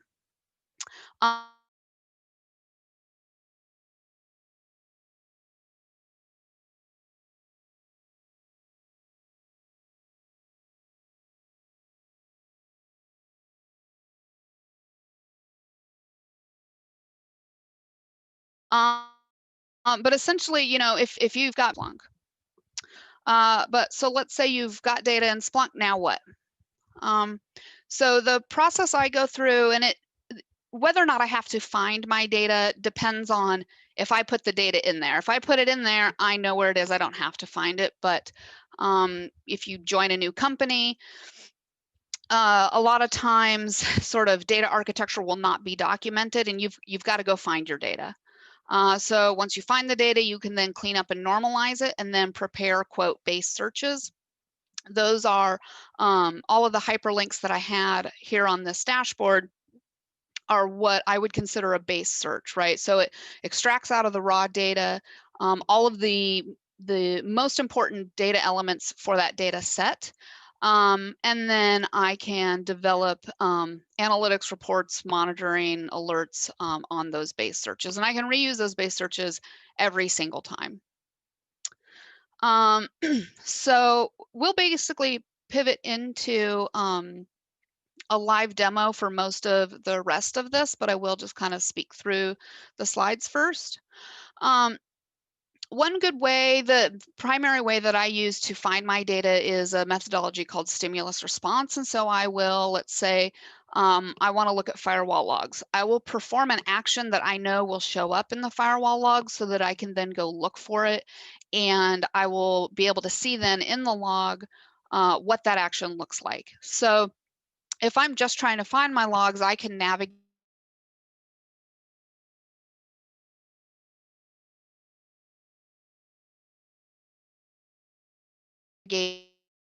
to a website, Google, or Facebook, and pulls data in there. And so it's kind of hard to focus what you're trying to work on. But for example, a domain I like to use is frosting.com. It's not actually owned by a mega industry, and so virtually nobody ever will use that domain.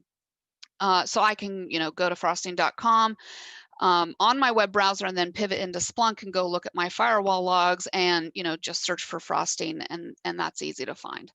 So that's an example of this keyword search here. So once you find your data, you can pivot into cleaning your data, again, building your base search and developing analytics. Getting a base search can take time. It can take several days to really analyze and clean up data properly. I think it's an AV vendor. I can't remember. Maybe it was McAfee or Cylance or something. I probably spent literally a full 2 days just trying to parse 78 different event types in the AV logs in order to determine was the action blocked or allowed in AV. And it took me almost 2 days to figure out that one field. So it can take time. I wouldn't say that that's normal to take 2 days to parse out a single field, but certainly, to do a good job on a new data set, I would say a full week is not abnormal.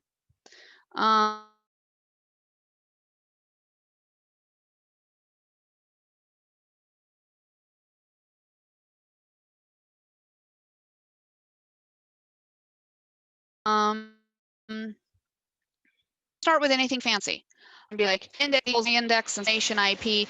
Once you define your search, you are constrained by it. And so when you're starting with a new data set, you don't really know what's in there or what it looks like, and you can't constrain yourself by using fields. But because your search is not constrained, you can't run it over a large time frame either, or it will just take too long for you to quickly iterate through the search as you build it.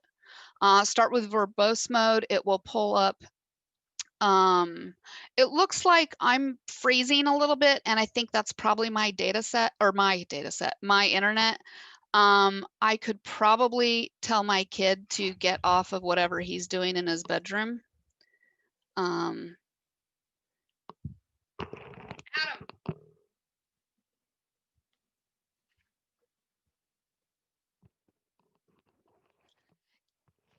Get off of whatever video games you're playing right now because it's killing my internet. Thanks, bye. I don't know if that'll help or not, but he's got a gaming laptop in his bedroom and he's 15, so he could be using my bandwidth. Okay, so right, run in verbose mode. That will give you the most native key value pair extraction that Splunk will do for you. Incrementally define your search as you go along. Again, start with keyword and then move to index field searches as you go. Control / is a nice little trick for formatting. So I don't know how familiar any of you are with data normalization. It's a huge deal. If anybody tells you that they're doing any kind of correlation in their security tool, whatever tool that is, A, I would be very skeptical that they're doing that, and B, if they actually are, it rests entirely on data normalization. And so that means taking things like raw data where a source IP address could be defined as source_IP or source_address or SRC address, etc., and calling them all the same thing, which is SRC IP. That is specifically the common information model, which Splunk uses for data normalization. If we went back and looked at their enterprise security dashboard here,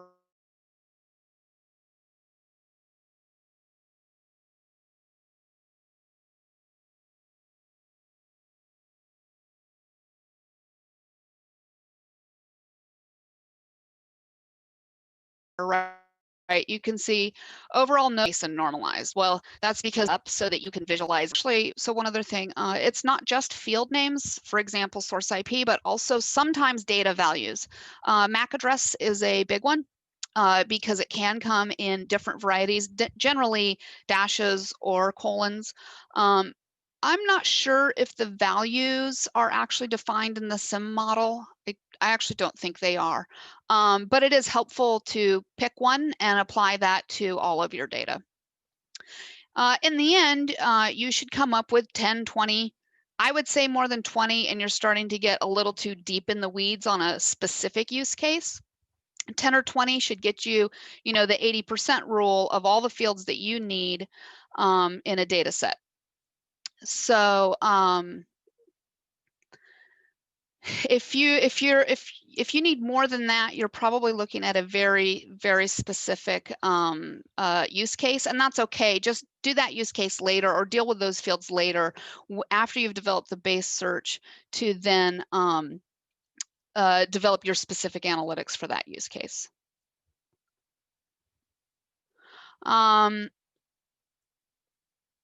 Once you've gotten, say, 20 good fields, you might want to drop your keyword. So if, for example, I'm running a search and I'm using the frosting.com,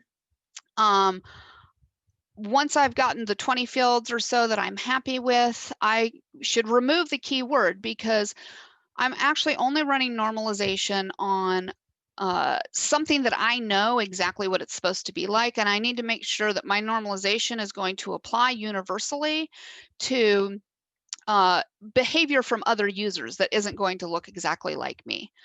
So for example, when I was running through the frosting.com data in my Palo Alto logs,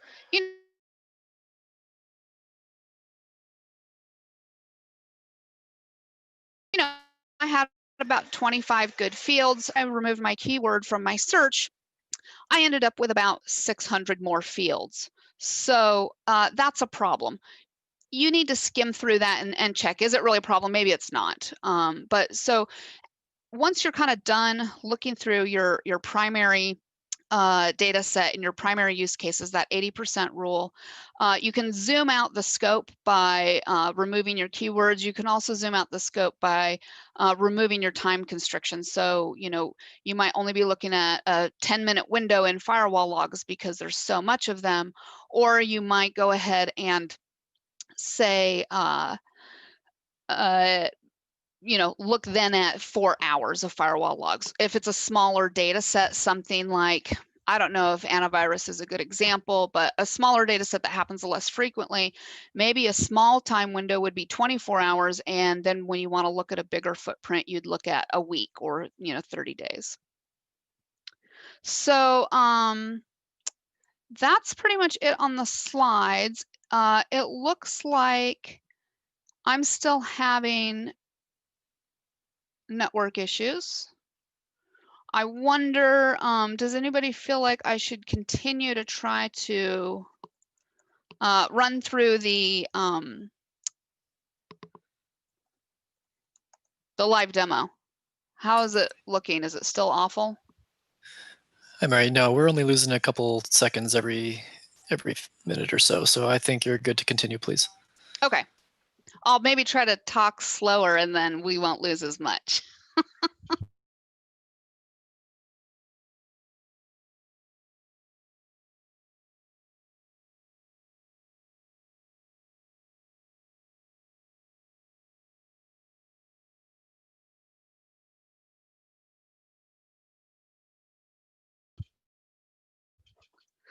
Okay, so we did, sorry, one more thing. The VM that I'm going to download this VM, it's 30 gigs. I'm sorry. I could have made it like 4 less, but I didn't want to rebuild it again for like the 57th time.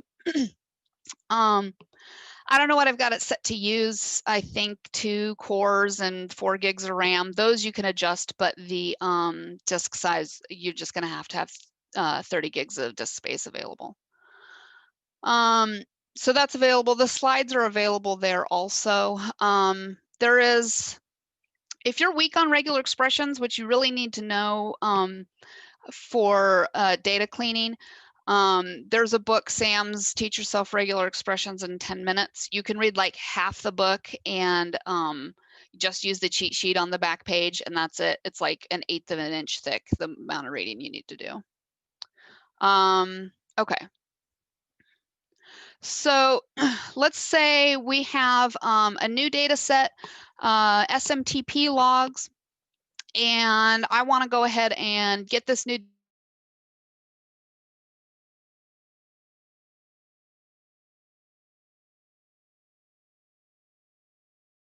data set prepped for the IR team, so that with the subject line pretty please, and so it makes it easy for me to find it. I don't know where it is because it was, you know, the engineering team that does the data onboarding.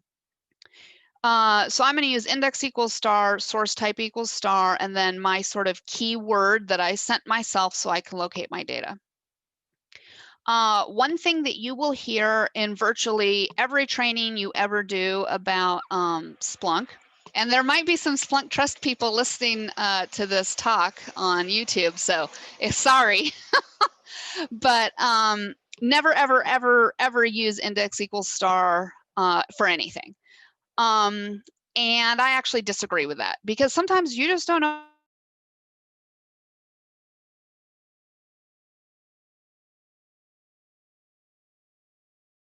where the hell your data is and you need to find it. And that's going to do it over all time, but that's only because you know when you sent yourself that email or when you were navigating the web looking for your firewall logs. So you should be able to control this a little bit better and say, you know, maybe a 10-minute window. But it's okay for a minute so that you can find your data. Actually, let me rerun this here. We'll take this out. You know, this data set, oh, by the way, this data set actually comes from the Splunk Boss of the SOC version 2. So there's actually attack data in here. Again, this is all loaded in the VM.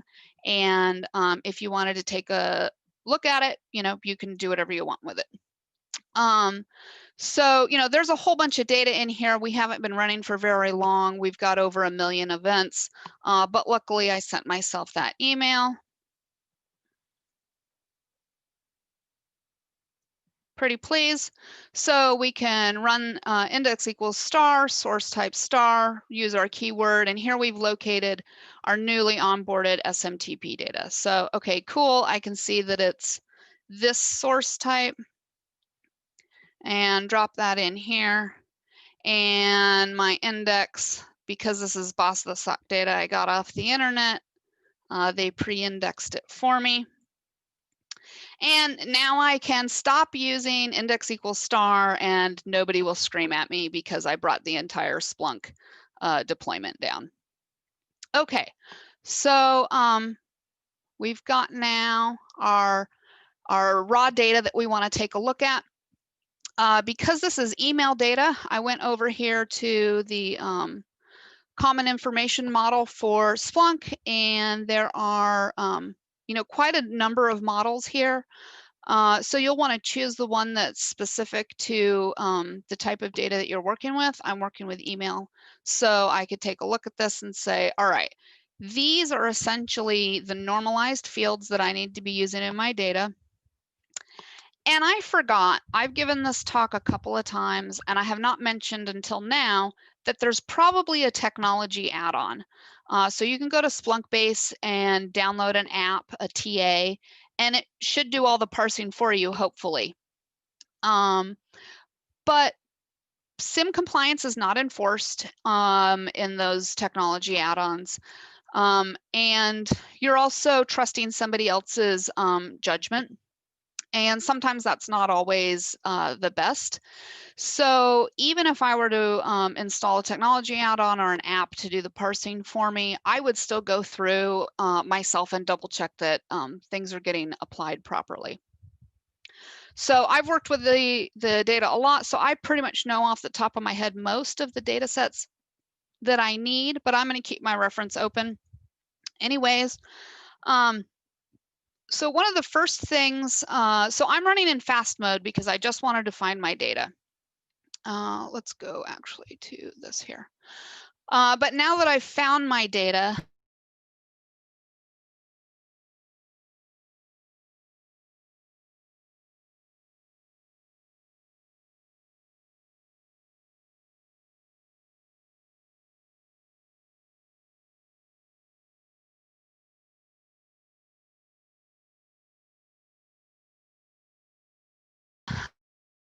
I want because feeds that any data screw around too much.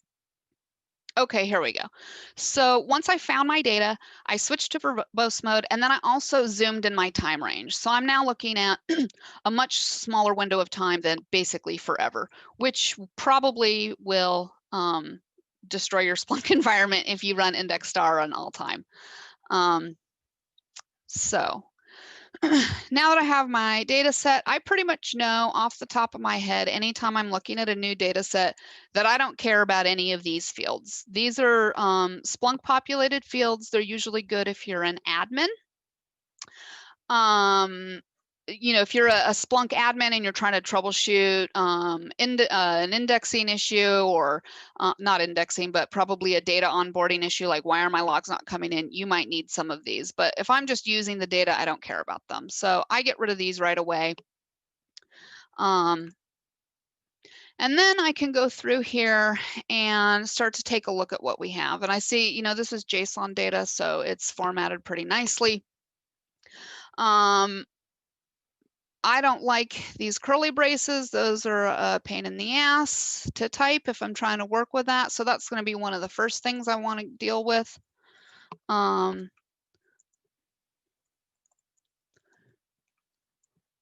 Let's see, what is it? Star as star.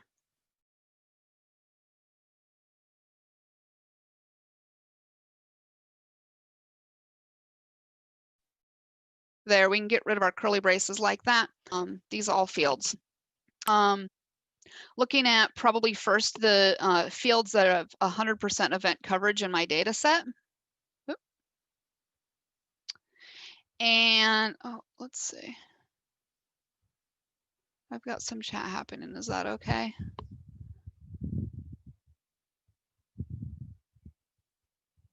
Okay, so it looks like it's the VM that might be causing the issues. So I'll pause when I run the VM to give it a second to catch up.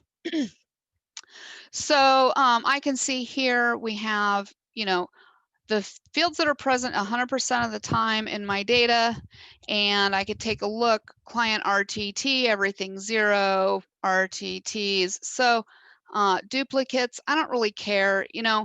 I want to know what happened in the data. I don't necessarily care about maybe transmission issues.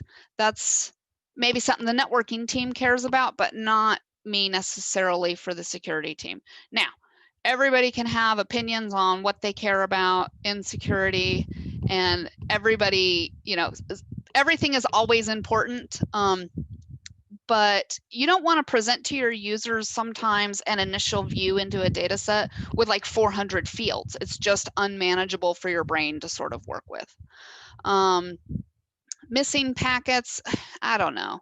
I'm going to get rid of all of these things because I personally don't care about them and think they're useful. So I think one of the key things about my methodology is the fields minus. That's like my go-to anytime I'm working in a new data set, and even a data set I've used a million times, but I have to, like, my query isn't working and something's broken. I will go back to the top, start from scratch, and start throwing trash out of my face because I just can't, work with this when there's things in here I don't need. I need to try to find what's important. So I'm going to get rid of RTTs and packets. And I don't know what else. Oh, duplicates. Flow ID, meh. If I decide I want something, I can bring it back later. I should probably take that off the front. All right. So I'll go ahead and keep doing this as I go through. Maybe I don't necessarily care about bytes in and bytes out. Maybe I only care about bytes in if I'm developing a use case. Well, but now we're getting into use cases, so that's not a base search. But if you were, let's say you develop a base search and you just include the bytes field, but a use case later on where you're looking for maybe inbound attached files, then you would want to replace the bytes field with the bytes in, let's say. For something large. Bytes out, maybe you're looking for, I don't know, data exfiltration, right? And you'd want to include that field instead. So let's take a look. Here we go.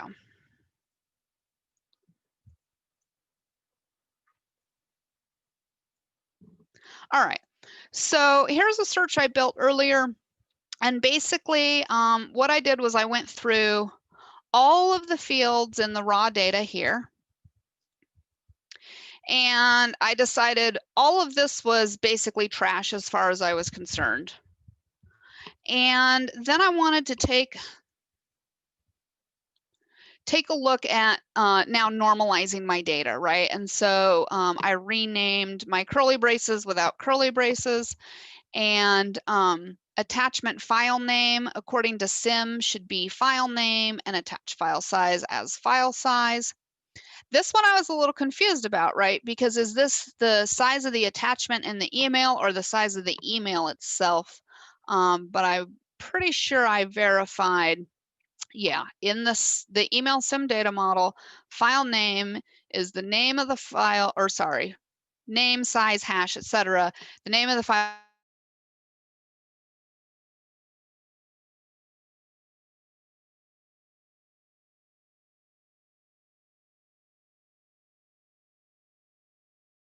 files attached to the message. So please rename these at specific fields, and I want to actually clean and fix the data in those fields. So, I identified that I had a field called receiver and a field called recipient, and the SIM data model is recipient. And so here I sticking, receiver receipt 2, receiver email, and receiver E, which has some regex applied to it to strip off the domain at the beginning, it looks like here. And I zip those all together. And then now I have my SIM normalized recipient. And actually not quite. It looks like I had to do some more. So we have, you know, what, 5 lines? 4 lines of Splunk commands before we get down to the actual recipient. But we'll go ahead and run this and take a look and see what this looks like. Oh, and I think we have some like Max neckbeard or something in here that we could take a look at.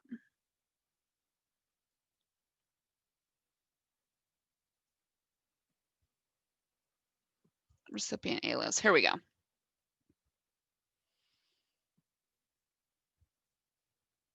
Here we are.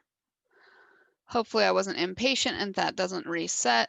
So here we can see the keyword for the email that I was working on originally. And we can see the normalized email or recipient field that we built, the alias, the domain. And do I don't think I have in here. Oh, receiver. You know what? Here, we'll do this.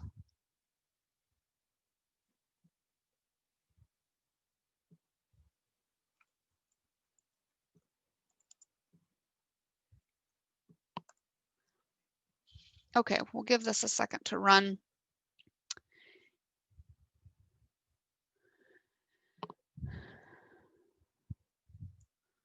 I'm going to add back in the pretty please keyword just to get this to run a little faster. Oh, maybe we don't need to. Here we go. We see this alias field here is empty in a lot of stuff. It just so happens that the one email I chose to actually work on with this data set ahead of time is the only email in this particular time range that has this recipient alias.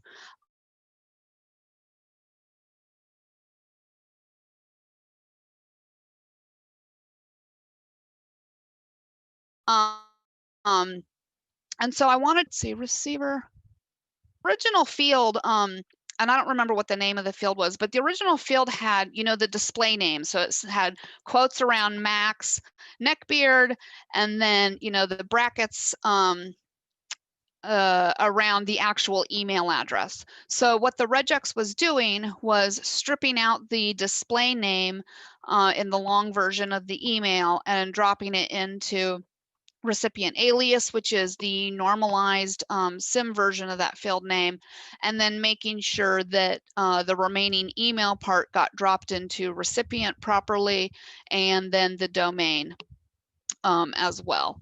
So what I would normally do is once I've gotten through and I have, let's see, normalizing, let's run this again. I'll give it a second to run. Hopefully we won't cut out again. So normally what I would do once I've gotten the data set normalized and parsed nicely. So I like recipient. I don't like these duplicate domains, so I would actually remove this field here. But look at all of these sender fields, right? So this is the next sort of data set I need to take a look at. And I would go ahead and, you know, run another table command, sender star, right? Because I don't care what else is going on over here. I just want to look at my sender fields. And I'm going to merge them all together too until I finally get just the sender fields I want.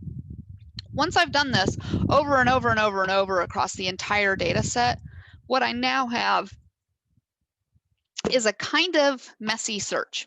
So I have, you know, some fields here and tables here, and then another table and another fields here. It doesn't matter. Don't worry about it right now. You're not building a search. You're just cleaning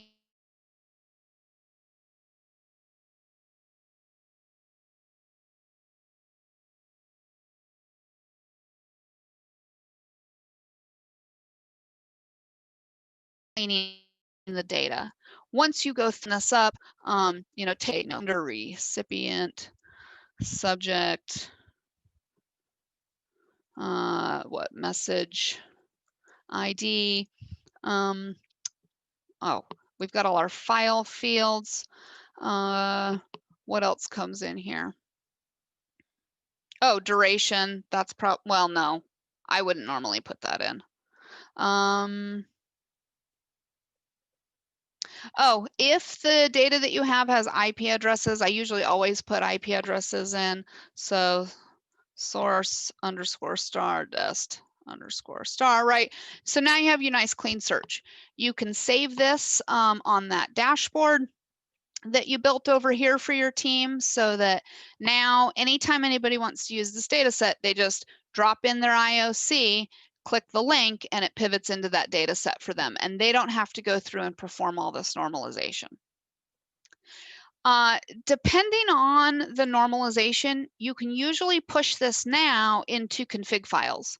So there is some order of precedence that occurs. So, you know, you have to do all your extractions first and then your evaluations in the configuration files in Splunk. And if the dependency on your data doesn't follow the dependency of the configuration files, you can't push it all into a configuration. So you can, you know, push as much as you can into the configuration, but much of it, not much of it, whatever doesn't follow that order of precedence in the configuration file, you will just have to do in this saved base search. But once you have this, one thing I thought was interesting. So this data, as I mentioned, came from the Splunk Boss of the SOC version 2. I think they're actually going to be demoing a brand new data set for Boss of the SOC this year, version 5. So if anybody likes CTF stuff, this is like Boss of the SOC, if you haven't done it before, is like a blue team version Boss of the SOC, where you're hunting IOCs and artifacts in the data. And those are the flags that you're capturing.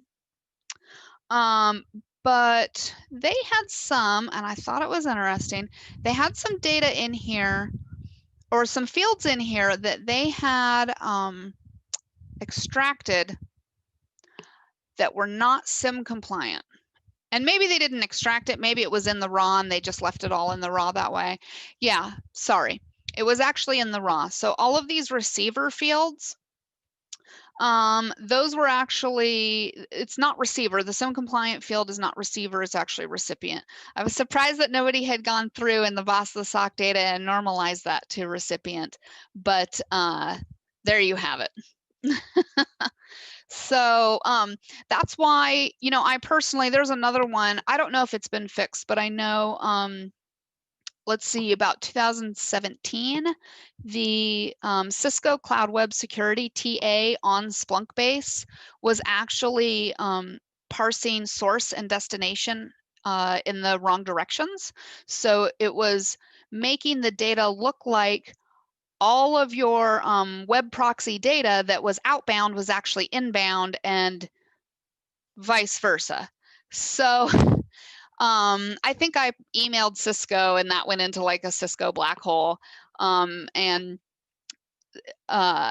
so, you know, like I said, I don't know if that's been fixed, but it really takes somebody who's extremely familiar with how the tool is supposed to operate to be able to look at the logs and understand. I think that data doesn't have fields like this, right? It's easy. There's nothing to interpret about this. It tells you what it's doing. But that the Cloud Web Security data may be like comma separated or something like that. So you have to specifically say, this is the source IP, which is inbound, and this is the dest IP, which is outbound. And honestly, I'm a little bit neurotic about this kind of thing too. And so even if I'm putting a TA on it, I will still go through and check all the data. There might be like 1% of log events that are missing a source IP in firewall data. And I'm like, okay, it's a firewall. It can't be missing an IP address. What is this 1% of the million of, you know, million log events that got returned in the 1 hour or in the 24 hours I'm looking at. Why doesn't this have a source IP? And I will go hunt down those 3 log events out of a million to find out, oh, you know what? It was like, I don't know, the firewall was getting an update and it literally doesn't actually have anything to do with how the firewall routes traffic, and therefore there is no source IP in that log. But I will go through like to that level of granularity to verify that my data is getting parsed properly. I think that could be about it. I guess we could take some questions if anybody has any questions.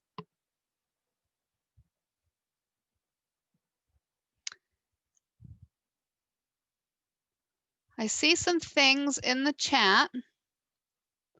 Boss, oh, well, let's not put that over there, I guess. Boss of the Sock, yes. Oh, SplunkConf is free this year. It's probably still, you're probably still able to register. I should know, but it's like the 20th or something like that, or maybe the 18th or 19th. So there's still time to register, I imagine, if you want to participate in any of the talks virtually, like ShellCon is doing this year, as well as the Boss of the Sock I said. I am doing Boss of the Sock with 2 of my coworkers. We have 1 more spot open on our team. I don't know if they would be mad at me for saying that, but if you wanted to join the team, you could ping me, I guess, and ask, and I'll check with my coworkers and see if they mind. Let's see what else. Yes, I use index star all the time. Exactly, just narrow the time. I did a version of this talk, I don't know, maybe a month ago for a DFIR meetup group in San Diego. And a couple of the guys literally had an incident at work the very next day. And they said that, you know, using this sort of fields minus to like remove trash, get down to, you know, what's core about that data set, what it's trying to tell you, was very helpful for them. And they were literally using that the next day after the talk. So that was really good feedback. I was glad to hear. Sometimes it's hard to tell, like if you're just rambling for an hour and nobody cares. Let's see. When you ingest data into Splunk because of regulatory concerns, sometimes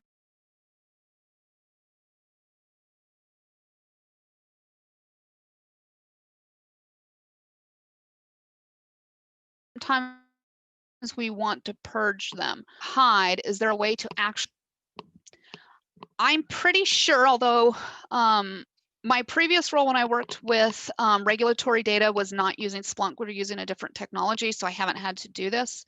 But I'm pretty sure you can configure the indexes.conf file in Splunk.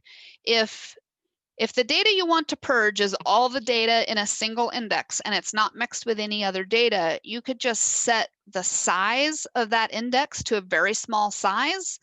And I'm gonna just guess and probably lie, but that should delete that data, hopefully from the disk, because you've now, you know, if you had an index that was 500 gigs and you've said, okay, now you're 2 gigs, you just wiped out 498 gigs of space that the index should be using or was using in the past. The other thing also, you could probably set some kind of a retention period on it too, although that I'm not entirely sure. I know we were able to do that on the other tool that I've worked on. But you should be able to, you know, say index equals, what is it, PCI, index equals PCI, set the retention period on that to like 30 days or whatever it is that you want. Let's see. Anything else? I think we're 6 minutes early ending, which is terrible. Regex is magic. Yes, Regex is magic.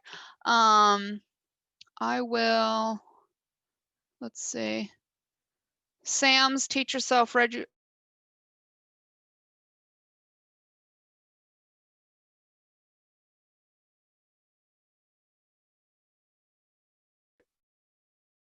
expressions. Oh, look, it's even a lot. It's what I don't know if I have internet anymore. I mean, I guess I must, obviously, but I hate to sort of promote Amazon sometimes because, I don't know, giant corporations ruining the world. I work for one. Sorry, don't take that as I don't like my job.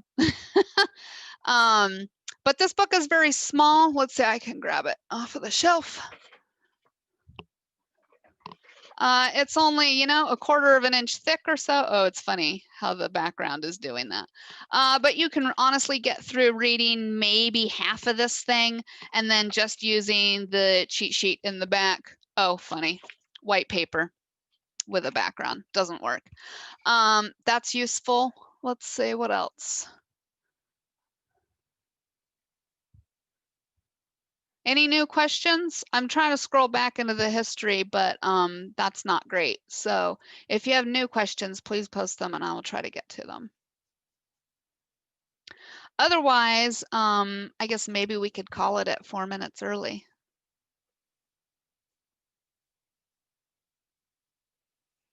Oh, now we're in Kubernetes land.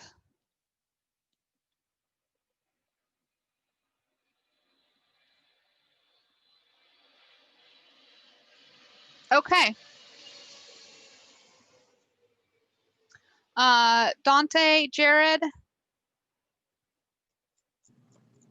Yes, thank you, Mary. We'll go ahead and wrap up. I've been talking to Jared. Okay. Thank you for your talk. Thank you very much, everybody. I hope it was helpful, and sorry about the network issues. And maybe next time I'll try to work on something that doesn't end 4 minutes early. Thank you again. Thanks. Bye.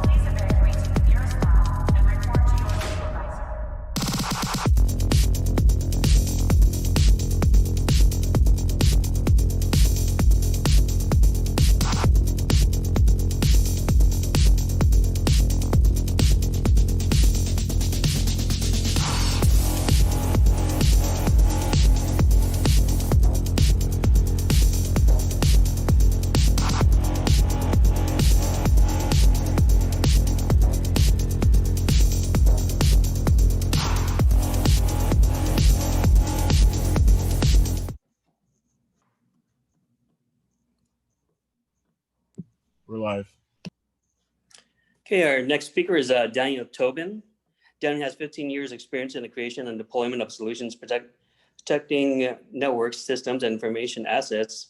He has a Master's of Science in Networking Telecommunications from the University of Pennsylvania and is a former Director of Security, DevOps, and IT at a fintech company with over 1.5 trillion assets under management.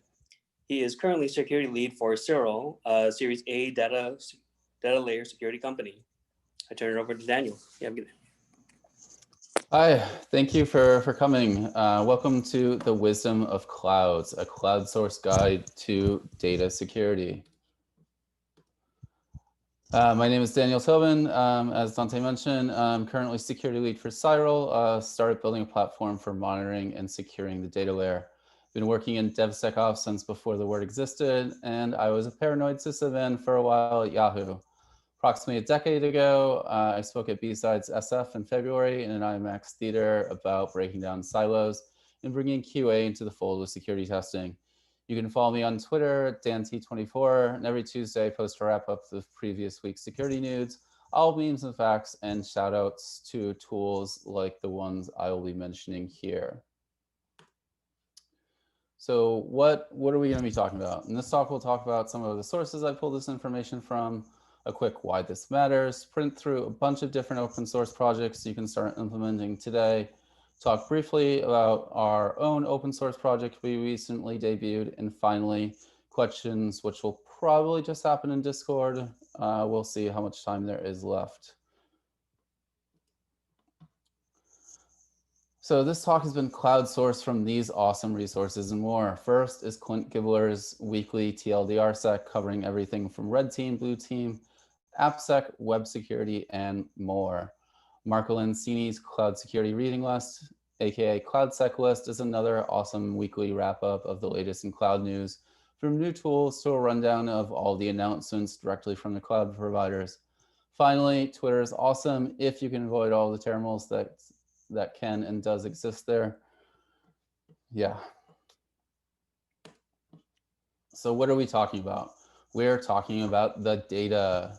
Data breach notifications or news stories seem to happen almost daily at this point. So I turned to Shodan to get an idea about what they can see with regards to open data stores. I'm sure you're aware, but Shodan has servers located around the world that can crawl the internet 24/7 to provide the latest internet intelligence, and you can search all this data easily at shodan.io or via API. This article here was posted in 2015 and looked at the prevalence of MongoDB, which was one of the key drivers at the time for exposed data. So how are we doing today? Well, it turns out in late July, a helpful person or group decided to do something about all these open database instances. These helpful people found open databases like Elasticsearch and MongoDB and started deleting all of the data, leaving a call sign behind of meow in the indices.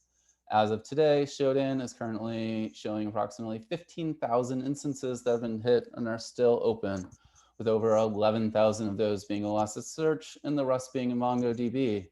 If you look into that article, the reason that Mongo started dropping from the list was the secure defaults introduced after 2.4.14, which turned off listening on 0.0.0/0 by default. So we looked at the few numbers around database instances in Shodan, but what about amount of data exposed and how has that changed? Turns out HDFS completely dwarfs public Elastic and MongoDB servers.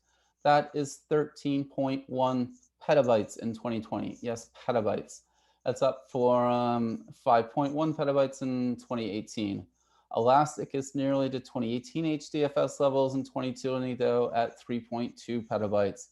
These numbers are all from May, as Shodan hasn't yet published updates related to Meow's helpful fixes yet, and if these numbers differ at all.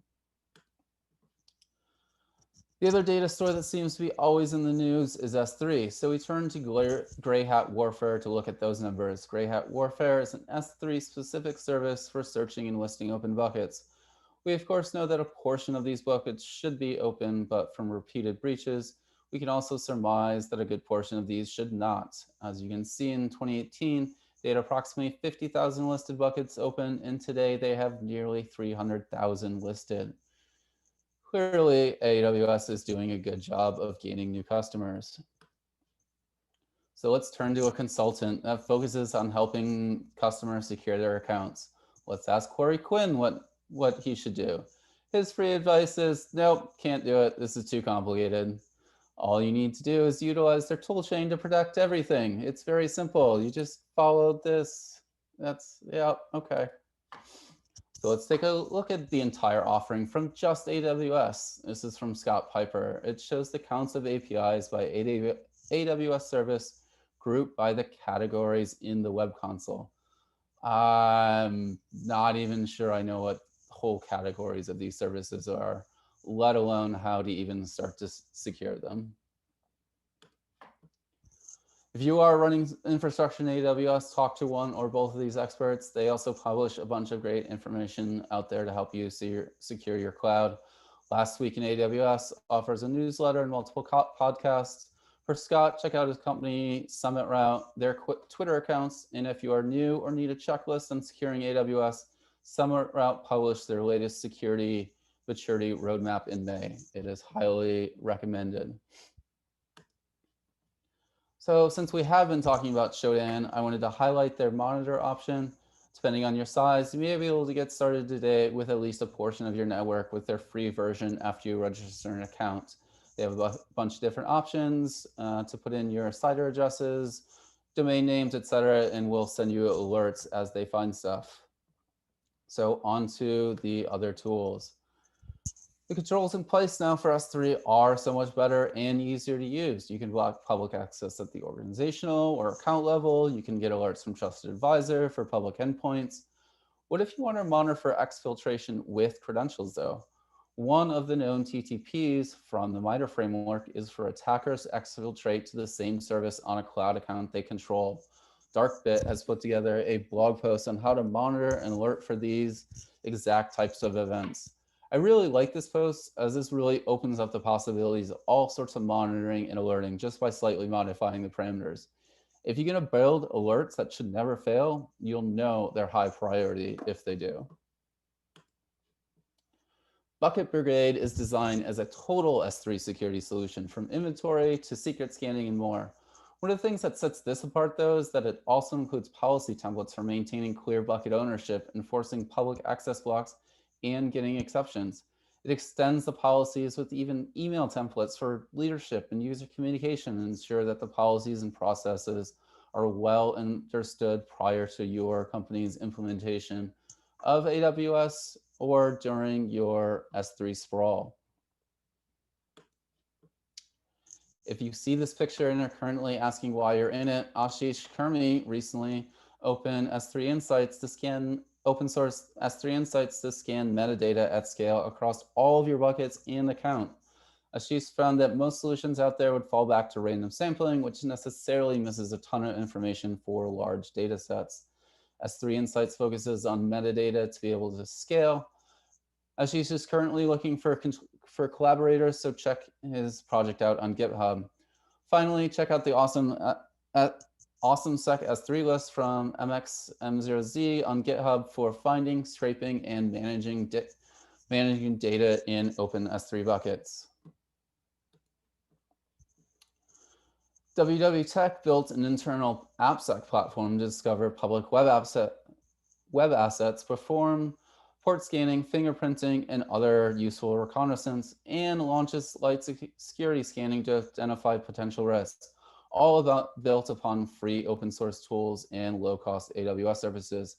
I like this post as an overview of a way to build a full program using mostly open source tools. I'm a big fan of Amass and Subfinder. If you've never run these before, you may be shocked at the amount of public information out there, especially since the advent of certificate transparency logs. Check out their blog post on Medium. If the last example seems too simplistic and you have resources ready, take a look at the write-up from Uber on their cloud-agnostic continuous monitoring service called Cloud Monitoring, aka Come On uses Hammer, an open source project by Dow Jones composed of a collection of Lambda functions written in Python. These Lambdas act as configuration violation checkers across AWS accounts and aggregate all the findings in an easy to manage set of DynamoDB tables in a centralized account. Command then calculates vulnerability ratings, runs it through a number of deduplication and Uber tools to create more manageable tickets for service ownership teams to resolve directly. Smog Cloud, meanwhile, from Bishop Fox has announced at Black Hat 2020 this year and helps you inventory the cloud that no one wants. Knowing what you have in a dynamic cloud environment has to be the first step to be able to protect it. You may think you have an idea, but if you're actually dynamically scanning, you may think you own things that you don't and don't own things that you do. From there, we jump to a cloud auditing tool called Scout Suite from NCC Group. If you recently bought TikTok assets and are looking to secure it either in Alibaba or Oracle, Scout Suite now has support for those, as well as the big three of AWS, Azure, and GCP. Full HTML reports are generated with discrete action items. If you're only running GCP, check out Forseti Security, originally an open source project from Spotify. Forseti allows you to scan, monitor, and alert on your entire platform. You can use the built-in rules, and you can even start writing your own rules. When we began with Forseti, we were floored by the thoroughness of the potential configuration options. As of version 2.2, there were 139 inputs that could be configured. This sheer amount of options was both exciting and overwhelming at the same time. For the most part, there are sensible defaults, but we wanted to share what we learned by running Forseti for a smaller deployment, so I wrote about it earlier this year on our blog. We've talked through a few different scanners for after the fact for your infrastructure, but what if you could write tests for your infrastructure before it's deployed? Enter conf test. Start writing security as code in your deployment pipeline, preventing problems instead of finding them later. For instance, you could write tests for your Kubernetes configuration or Tecton pipeline definitions, Terraform code, serverless configs, or any other structured data. Praetorian put out an awesome blog talking about leveraging DevSocket proxies to manage red team infrastructure and mentioned conf tests as well. Kubernetes, today's gateway to data. Early this year, Darkbit put out another awesome tool called the Managed Kubernetes Inspection Tool that will run through AKS, EKS, GKE, and even K8s if you're running it yourself, and gives you a great overview of defaults that you are running and a checklist on things that you can improve on. Sysdig has had a great blog out using GitHub Actions that allow you to do GitOps based on your configs for Kubernetes. InfraCloud, meanwhile, put out a great how-to on how to implement pod security policies with OPA, Open Policy Agent. And finally, Google released their own GKE auditor to detect sets of common GKE misconfigurations. Sometimes APIs can return sensitive data for some entry points. APIs are the other new way to get data. Sensitive data could be user information, some data from business logic, internal IPs, and more. This now OWASP tool analyzes a request response check and headers and tries to find sensitive data in both the request and the response. You can find their tool on GitHub as well on the OWASP website. If you're already interested in going after your APIs, Yelp put out an awesome tool called Fuzz Lightyear for Swagger fuzzing, automating IDOR discovery through their tool. GitHound was released by a security researcher after using it for finding secrets in GitHub and receiving over 7,500 hour bounties. GitHound boasts a unique scoring system in comparison to a number of different tools. GitHub is in the process of building out their own tool. I think it's still in beta, but until then, check this out. AWS Labs released their own secret finder a few years ago that you can implement in your CI. Oh, and keep this post from GitGuardian in your back pocket, or better yet, take it, add it to your internal playbooks in case you ever do accidentally leak secrets. Finally, sensitive data is everywhere, and if you use Slack, it's probably there as well.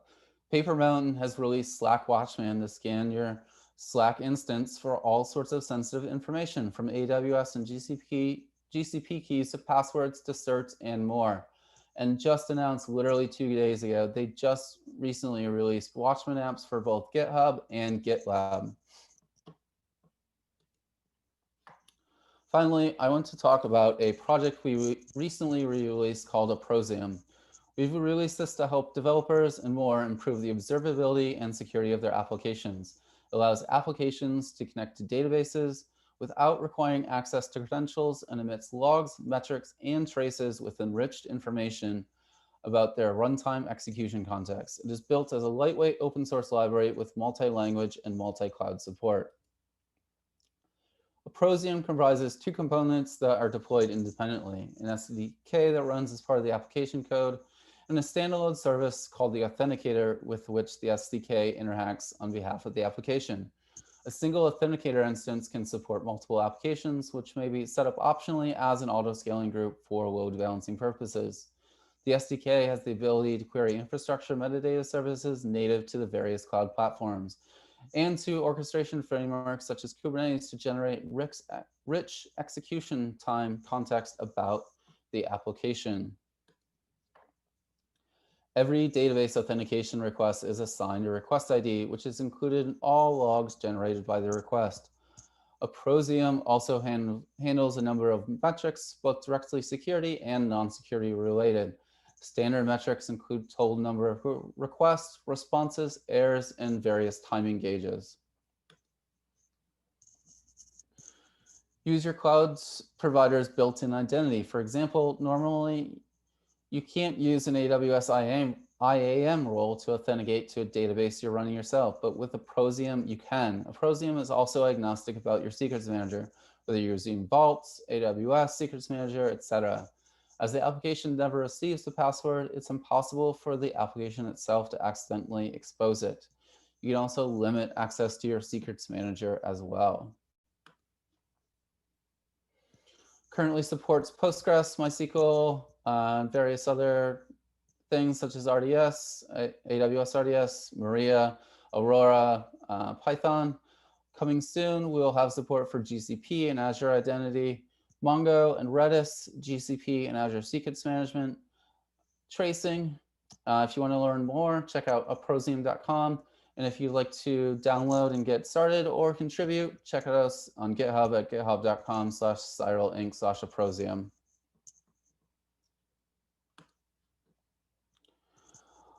Another great resource for securing your databases are the OWASP database security cheat sheets.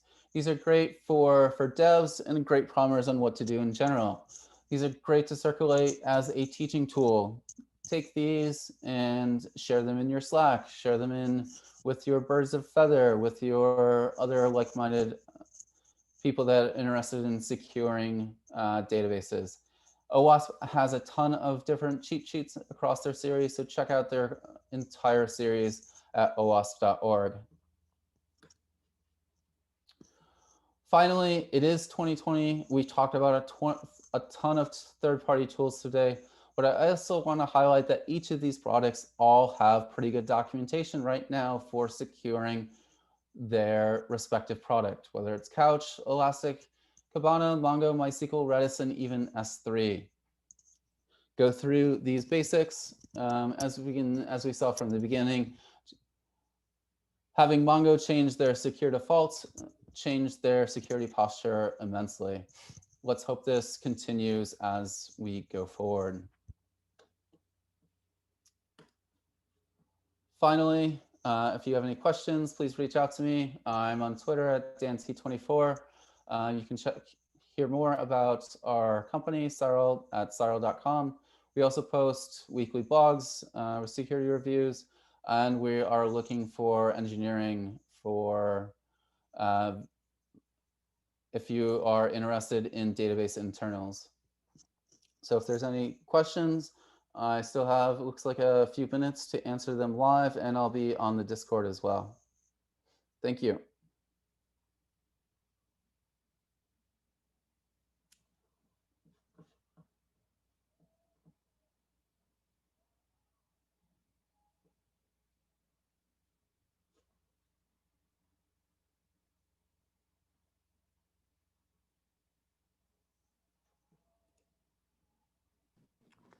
Okay, thank you, Daniel.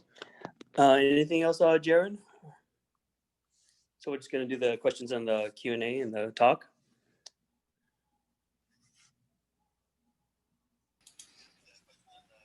No, if there's no more questions, let's wrap it up. Okay. Thank you very much, Daniel. All right, thank you. I'll be posting these slides on the ShellCon website after this.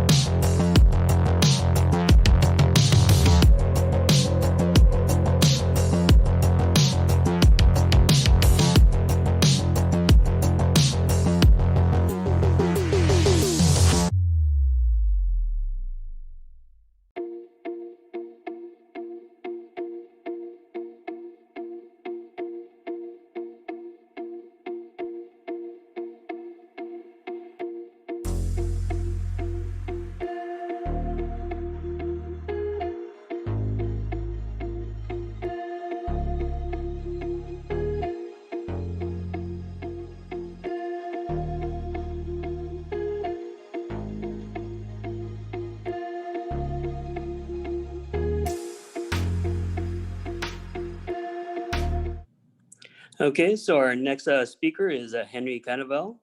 As a security engineer slash data scientist, Henry operates as an information data security architect, previously as a security consultant and developer in both the security and networking industries. In his current role, he interfaces with internal business partners in providing architectural guidance and aligning the business with best practices. As a developer, consultant, and architect, he has developed countless apps and tools for the benefit of IT and security personnel alike. As an avid technologist, Henry has worn many hats in his journey from dev to now security, automating his way out of things as he can. He has learned the hard and fun way that learning itself should be considered a chore or a negative, but an opportunity to be able to be more effective and adaptive with the ever-changing needs of the business. I turn it over to Henry. Have a good day. Thanks, Dante. Thanks everyone at ShellCon organizers, and hoping everyone, the audience over here, taking the time on a late Friday to hear me talk on something as boring as cloud security. So appreciate your time. My name is Henry Canavel. I want to present Intro to Cloud Security, where to start patching your leaky clouds. All right. So some brief intro about myself. I am an information security architect. I've been a security professional. I've been well over 5 years. I've come into the industry as a developer in system administration, kind of built a lot more scripts to help sysadmins and also myself. I wrote their LogZar. I delve very deeply into logs, analyzing and preparing SIM environments, if you will. One of the hats I've worn before is a SOC engineer. So building content, building management tools, working with service and application owners, and making sure it's usable. I'm originally from the Bay Area. I now live in LA. I've been here since about mid-2018, so just over 2 years. So still love my sports. Some interests, I love traveling, enjoying traveling for food, traveling for experiences. My wife and I, we watch a lot of streaming services, Netflix, Hulu, Amazon Prime. And so all those content, we love binge watching a lot of our shows now. And so a lot of different, from wide span of different genres. I'm a huge sports fan from the Bay Area. I'm still very much a technologist and enjoying coding, even when my day job doesn't ask for it all day to day. I include some random pictures over here to kind of emphasize a little bit of my personality. So hopefully you enjoy.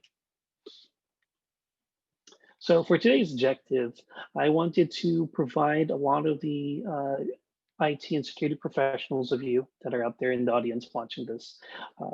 I've been working with cloud for well over 5 years in my previous stops. And a lot of things are very common to standard environments, but you have to create and open your eyes a little bit in terms of how you frame your security controls, how you understand the environments and the use cases for cloud, as opposed to data center environments. So what are we going to talk about today? I wanted to kind of cover and be very clear and upfront of, because cloud is so wide and expansive, what we can do, what areas of emphasis, who your customers are, what things to, what areas to cover. I didn't want to go boil the ocean, but I did want to kind of focus on one particular area. And as an architect, for me, that's infrastructure. As an infosec architect, that's the type of audience I work with. I work very closely with our security operations teams to making sure that they have visibility, and less with developers, to be honest. So that's my focus, and that's been a lot of my emphasis for the last several years. So in terms of agenda, the first thing I want to cover is like some intro to cloud for those of you that already know, but also maybe a refresher from an infosec perspective as opposed to a developer perspective. I want to cover several types of critical problems, risks, and takeaways for the audience. From an architectural perspective, what I want to provide as in view to the audience is, what are some things you consider from the cloud environment that you have to, where you start wrapping your head around, that's kind of different from a standard database or data center.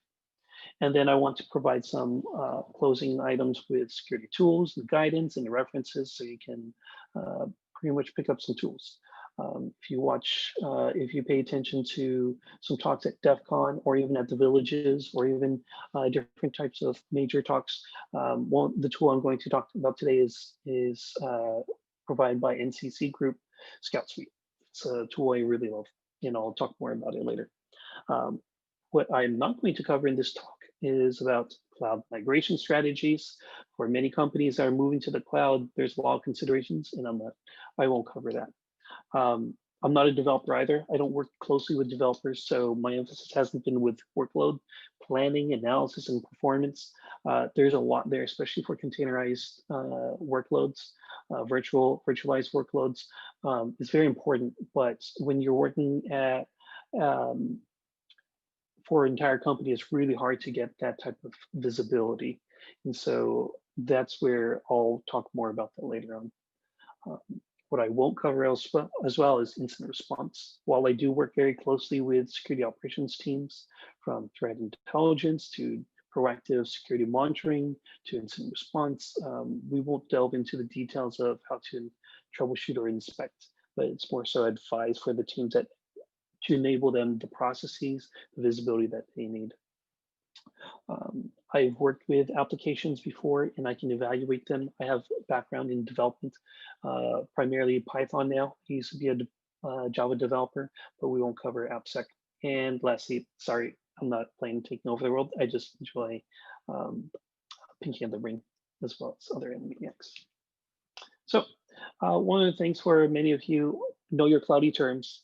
As an architect, as an IT professional, when you're working with other people, you have to understand your environment. You have to understand the terminology with others. Sometimes I have, in my role, I have to translate what I understand for myself with other folks and how they term their services, their tools, and so you can be on the same page. So some of these words for you guys. On the left, I have some common cloud terms that I presume many of you have some basic knowledge of cloud as a developer primarily. Many people use the cloud, but they don't really know how to administrate it or how to perform monitoring on top of it. So I want to provide these terms over here on the left with cloud service provider to make sure we're level set as to how we refer to companies like Amazon, with AWS, with Microsoft, with Azure, with formerly Rackspace, IBM Cloud, and a few other ones. Elasticity, and one of the things that what makes cloud unique is the ability to auto scale. And so how do you make your applications more elastic? That's where microservices come in place very commonly. Next two items are around private cloud and public cloud. The differentiator here is pretty much the exposure of your workloads, your services, your resources to the rest of the internet. Another very common concept within cloud that's not in on-prem as much, but eventually it's kind of a little bit now, is serverless computing with AWS. Those are Lambda functions. With GCP, their functions, I believe. And then the other terms for software as a service, infrastructure as a service, platform as a service, to kind of differentiate so understand the environment. For tools, I wanted to categorize these cloud security tools into three different areas that Gartner and the other analyst groups like categorizing them. And these three, I've worked with all three of them. The first one is Cloud Access Security Broker. I'll provide a snapshot, a snippet of better definitions and what differentiates the three of them.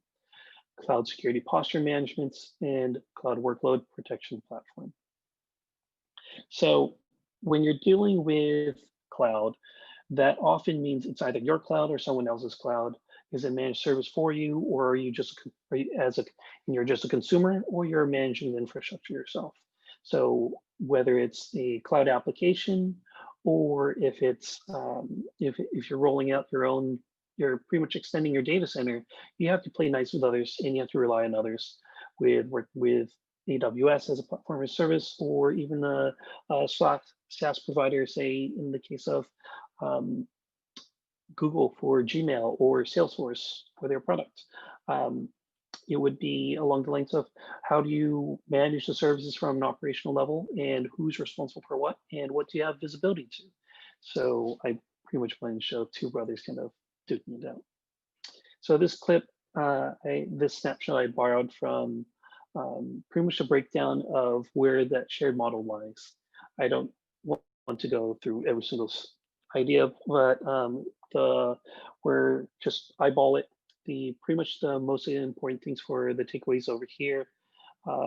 Compute, database, storage, networking. It's a very common thing to pretty much stratify your understanding and your conceptualization of how cloud operates. It's not just you having the data center, and now it's more segmented as separate services in cloud. As a consumer of the cloud service, many times the top four, you're very in the thick of those. I would say of the four, depending on your role, identity and access management is among the most critical. That's often overlooked. Between that and network and firewall configuration, it's really hard to keep up. Once you have a framework going, it's easier, but it's easy to overlook when you scale for your business. So for today's talk, as I mentioned, I want to target my audience to be IT and security teams. Many times, if you're a smaller company, you don't have a formalized security team. And if you do, sometimes it's focused on data centers or applications or general engineering, but not necessarily the cloud space. And so where I want to present over here, what are the main problems that IT and security professionals often see? The first one being of lack of visibility. Oftentimes, when you give keys to the kingdom to someone else, especially your engineers, to other analysts, to other different teams, you lose sight of exactly what's going on, what they're doing, especially when you give them keys to their own AWS accounts, for example, cloud accounts. It's until you see the bill, you don't really know what's going on. So these are the types of things you're missing. What is deployed on the environments? How do they do it? Where do they put it? As in what zone, what region? And what exactly happened? How do you create or generate the type of audit level visibility to the environment? Common area I mentioned about just briefly was about cloud account sprawl. When you give out when you enable processes for self-service, oftentimes it kind of runs off and it's hard to crawl them back together. How many accounts are out there in the wild, and when personnel leave, administration changes hands, and you lose sight of who owns what after a while.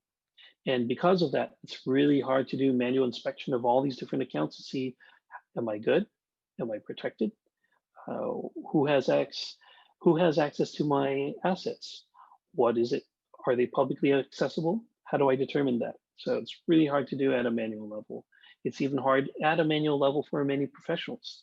A lot of them know cloud, but they don't really know how to leverage it or where to look at scale, and they just pretty much basis. Another item is around baselining. One of the most common things for a security professional is to baseline your environment, baseline your network, your users, your assets.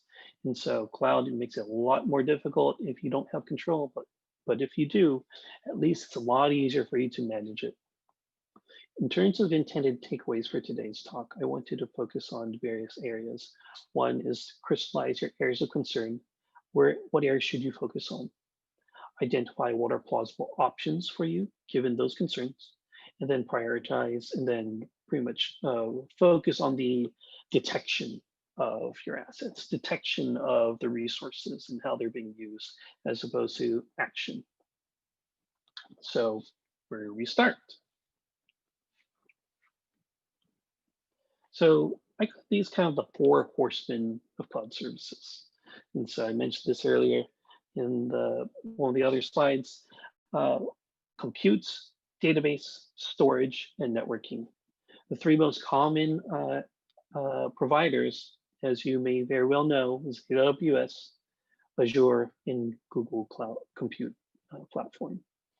For each of these four services, they have different ways of providing similar services across the board. So in many ways, you can speak the same language, just it's a slightly different nomenclature. For example, with the different types of databases, oftentimes if it's open source, they all support the same one. For computes, a lot of the times for DNS, at least that one's easy. But a lot of them are all over the place. What types of services are available and what you can use. VPCs that terminology is very common across the board, so you can use that all together. So what are the primary concerns across these four services? For compute, we focus on access control, asset management, location, and in the end, you're focused on the integrity of your critical business systems. When someone else has access to environments and they can spin up new instances, it may go over the same networking chokeholds. And if you have an egress proxy that's limited, or you have a DNS that you rolled out that's custom phones back home to your environment, maybe you're going to impact the rest of your business. You have networking services that are critical for, let's say, for developers, for their CI/CD process. If you spin up some dynamic process that just churns through a lot of network traffic, you may take down different business operations. For finance that are trying to access their cloud environments, or pretty much services for building analytics, they can't because it's sharing the same server, and so your containerized compute systems, compute workloads are taking over all the resources. For databases, it's an oversight of how people are accessing the data. Do they have proper permissions? Do they have object level access and ability to change things? For storage services, this is probably the most straightforward from my perspective. Is it encrypted? Is it available? How do you back it up? In some case, and also public exposure. For networking services, we're talking about what are approved data flows, access control, standard network segmentation, so in terms of quality of service and trust zones, and then nested controls. One area I did forget or didn't mention yet is identity management. Who's on first? So identity and access control management is focused on the ability to identify who can access or exact transactions on your service. So I broke it down to these 6 different areas. It's very common: AWS, Azure, GCP, IBM, Alibaba. It's pretty much the same thing. They all provide similar availability, and this just provides more detail. I'll leave it to the gentle reader to kind of review in more detail. So what other things am I missing? So some more advanced examples: encryption, key management. I mentioned before about workload performance management platforms. Backup strategy, didn't really go into. How do you also do baselining for configurations? What are tools and integrations that you may be using GCP, but you install a lot of different packages because you need to do a specific task and you don't want to rebuild the same type of service. For example, GCP does not offer an email server. You have to roll your own. You have to use, and you can't roll your own internally. Based on their policy, they have a different philosophy. You have to use it programmatically with approved vendors, SendGrid and Mailgun and a few other ones. So those are kind of concerns for business processes, that if you're going to do that, you can't just phone back to your corporate network. You'll probably have to go through that, or you'll have to get an exception. For AWS, they have SES, so email services. So you can actually build your own SMTP service. So with all of those different services, with all the different concerns, where do you start? My recommendation is pretty much on either side. You can either isolate the problems that you want to solve that you're comfortable with. Start where you're from a power position, or position of power, what you're comfortable with, what types of environment, the people you're working with, the types of interactions and governance that you can provide. Or you can go from the tool side. What does a tool pretty much provide for you? What's an area that you don't want to worry about as much, and you want to leverage a tool just so you can baseline and get some sort of mature floor so you can move on with it. So with these 3 different types of categories for the tools, for CASB, I've been using CASB for several years now. And it's pretty wide in terms of what kinds of vendors and how they apply themselves. CASB falls into 2 different foci, 2 camps, if you will. There's an API camp that if the cloud app has an API service, we can build a way to track users and files and do DLP-like interactions, all based on API. The other one is through inline, meaning you would be able to see, you'd be able to view inline. So let's say from your SSO provider, all traffic will route through the CASB so they can track all the different apps. That's another way.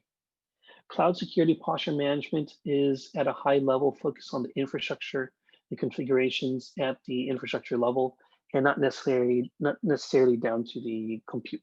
For example, you could create a user at the infrastructure level with an IAM user, or you can create that same user that and push your keys to the box itself so they can access. CSPM won't see the user on the OS, but it will see the user on the infrastructure level. At scale, it's probably easier because otherwise it's a traditional method of how do I get in? If it's like vulnerability management, how I can see visibility. For CWPP, basically containerized and other compute. And so I have a few slides over here that cover the difference, how the breakdowns are. This is from Gartner for the next couple of slides. I won't cover them. It's included in the slide deck. I'll make sure that's available to the organizers so they can share with the public. So with those three types of tools, what would you prefer? I would say choose wisely. For me, I choose CSPM. For these three main areas, I can initiate what I want to cover for the cloud environment. Second, I can baseline how they're configured. And third, I could automate it over time because it's mostly programmatic. And so why? These are the other reasons. What I can do, I can minimize, in doing so, I can minimize impact to developers and their workflows. I can have visibility to the environments without impacting their services. That information I can extract and share back to engineering, to our detection, monitoring, and incident response teams. And I can also eventually integrate with our SIM tools. And here's some tools, the sampling of different tools, both open source and vendors I provide for you guys. And then some references. So I just wanted to give you a lot of references so you can do your own reading, choose your own resources. But pretty much that's all.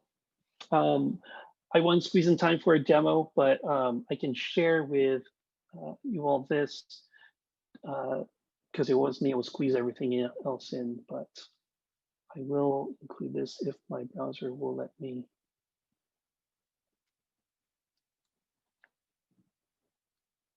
Apologies.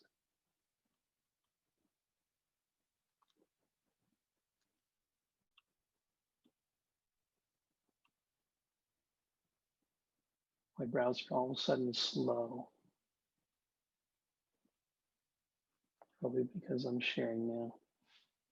So in Scout Suite, I won't have time to go through the entire report, but one of the things I do want to impart to you over here is, let's see, it's called.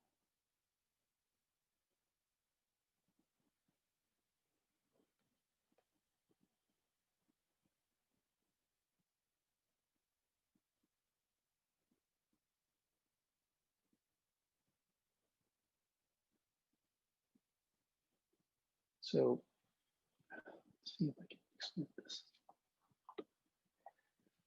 So the NCC group, they would, at a high level, here's a GIF, and they pretty much run through the different types of reports and how it looks like. Once you build it, it provides an HTML report you can tarball and share with your customers, internal customers, and kind of read them through all the different controls. So with that being said, hoping to take questions for whatever time I'm allowed. Thanks, everyone.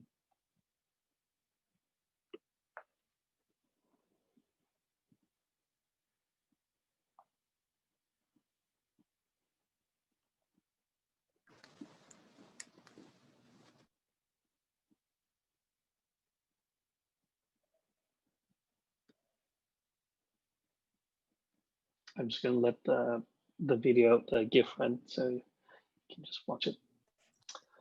Thank you, Henry. Anything else, Jared?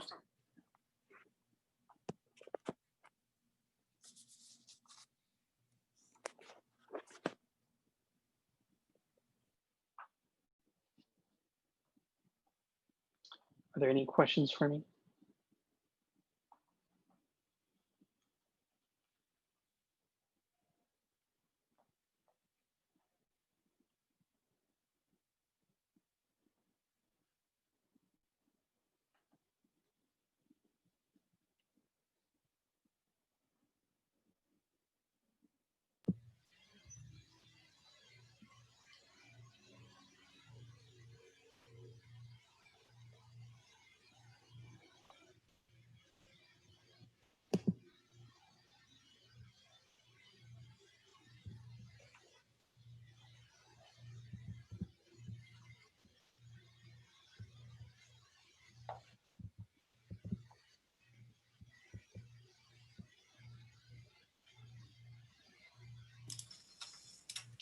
I can be online for another 20 minutes going into the keynote.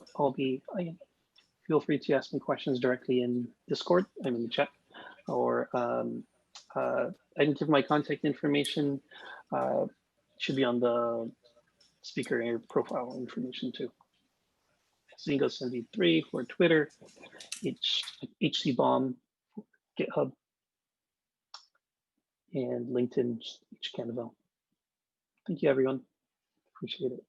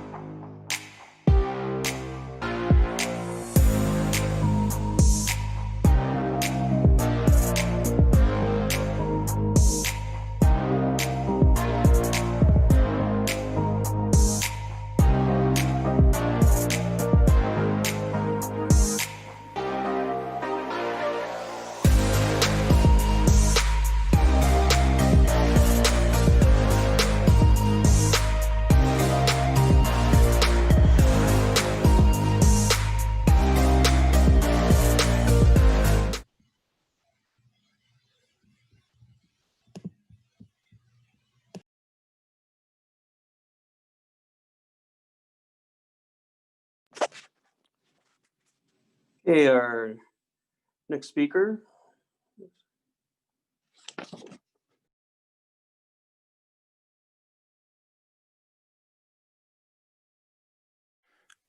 Hey everyone, thank you so much for taking the time to join this talk.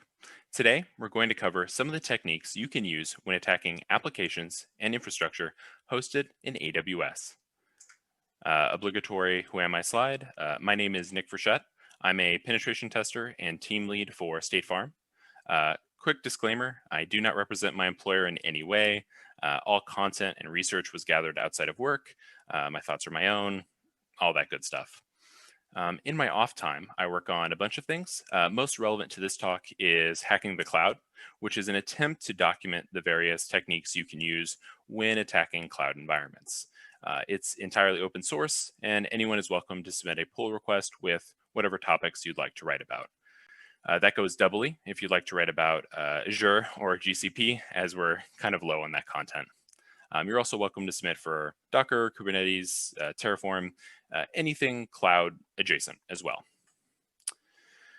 And so some background on this talk. About 2 or 3 years ago, when I was looking to learn more about attacking AWS, it felt like a lot of the knowledge around that was spread out a bunch amongst a bunch of different blog posts and conference talks. And so it was hard to find a single location that could help get you off the ground quickly. There is, of course, the infamous server-side request forgery to EC2 metadata trick, but I kind of wanted to go beyond that. What should I be doing to keep a low profile in AWS? Or what should I be doing to take advantage of everything that the cloud offers us attackers? And so with this talk, I wanted to consolidate what I would consider some of the most broadly relevant topics, the ones that will affect the majority of AWS environments you encounter. And I'm shooting for around 50 minutes with this talk, and I've definitely had to cut a ton of content for time. And so if you're interested in pursuing AWS pen testing, I'd highly encourage you to keep going down the rabbit hole. There is a ton of awesome stuff that you can do in this space. And for defenders or blue teamers, I'm hoping some of these topics may help you better defend or prepare your infrastructure. Additionally, one of my goals for this talk was to provide a bunch of additional resources. So if I bring something up that you'd like to learn more about or go deeper into, I'll have links in the slides as well as the slide notes, and you can pick up the slides at this URL. We're going to be kind of jumping around just a little bit, but the general intention is to go from a unauthenticated enumeration perspective and work our way up through to privilege escalation and maintaining persistence. And so with that out of the way, let's dive right in. The first thing we should talk about is how you are making that initial entry into the cloud environment. This will inform a lot of the initial information that you have going into the assessment. I think we're all familiar with the traditional thing sitting out on the internet that's vulnerable to something either that will allow us to pivot into the VPC or perhaps pull credentials remotely, but there are certainly other ways to jump into a cloud environment. If there is an internal VPN to some cloud asset, we can pivot off the internal network. We can jump from one cloud account to another. And of course, we can use my personal favorite, which is access keys to make that initial entry into the environment. I think the traditional talking point around these is that they're found in source code, but they can potentially be in a pretty wide variety of locations. Think about your CI/CD pipelines, your NAS, your secret stores, and of course, at the end of the day, so long as you have people working on these systems, phishing is always an option. But as a part of sort of that initial reconnaissance of that target AWS account, or perhaps you've already made entry into it, one thing you may come across is the AWS account ID. And thanks to some research from Rhino Security, we can leverage that AWS account ID to perform unauthenticated user and role enumeration inside that target AWS account. And to do this, we're going to abuse resource-based policies, which are additional JSON policy documents that are applied to certain AWS resources. And so what these resource-based policies do is they allow you to specify who has access to a resource and what actions they can perform on it. And so examples of this would be S3 bucket policy or IEM role trust policy documents. Now, to actually take advantage and use this for our own means, we're going to create an S3 bucket in our own account, and we're going to craft a very special bucket policy. In this example here, we're doing a simple list bucket. We're setting deny as the effect, but we're going to craft a very particular ARN for this bucket policy. In particular, we're actually going to use that target's AWS account ID, and we're going to provide a role name that is completely gibberish. You can mesh on the keyboard, you can provide a UUID, so long as it is sufficiently unlikely to exist inside the target account. Now, if you attempt to set this bucket policy on your S3 bucket, you will get an error. The AWS API will actually respond to you and say, hey, that principal doesn't exist. I can't set this policy. Now, let's say we bring our own word lists, or in this case, a name list, and we try this many hundreds of times, guessing different roles and user names in this account. Eventually, if we do stumble upon a user or role that does exist in the account, we can set that bucket policy just fine. The AWS API actually won't complain. And so even if we have not established any kind of trust relationship with that other account, or even if we've never interacted with it before, we can still set a ARN in an account that we've never interacted with. And so by abusing this, we can enumerate users and roles inside that AWS account. Now, the problem here, of course, is that this is sort of a very niche attack. It can be useful to validate if a user or role exists, if you've gotten that information out of band. But in general, this is unlikely to provide the level of fidelity that you would really want for something like enumeration. That is, until we consider service-linked roles. And service-linked roles are special IEM roles that an AWS service can assume. So for example, if you would like to use Trusted Advisor, when you sign up for that service, you'll create a role inside your account that has all the permissions necessary. And then when Trusted Advisor wants to do its job, it will assume that role and perform whatever functions it needs to do. The reason I mentioned that service link roles are useful for this is because they tend to follow a very standardized naming convention. Typically something like AWS service role for blah, where blah is the name of the service. And you can actually get a full list of the service linked roles in the AWS documentation. Now, some things to keep in mind here are that not every AWS service has a service linked roles. And for those services that don't have them, you wouldn't be able to enumerate them in this way. And additionally, some services can allow for custom names where the developer can add a suffix or they can just completely create their own role name. But pulling from the AWS documentation, the degree of the role name customization is defined by the service. And if the service defines the role's name, then this option is not editable. So while some services can have custom names, it's definitely not the norm. And to actually see this in action here, we have a little script that will do exactly what I described with the bucket policy, and we're passing in a AWS ID. And as you can see from this output, without logging anything to that target account or even alerting them that this is going on, we can learn what services potentially are being used inside this target account. We know that they're using guard duty. We know that it's a part of an organization and they're likely using SSO for authentication.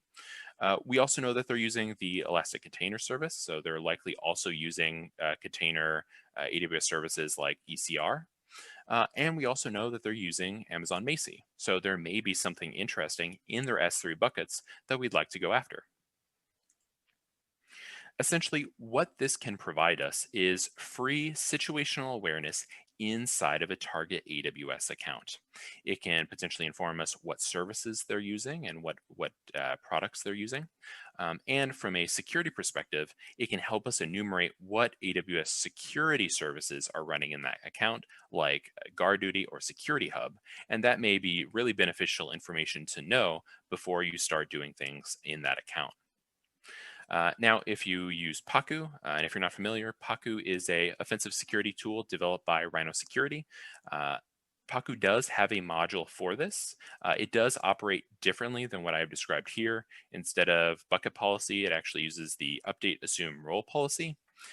As far as we're concerned for doing this enumeration, they operate frankly identical. But what is different is that the name list that Paku uses doesn't include the majority of the service linked role names. And for that, I do have a repo here that includes a sort of a short list of them. It's definitely not exhaustive as to every single one. It's just what I would consider to be the most important ones to look for. Now, something to keep in mind here is, so long as we are using our own AWS resources to do this, we won't log to that target account. So you don't want to get in a situation where, say, you've compromised a victim's credentials, and then you try to do this enumeration with those. The reason for that is you're going to be generating a ton of CloudTrail logs.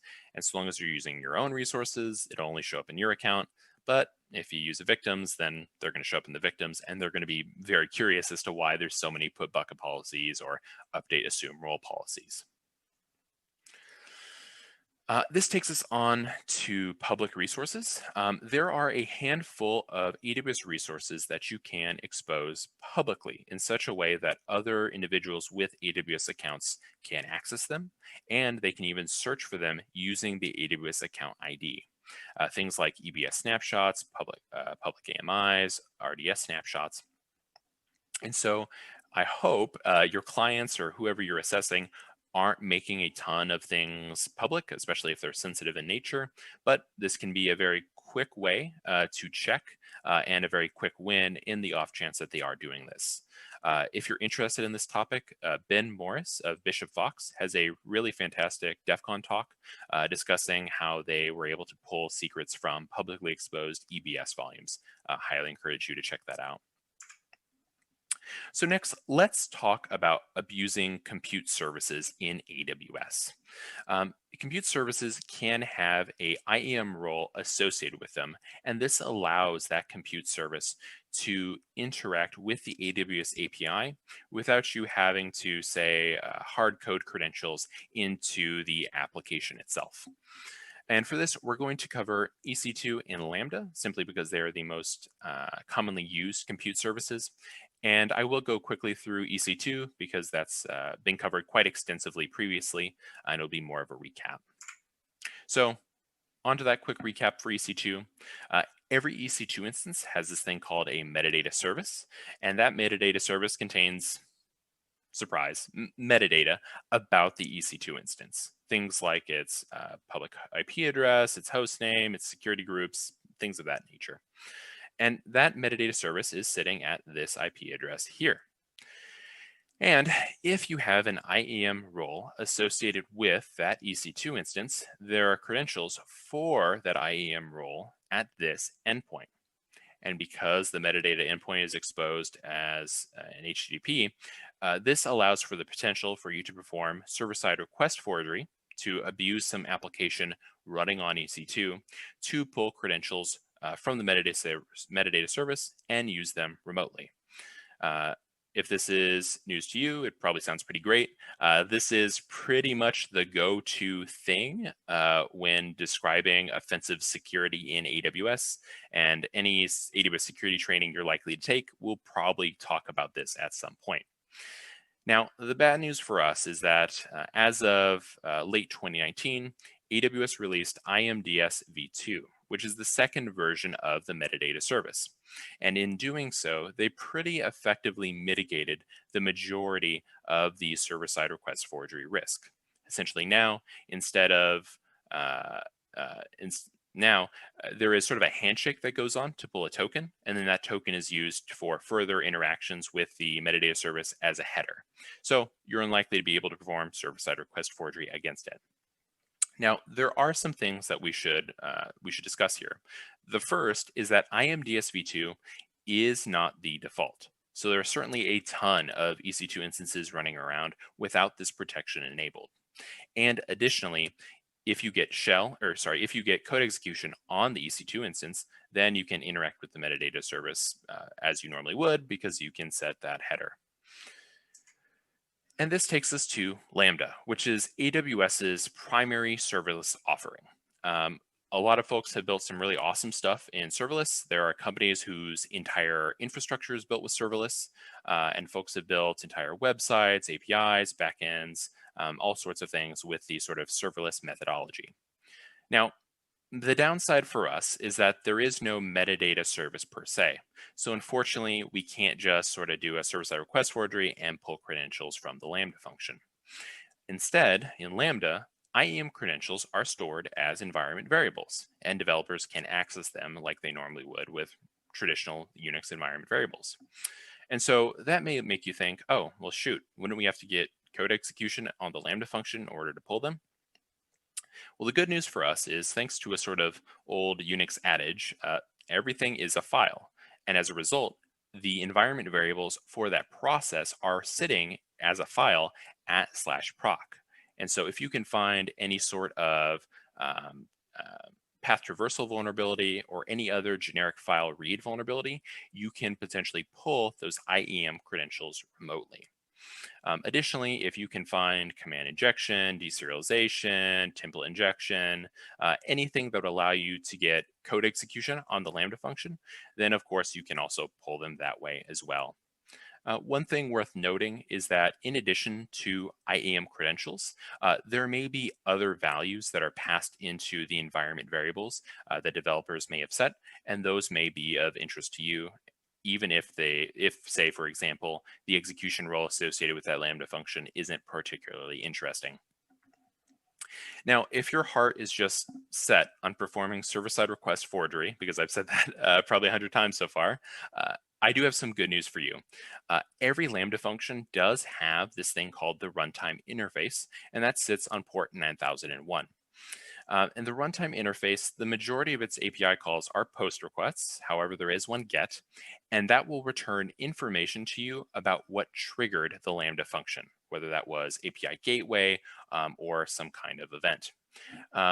If you've ever written a Lambda function before, this is essentially the event object that gets passed to the Lambda handler. So now that we've talked about abusing compute services to pull credentials, let's next talk about trying to use those credentials in a safe way, particularly trying to avoid guard duty.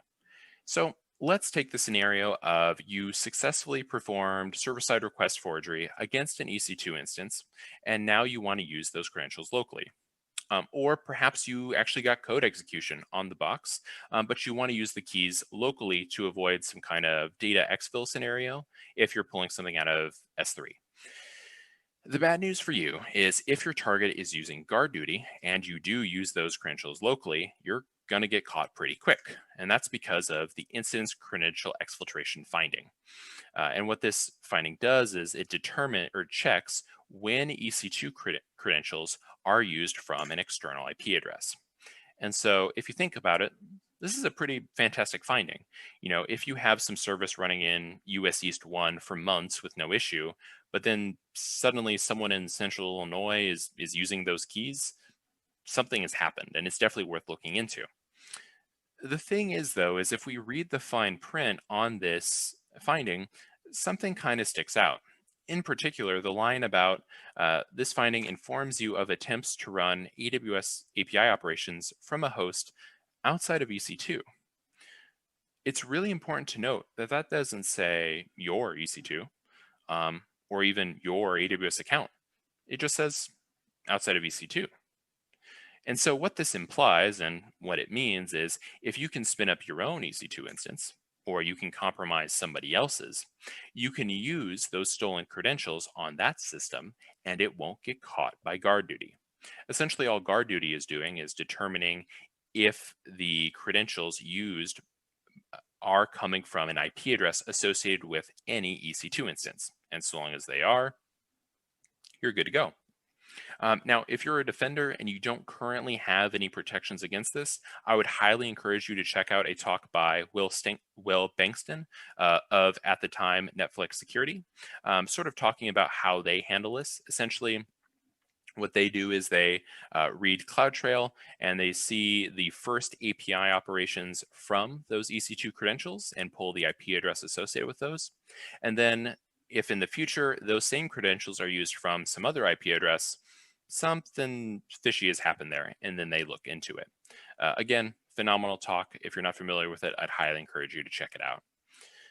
The other thing I wanted to mention when it comes to guard duty is the pen test family of findings. These are guard duty alerts that trigger when somebody is using a pen test Linux distribution to interact with the API. So if you're not familiar, every time you use the AWS CLI, it sends along with it a user agent string. And that user agent string will include the distribution of Linux that you're using. And so if you are using Kali Linux or Parrot Linux, while I know they're popular in the industry, in this instance, that will get an alert by guard duty, and some eagle-eyed defender may be wondering, hey, why is somebody using Kali Linux on our network? There are obvious fixes to this. You can run the AWS CLI in a VM. You can manually modify your Boto3 library. And so this is useful if you would like to hard code a static user agent string. So for example, if you know that a particular organization, all their developers use Macs and you've managed to compromise some credentials associated with them, it's probably a good idea to alter your user agent string to also be that of a Mac, so that you kind of slip under the radar. Additionally, if you are interested in doing AWS pen testing or red teaming regularly, I would encourage you to just not use these Linux distributions. Maybe go with something like an Ubuntu or the almighty Arch Linux. But one thing I did want to talk about was the concept of getting caught on an EC2 instance. So let's say you were successful in getting code execution on this EC2 instance, and maybe you pivot around or you do something a little too sketchy, and suddenly either an automated system or a human defender pick up on it and they want to investigate. That response will likely be educated by the AWS white paper on incident response. And they have highlighted sort of 7 steps that they recommend that you perform when you're trying to remediate a potentially compromised EC2 instance. And the third step in that chain is the isolation step, which makes sense. If you have a EC2 instance that's acting kind of sketchy, let's isolate it away from the others, make sure it can't make any, it can't communicate with them over the network. And then we can perform forensics on it, either of the file system or of memory, and make some determinations as to what happened and move from there. Now, the way that AWS recommends you perform this isolation is through one of 2 means, either NACLs or security groups. Now, quick side note on NACLs. NACLs are the most effective way to isolate an EC2 instance, as they're pretty cut and dry, no communication in or out. The problem with NACLs is that they affect the entire subnet. And so if this is a mission critical application or is something revenue generating, depending on what you know from the alert or what information you have, it's probably not a good idea to set up automation to just sort of blanketly block a particular IP address, either inbound or outbound. Now, this leads us to your second option, which is security groups. And the reason security groups are nice is because they can isolate a single EC2 instance at a time, which sounds perfect for our use case. If one EC2 instance is acting sketchy, let's isolate that one and go from there. And essentially what you would do is you would replace the existing security group with one that is much more restrictive, either no inbound, outbound, or no outbound or inbound connections. The problem with security groups as an isolation mechanism is this thing called connection tracking. Now, connection tracking is what allows security groups to be stateful. Essentially, say you expose a web port and you take in traffic on 443, your EC2 instance can respond on some other port outbound without you having to set an explicit rule in the security group. Now, the reason I say that connection tracking is sort of a problem in this context is because if you establish an outbound connection from that EC2 instance, i.e. a reverse shell, before the security group changes, your connection outbound will actually persist. Even though they've changed to a much more restrictive security group, so long as you have made that connection outbound beforehand, you still have a shell on it. So if some defender thinks that they've successfully kicked you out or they've isolated the instance, you still have access to the box. Additionally, if you're using AWS Systems Manager Session Manager sessions, those will also persist as well. I should also mention that some inbound connections will persist, but that is a bit more of a toss-up. It depends upon the initial configuration of that first security group. So for example, you can SSH into an EC2 instance, and then when the security group changes, you may or may not have access to it, depending upon the initial configuration of that security group. That is a bit more nuanced and a little bit outside of the scope of this talk.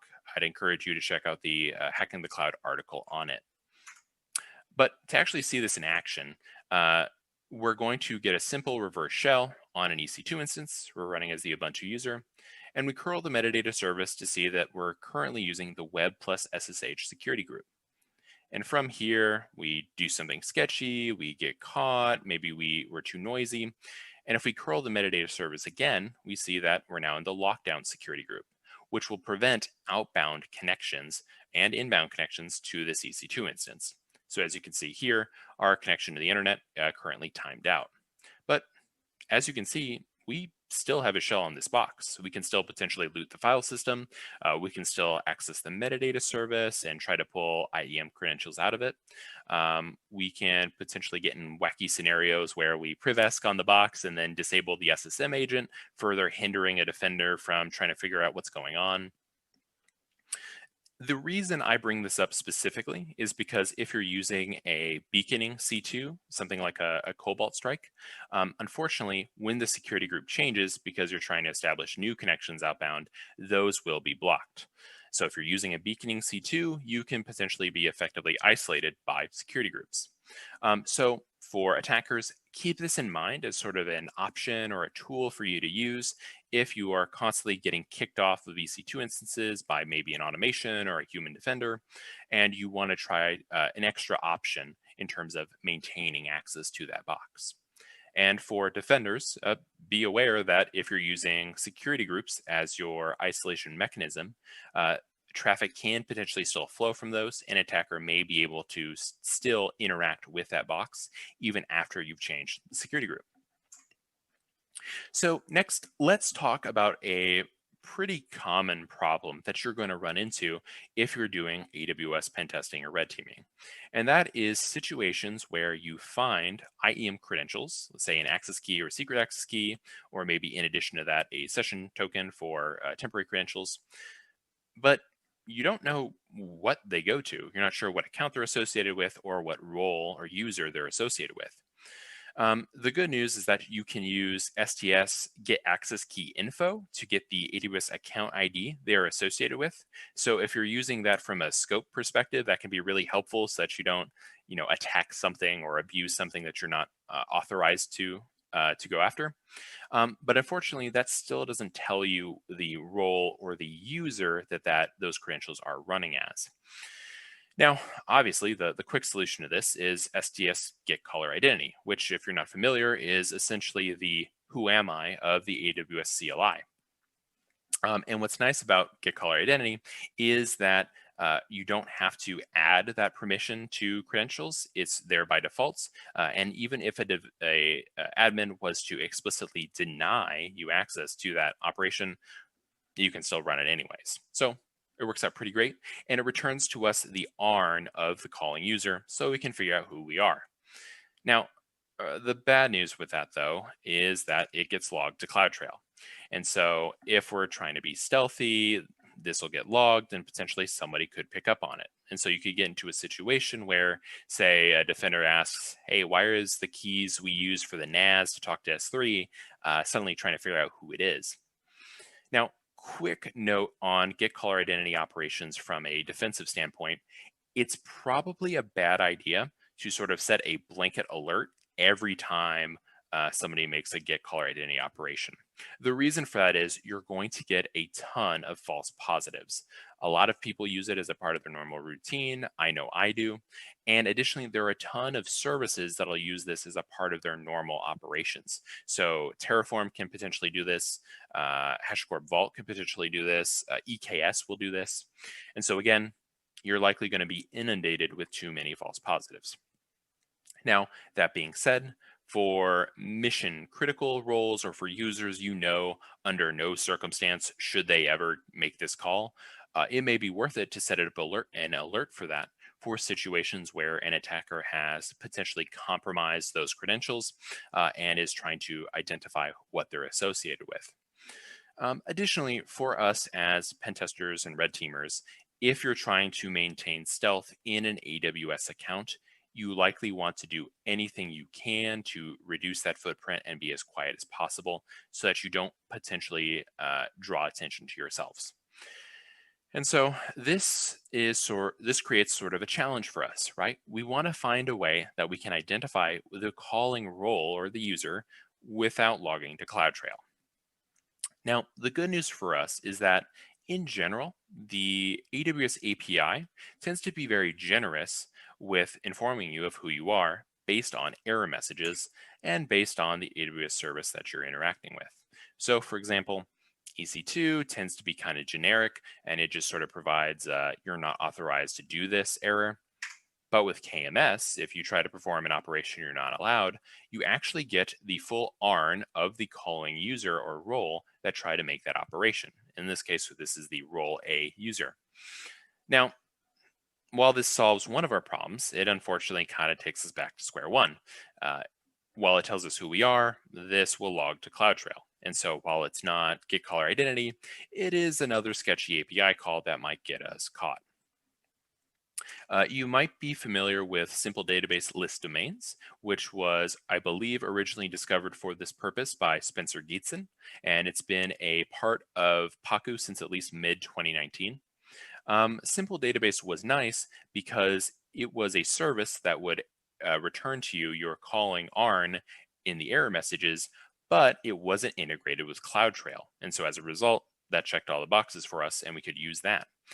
Now, the reason I'm specifically bringing this up, if you currently use this as a technique, is that as of August 2020, Simple Database is now integrated with CloudTrail. So if you've been using this technique thinking that it hasn't been logging, it unfortunately has been. And so it would be really nice if we could find a service like Simple Database that wasn't integrated with CloudTrail and would tell us who we are. Well, the good news for us is that there are some API operations known as data events, and these are meant for very high throughput operations, the types of API calls you might make potentially millions of times. And as a result, they don't log to CloudTrail. Otherwise, your CloudTrail logs would just be exponentially large and they'd be pretty unmanageable very quickly, not to mention the cost. And one such example of a service that tells us who we are and is a data event is SNS, AWS Simple Notification Service. The publish operation, if you provided a topic ARN and a message, will tell you who you are in the error message, but it's a data event and doesn't get logged to CloudTrail. And so that checks both of our boxes, and we can use this to try to stay stealthy and figure out what a key is associated with without alerting potentially defenders. One thing to note here is that in the topic ARN, the ARN itself doesn't have to be real, but the AWS account ID that you pass in does have to be real. It doesn't ultimately matter. It doesn't log to whatever account you put in there, nor the victims. So you can put in your own AWS account, the victim's AWS account ID, or one you find off of the AWS Marketplace, so long as it is a valid account ID. And this takes us into what is probably the most challenging part of any AWS operation, and that is the sort of enumeration stage of figuring out what permissions are associated with a role or user that you've compromised. To my mind, there are 3 ways to go about this. The first is through simple enumeration. So trying to figure out as much info as you can about these credentials based on where you found them. So say, for example, you pulled them off an EC2 instance. Can you look at the user data scripts to see what S3 buckets it's interacting with, or if it's talking to secrets manager? Can you pop a Lambda function and view the source code to see what API calls it's making? Additionally, there may be non-AWS things you can enumerate to try to get this information. So for example, with the rise of infrastructure as code, if you can get access to those repositories, that could potentially show you basically a roadmap of what to attack in this AWS account. Or additionally, you may find something like the Terraform state files, which may also serve as an excellent roadmap to the account and may be available in a location like S3. The bad news, or at least the tricky part with this, is that it may tell us some amount of information, but it may not provide us all the information we'd want or the full story. Additionally, if you're already kind of limited on information you can gather, you might be out of luck in this case. So for example, you did server-side request forgery to pull those keys, and that's about all you got. That takes us to your second option, which is to actually ask the AWS API itself, hey, what permissions does this role have? And for this, you're going to be reliant on some IAM API calls to do that. For example, if you can call get account authorization details, that, for lack of a better term, basically just dumps all of IAM into a single JSON document. And that'll tell you all the users, roles, policies, trust documents, or trust policies associated with everything in IAM for that account. And so that can be an excellent source of information for you to further your attack. Additionally, there are some sort of one-off API calls you can make to enumerate those policies or see what those groups are and get you that more fine-grained information rather than getting it all at once. The problem with this, of course, is that you need these IAM permissions to do this. And if you don't have them, you're kind of out of luck.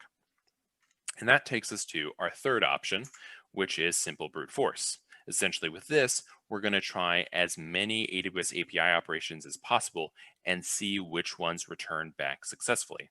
That way we know what succeeded and what failed. There are a lot of tools that'll do this for you. Paku will do this. Weird Al will do this. My personal favorite is Enumerate IAM by, and I apologize if I mispronounce your name, Andres Riancho. Enumerate IAM is great for a couple key reasons. First, it's multi-threaded, so it's really fast and can get through the API very quickly.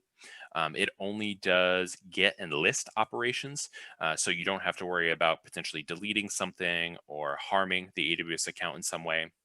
And Enumerate IAM actually has this really awesome functionality to update itself. Essentially what it does is it reaches out to the AWS JavaScript SDK.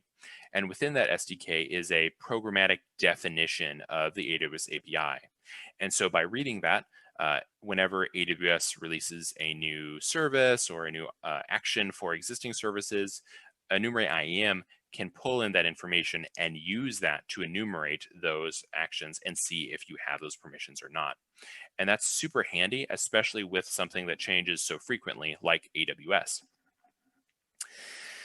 Now, the downside of all this is that this is all logged to CloudTrail, and it's pretty hard to be stealthy when you're kind of brute forcing and trying as many API operations as possible. It becomes pretty apparent very quickly what exactly you're doing, and some defender, if they pick up on it, is likely to shut you down very quickly. So as a result, if you're trying to maintain stealth in an AWS environment, I highly encourage you to save this as a last resort, or be very comfortable with potentially losing access to that account or role.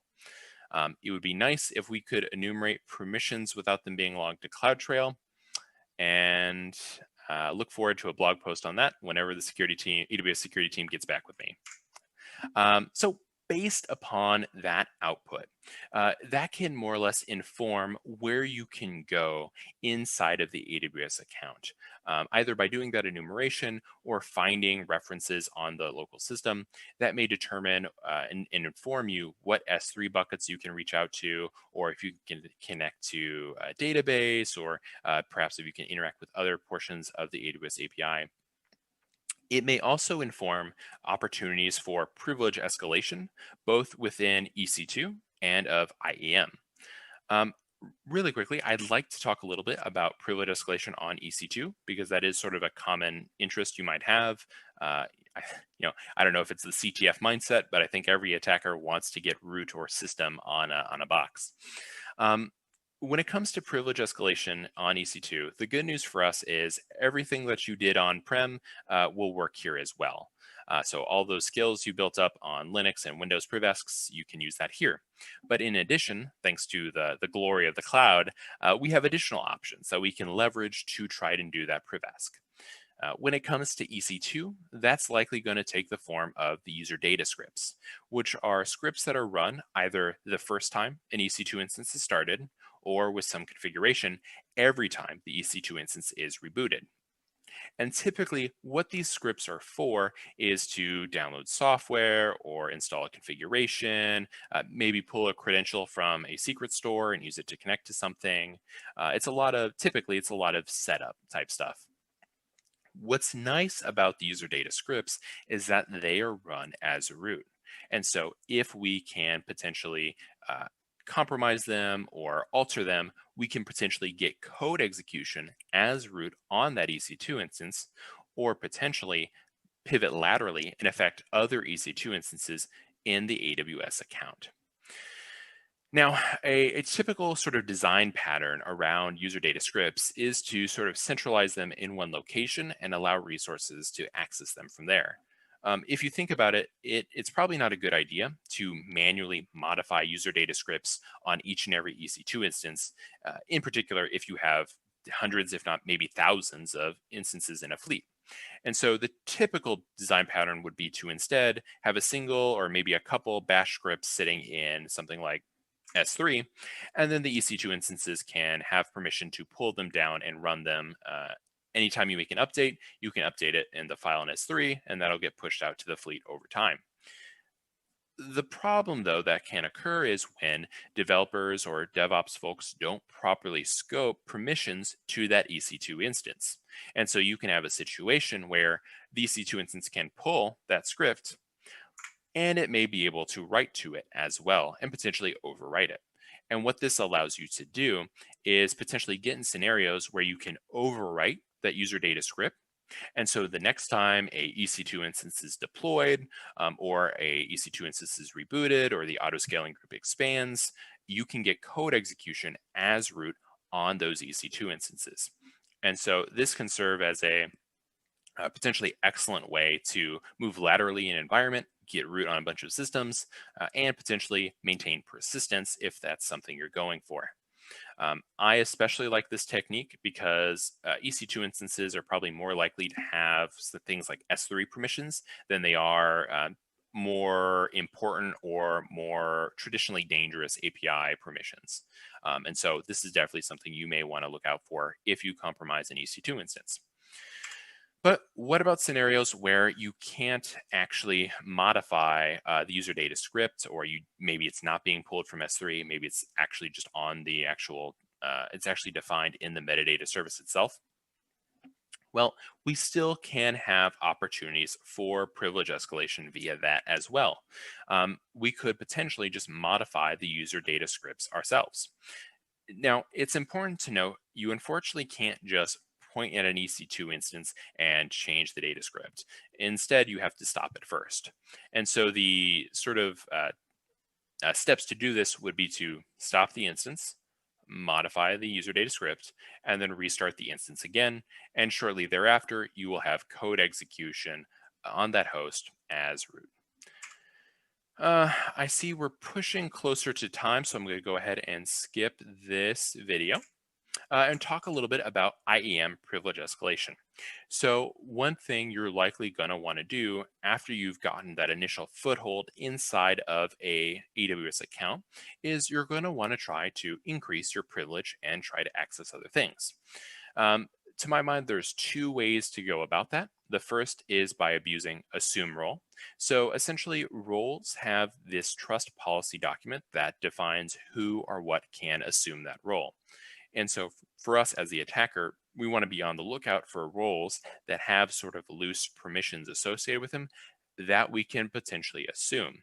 And hopefully that role will have higher permissions than whatever role or user we're operating with now. And so that can provide sort of vertical privilege escalation. It may also offer opportunities to move laterally in an AWS organization to jump to other AWS accounts that may contain even more valuable information. Oh, and lights just went out. Can we pause real quick?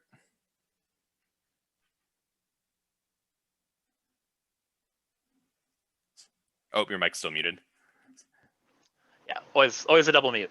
Yeah, we can edit that. Power outage or what's going on?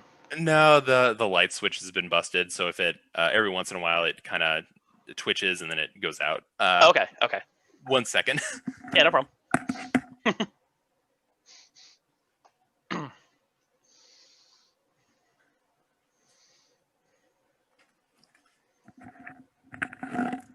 Sorry about that. Yeah, no worries. Okay. Probably easiest thing to do is just start over on the slide. Yeah. And I'll just cut it out, so that's fine. Yeah, not a worry. Okay, when you're ready. Okay.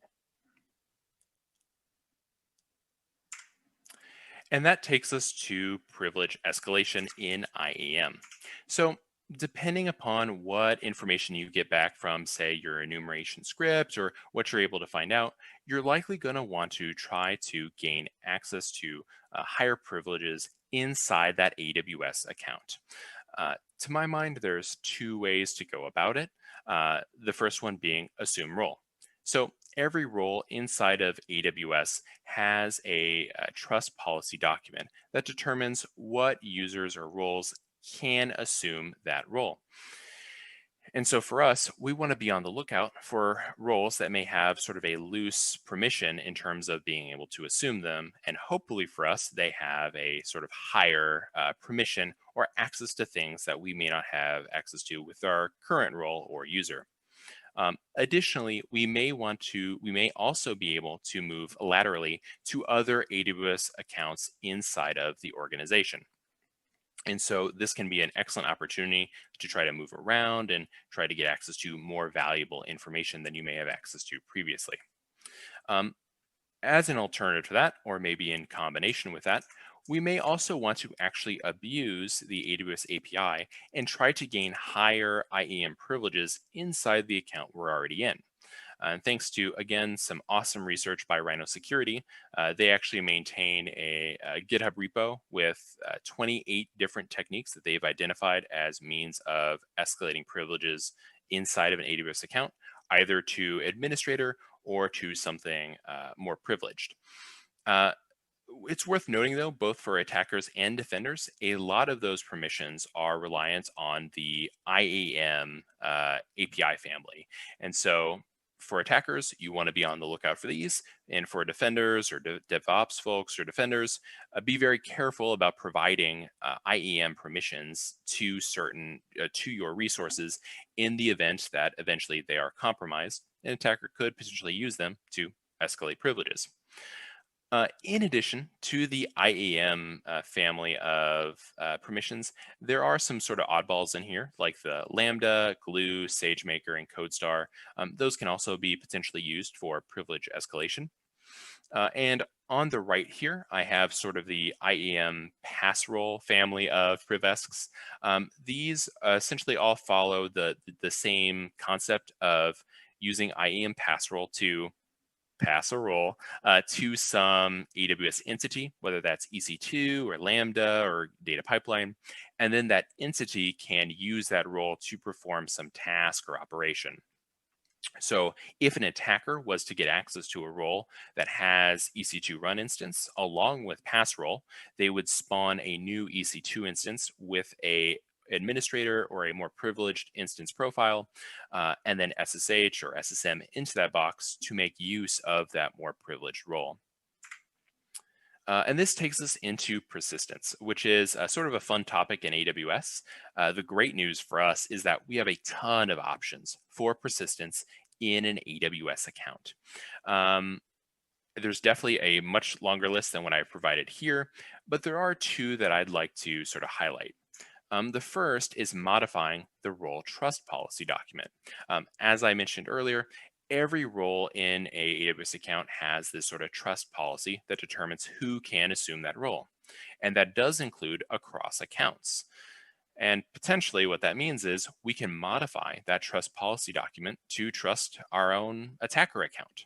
And so then if we want to get access back into an AWS account, we can use that assume role to get back in as that administrative role or that privileged role to access other AWS resources like S3 or RDS. This can also serve as sort of a beachhead if that role can then assume other roles when we can move more into the organization. Additionally, I also wanted to talk a little bit about IAM role chaining. This is where you assume a role with something like STS assume role, and you get credentials that are valid for a certain lifetime.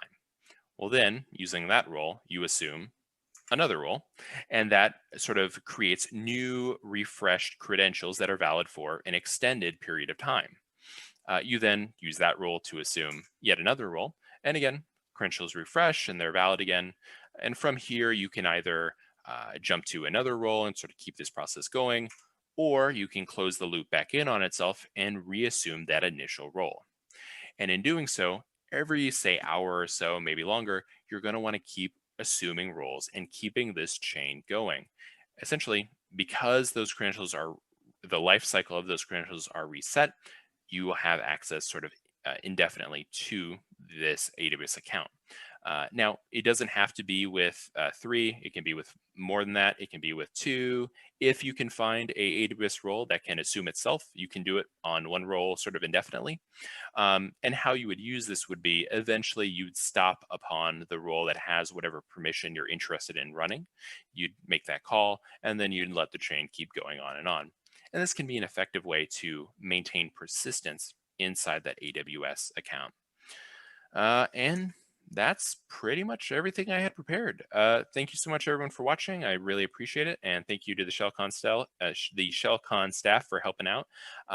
If you think there's something I missed or you'd like to talk about something, feel free to reach out at my contact page or DM me on Twitter.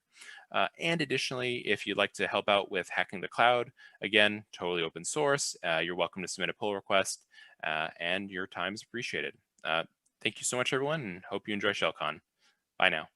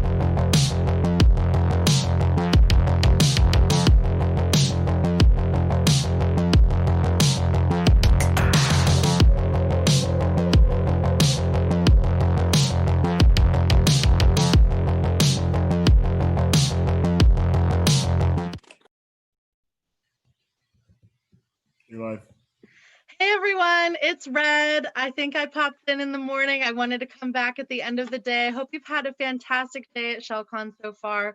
We are about to start our last talk of the day, and I just wanted to remind you as well, to please come to ShellCon After Dark. We have a full lineup of DJs on our Twitch. It's twitch.tv/ShellCon.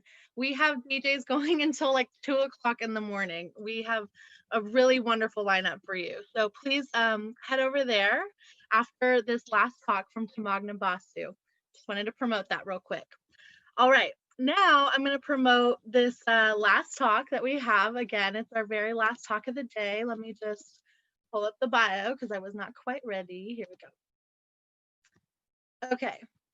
So our last talk of the day is actually a really cool one. It's I've heard some murmurings about it among the ShellCon staff.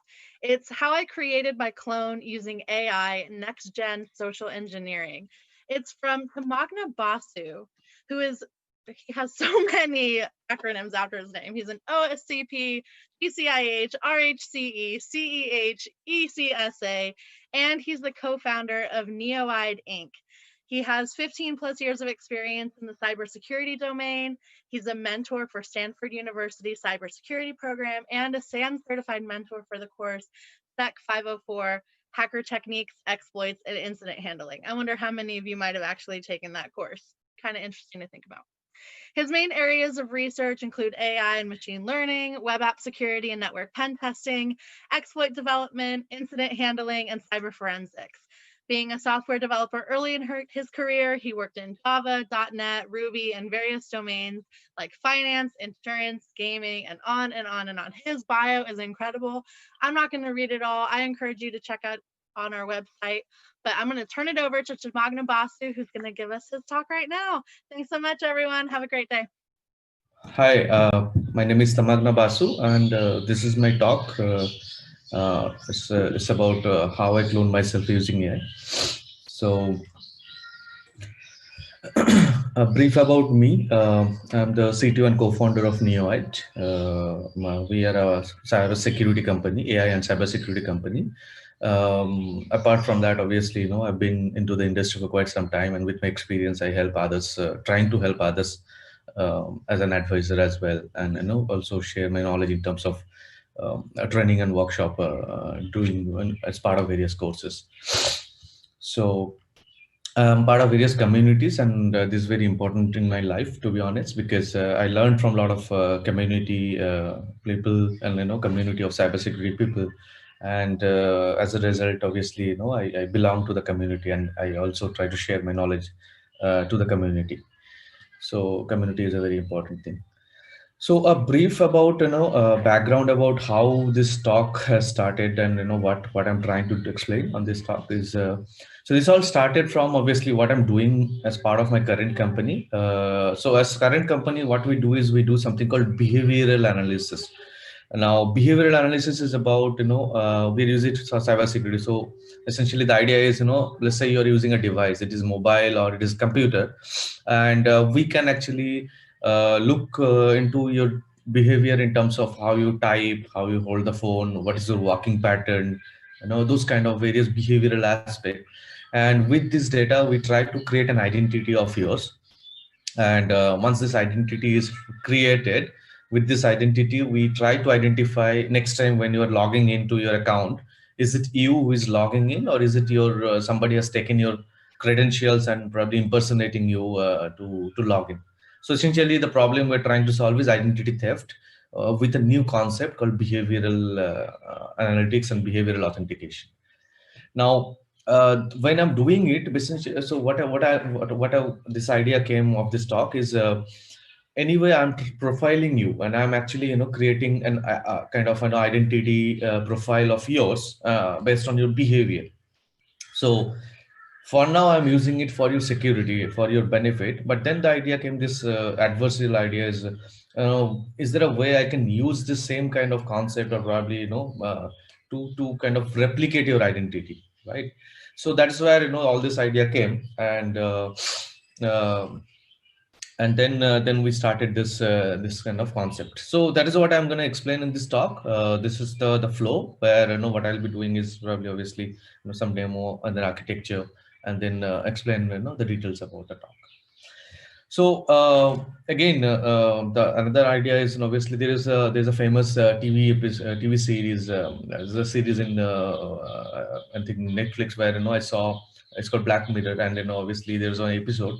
It's in season 2, I believe, which is about, it's called Be Right Back, and it's about this guy. His name is Ash. He died in a car accident, and then Martha, which is this lady, she was very upset. She was very upset about obviously she lost her friend. Now there was a futuristic company which came and kind of offered her that if you give me access to the data of Ash, I can try to create a replica or a clone of Ash. And she kind of gave access, and with the data, first they created a chat engine where she can do a text chat, and then from there it kind of became a voice chat where there was a telephone conversation. She can have a conversation over phone, and eventually obviously a 3D kind of model they have printed and sort of a robot they have created.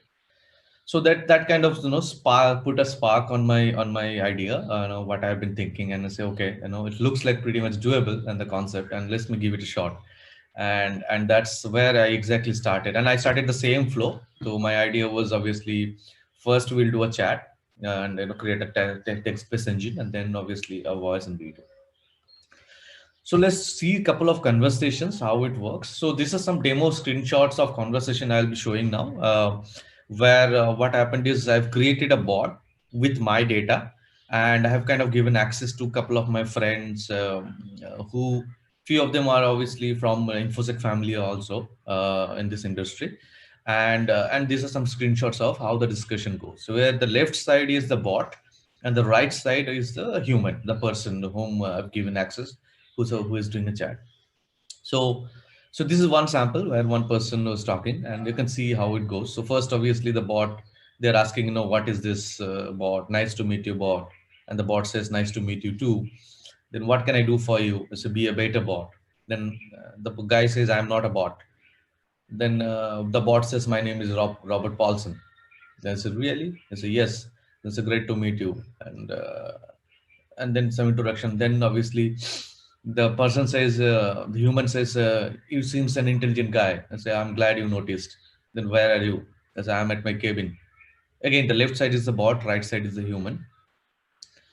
So eventually the person asked, the human asked that, what can you tell me about it? Then the bot says, I'm pretty knowledgeable in the field of just playing with it. Then this guy says, are you a cybersecurity person? This is not really. Then quantum physics, they say, yes, I'm a quantum physicist. And then it says, really? Then can you explain the particle entanglement? I have no idea what that means. So okay, you're not a quantum physicist. So I see, I'm sorry. Okay, sorry about that. I've been told so. So apparently, you can observe here that it's kind of if you see the conversation, there is a little bit of sarcasm, little bit of humor.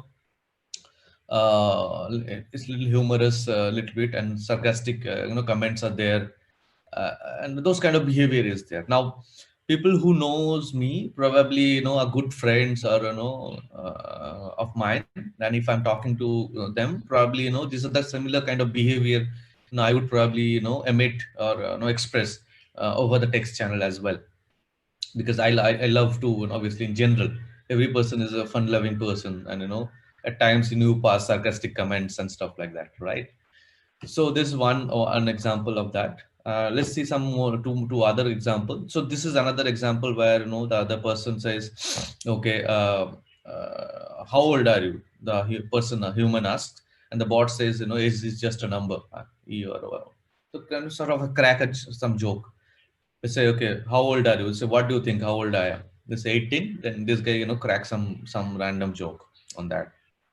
On the right side, this is another conversation with a person, and this is a little interesting where the person tries to do sort of philosophical conversation, right? Some sort of little bit of kind of superficial kind of conversation, that okay, is this a philosophical question? It says, the bot says, no, it's an interesting question. Then who are they?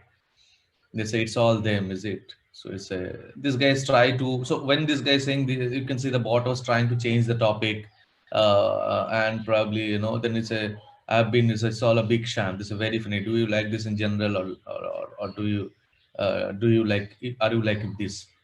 So here the behavior is like, it seems like some sort of uncomfortable questions was asked to the bot, and bot, what it tries to do is it tries to change the topic, or probably, you know, change, move the discussion to a different direction. And that again, a human tendency typically we do, and which is, you know, if there is a discussion happening where, you know, you probably, or I am probably not comfortable, I try to switch to a different topic, or try to redirect the conversation to a different kind of direction. So it to some extent looks now, again, you know, I'm not building a foolproof 100% perfect solution, right? It's just a pure research area, and my interest was just to create a concept and see is it doable or not. So as I said, to some extent, a basic social proof itself is good enough. So and this is a social proof.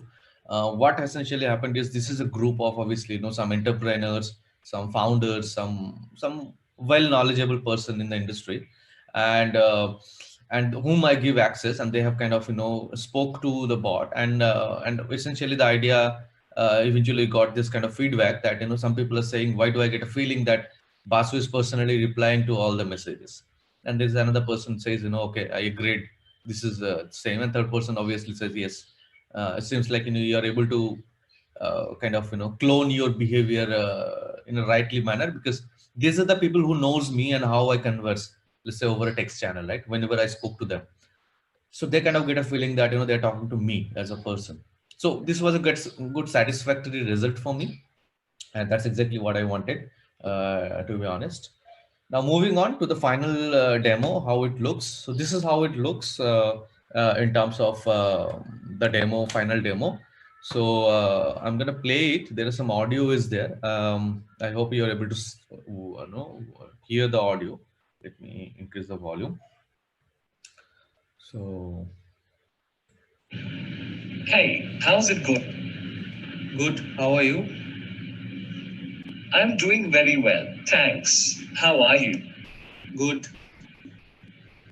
Okay, hey, need some help if you don't mind.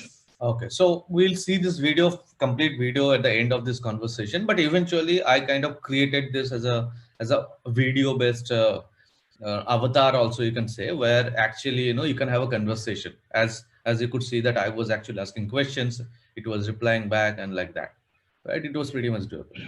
So let's move on. Let's see how it's been done. So the first thing obviously is it has been done is I kind of splitted this entire thing into three parts, this entire project, right? So one is, I call it brain, and one is the voice, and one is the face. Now brain is obviously the crux of this entire story. You know, it's text chat engine, but NLP engine, that's what is the brain is about. And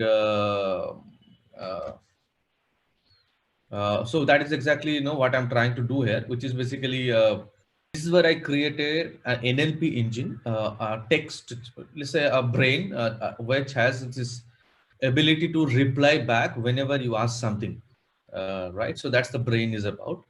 Now, voice is the voice cloning part, where, you know, once I get the reply, so brain is what it, if you ask something, it will generate a response. Then the voice part, where it will actually clone the voice, and it will try to replicate my audio or my voice, and try to use that to generate a voice-based response, where it sounded like it sounds like, you know, I'm actually saying that.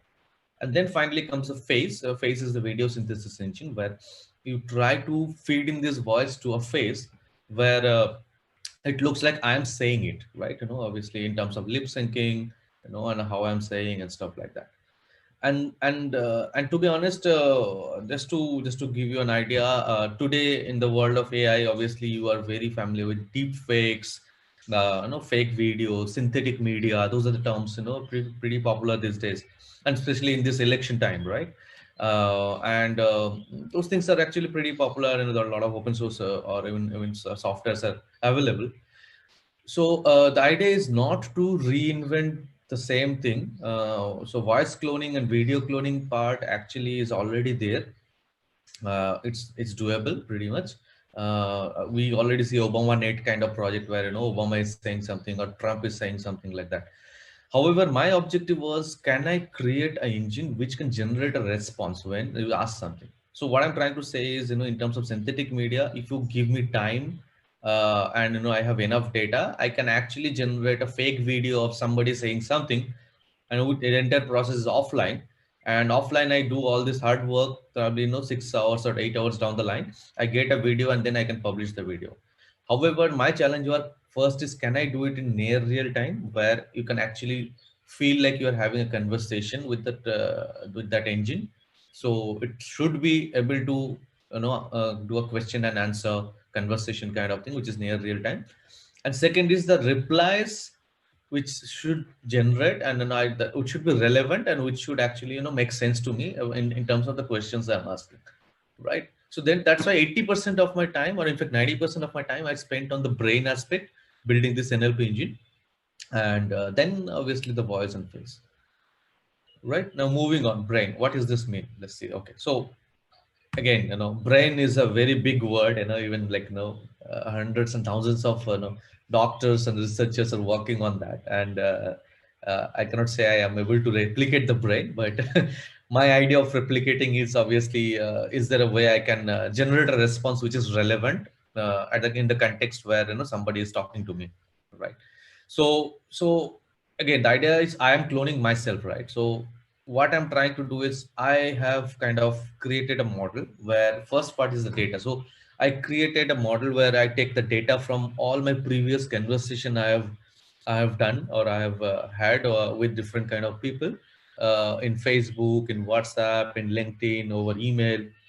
So I captured all this data, and then I feed this to AI model, and where I see that, okay, fine, okay, this is the historical conversation where I have spoken to people in this context, or probably when someone asks something like question 1, and this is the reply I've given, and can you train with that, and with that you generate a model. Now this is again a very interesting area, and NLP is the area, right? NLP engine, chatbots.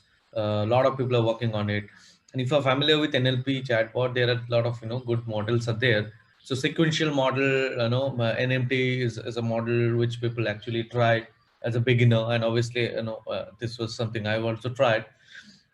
Now, most recently, there is a model called GPT-3, which has been released, and unfortunately, I couldn't use it when I did this research. It was not released, so the release that got released, after I kind of completed this as part.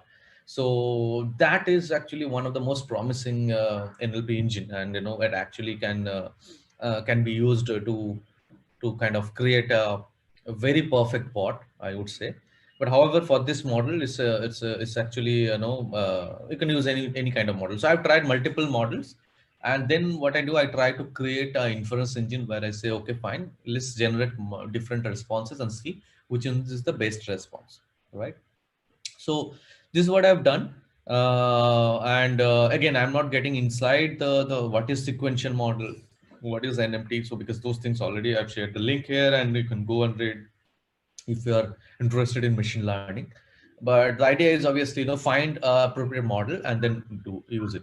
Now, one challenge here I faced, it is able to generate the response, but a lot of times this all require a lot of data. So when I can, at my conversations, probably there is not sufficient data or whatever. So this was actually, this works at times, but then the chances of, it generating response and that response has some right relevance is very less. So at times, I'm getting a response which doesn't make any sense, because response, the way it works is, these guys actually generate a sort of just a list of words, because they don't know what is sentence, right, to some extent. So they look into the data and try to identify, okay, if these words are there in the question, what are the most relevant word probably I should return or generate as a response. So I get the sentence with full of words, but then obviously grammatically it's not correct. At times it probably sounds gibberish, maybe the words are, sequence is not right of the words. So it sounds like, I'm drunk and I'm typing some gibberish in the chat, right? So that's the thing. So that made me to the next level where, what I realized and I tried to do is, let's try to simplify this. And I realized that, it's all data problem. Now let's go to data and see, what exactly is this. So essentially what I have seen is, I can categorize the entire conversations, all the conversations I have, or in general, everybody does, into primarily four category. One category I call it chit chat, which is about hi, hello, how are you, what's up, how is it going, those kind of thing. Second is historical. Historical is something which is relevant to in a context of probably, where you are, what you are, but something you've asked, something somebody asked you in past, and the same question was asked again to you, and where the answers probably will be same. For example, where do you stay? I stay at, let's say, India. So I stay in India. So something like that probably will not change. That's the historical data, right? Or are you coming to meet some place for me? So I say yes, probably I can meet you. Third category is topical or factual or asking for specific information, or just like, how is the weather today? Or if I'm a cybersecurity expert, people might, ask for some help what's in terms of cybersecurity, some specific topic of security and something like that. Fourth is obviously the pure generative, philosophical question like what is love, what is purpose of life, something like that, right? So these are four different categories. Now, what happened is if I could categorize like this, then I can have a different treatment for different category, right? So I can use different kind of, processing, data processing, and that's exactly what I try to do. So first one is category one, as I said, which is chit chat, which is about, greetings, hi, hello, or, bye, which is goodbye, see you, or thank you, this kind of things. So Rasa is an open source chatbot framework, which is very good. So Alan is the CTO of this company, so it's kind of very nice, well documented and a good open source framework. What it does is this gives you a way of creating a kind of engine where the way it works is you first try to identify when somebody asks you something, what is the intent of it. When I say intent is the intention, right? So if I say hi, hello, how are you, good morning, the intent is greetings.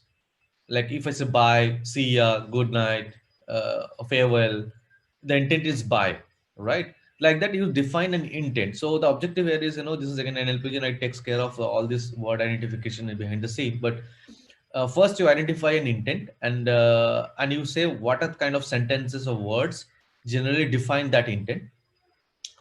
Now, with this intent, it will try, and then you say generate responses. You say, okay, what kind of response I should give when there is a specific question or specific intent ask. Like if I say greetings, I will reply back with hi. If I say intent is bye, I will reply with bye. So there is this called response. So there's intent, there's response, and then there is something called story. Story is nothing but you stitch these two together. If you say, okay, if there is an intent is great, the response should be utter great. If the intent is buy, the response should be utter buy. Like that, you create a story, which is sort of a rule engine kind of thing. So what it does as a NLP engine, it first, whenever you ask something or you tell something, it will first go and check, if it is, I'm able to identify the intent classification it does, and based on the intent, what is the kind of response you in the stories available, and then it generates it. So this is typically called open domain chatbot. This is being used for typically, let's say, a banking chatbot or probably a travel chatbot, where if you go to probably a bank, there's a chatbot assistant which can help you on a banking transaction, or probably if you want to go to a travel website, a chatbot which can help you to book a ticket. So these are called open domain chatbot. Open domain means the domain or the kind of list of questions or list of intent is limited and fixed, right? So if I do chit chat, that's why I used it for chit chat, because in terms of chit chat, my intents are fixed, right? I have very limited chit chat intent. So for that, I can use this. I cannot use it for the open domain chatbot. So this is a closed domain chatbot. Sorry, my bad. So closed domain chatbot. Open domain chatbot means you can ask about anything. As I said, purpose of life, all this kind of thing. But then it's very difficult to define everything. It's almost impossible to define intent of everything in a closed domain chatbot, right? So this is something you people use for closed domain chatbot. So I use it for chit chat. Now, second comes the historical data. So the historical data category was I have something which asked something which is asked to me in past, and then it is same thing was asked to me again, and probably the response will be same. So what I used another framework called Chatterbot. Chatterbot is again an open source framework, and what it does, it is basically simple Q&A bot. So you basically kind of give you have to process your data, and you have to give it in this format where you say, okay, you know what, these are the messages, and if you get one of this message, this should be the response, right? You can simply even write an Excel file or probably a Python script like that with a list and collection of statements. But so it actually create a kind of a framework like that. Now generating the data is not a challenge. Mainly the Chatterbot, the ability of Chatterbot is next time when you ask something, creating a relation or mapping between what you ask and which question it maps to, right? So there are various statistical distance measurement calculation, so which method they are using. So they do those so using that, they try to map whatever you ask. Let's say next time when you're chatting with me, it will try to map it to one of the statement here, and then once the statement is kind of mapped, it will try to get the response and send it to me, right? So that's called Chatterbot. That's I use for historical conversations. And now again, just to reiterate, what is historical? Say, can you meet late evening if you are free? Okay, where you want to meet? I say, okay, I have probably a favorite place. And when you come here, I will prefer to meet on this place. So I will tell to ask you to come to this place, right? So like that. So that's the chit chat. Now, third category was again, this is Chatterbot. This is basically a pure Python Pro based model. So you can see the documentation is very straightforward. You can use it. Now moving on to the third category. Third category is, if you remember, was topical. So somebody asks you something like, what is the weather today? Or let's say some specific, like what is, let's say, what is SQL injection or something specific, which I can fetch, let's say, as answer from internet, probably from Google, from Wikipedia and something. So for that, I use something called custom actions. Custom actions again is a Rasa framework tool, and Rasa provides this. So what essentially this means is, I again, based on what I'm asking, I can actually go create a custom method which will go fetch it from a third-party source, get the data, and it will send it back to me. So it's more like, you're calling a third-party API, Google API or something, and then generate this. So this is what category 3 we can use. So I use custom action for that. Again, Rasa framework. Now comes the interesting part, which is the fourth category. The fourth category is again is the open domain chatbot, or basically anything you can discuss, right? So this part was the most critical part. This is the most human-like conversation, because others you can actually map, but this is where actually you have to show the quality of, okay, can you replicate a human-like behavior? Now, I found a couple of framework on that. So Parle AI is one open source chatbot framework by Facebook, created by Facebook. That is one. Same thing. There is another Facebook called DialogGPT. DialogGPT is again Microsoft SE and Hugging Face. They have created it one. So this is where and they given these examples also, and which is actually shows that you can have a very generic candid conversation with a chatbot and you get some responses. These two are promising, especially this one I like more. It says, does money buy happiness? It depends how much money you spend on it. What is the best way to buy happiness? You have to be a millionaire. So you can see that there is actually some sort of interesting conversation is happening. Now, this is the category where I was saying the GPT-3 is the most successful model yet been so far developed in this world, and to my understanding. However, access to this GPT-3 probably is limited, and you have to find it has been, I think, beta access given to limited people, right? But this is so far I found this two, which is more relevant. So Parle and GPT. So with this, I created a complete architecture, and then I created some sort of services to expose it over WhatsApp and Telegram. So what I did is probably I created some sort of third-party service like Twilio or even Flask API I create, and integrate with the front end, and then give this as a bot access to WhatsApp or Telegram to people so that people can chat. And background, what happens is whenever someone asks something, it comes to my gateway. From there, it goes to as I say, categorization. And if it is first category, which is chit chat, or third category, the custom action, it Rasa is the framework which handles it and gets the answer. Or if it is a category 2, which is Chatterbot, then comes and Chatterbot says, you know what, okay, give me the historical data and get the response. Or if it is a category 4, which is very generic, like my open domain, like philosophical questions, this guy will get a response for that. And then we compare and check which one has a better confidence score, and with that I will finally reply back and saying that, you know what, okay, this is the response which you should reply back, right? So this is what I do. And then there's certain identification, some logging I do, user identification, who is the person, some sort of history we store, those kind of thing, we try to store as well. So with this we kind of complete my text-based engine, which is you ask the question, you get a response. Now, one thing was missing here is context. Now, if you say context is what, if I ask something now, and then probably we have some conversation, let's say, okay, fine. No, I asked you, do you want to go for a movie today? And then you say, no, bro, no, I'm not happy and whatever. I have some problem. Then I say, what is your problem? Why are you, okay, can I help you on something? And then at the end of the day, I say, okay, so what about the movie now?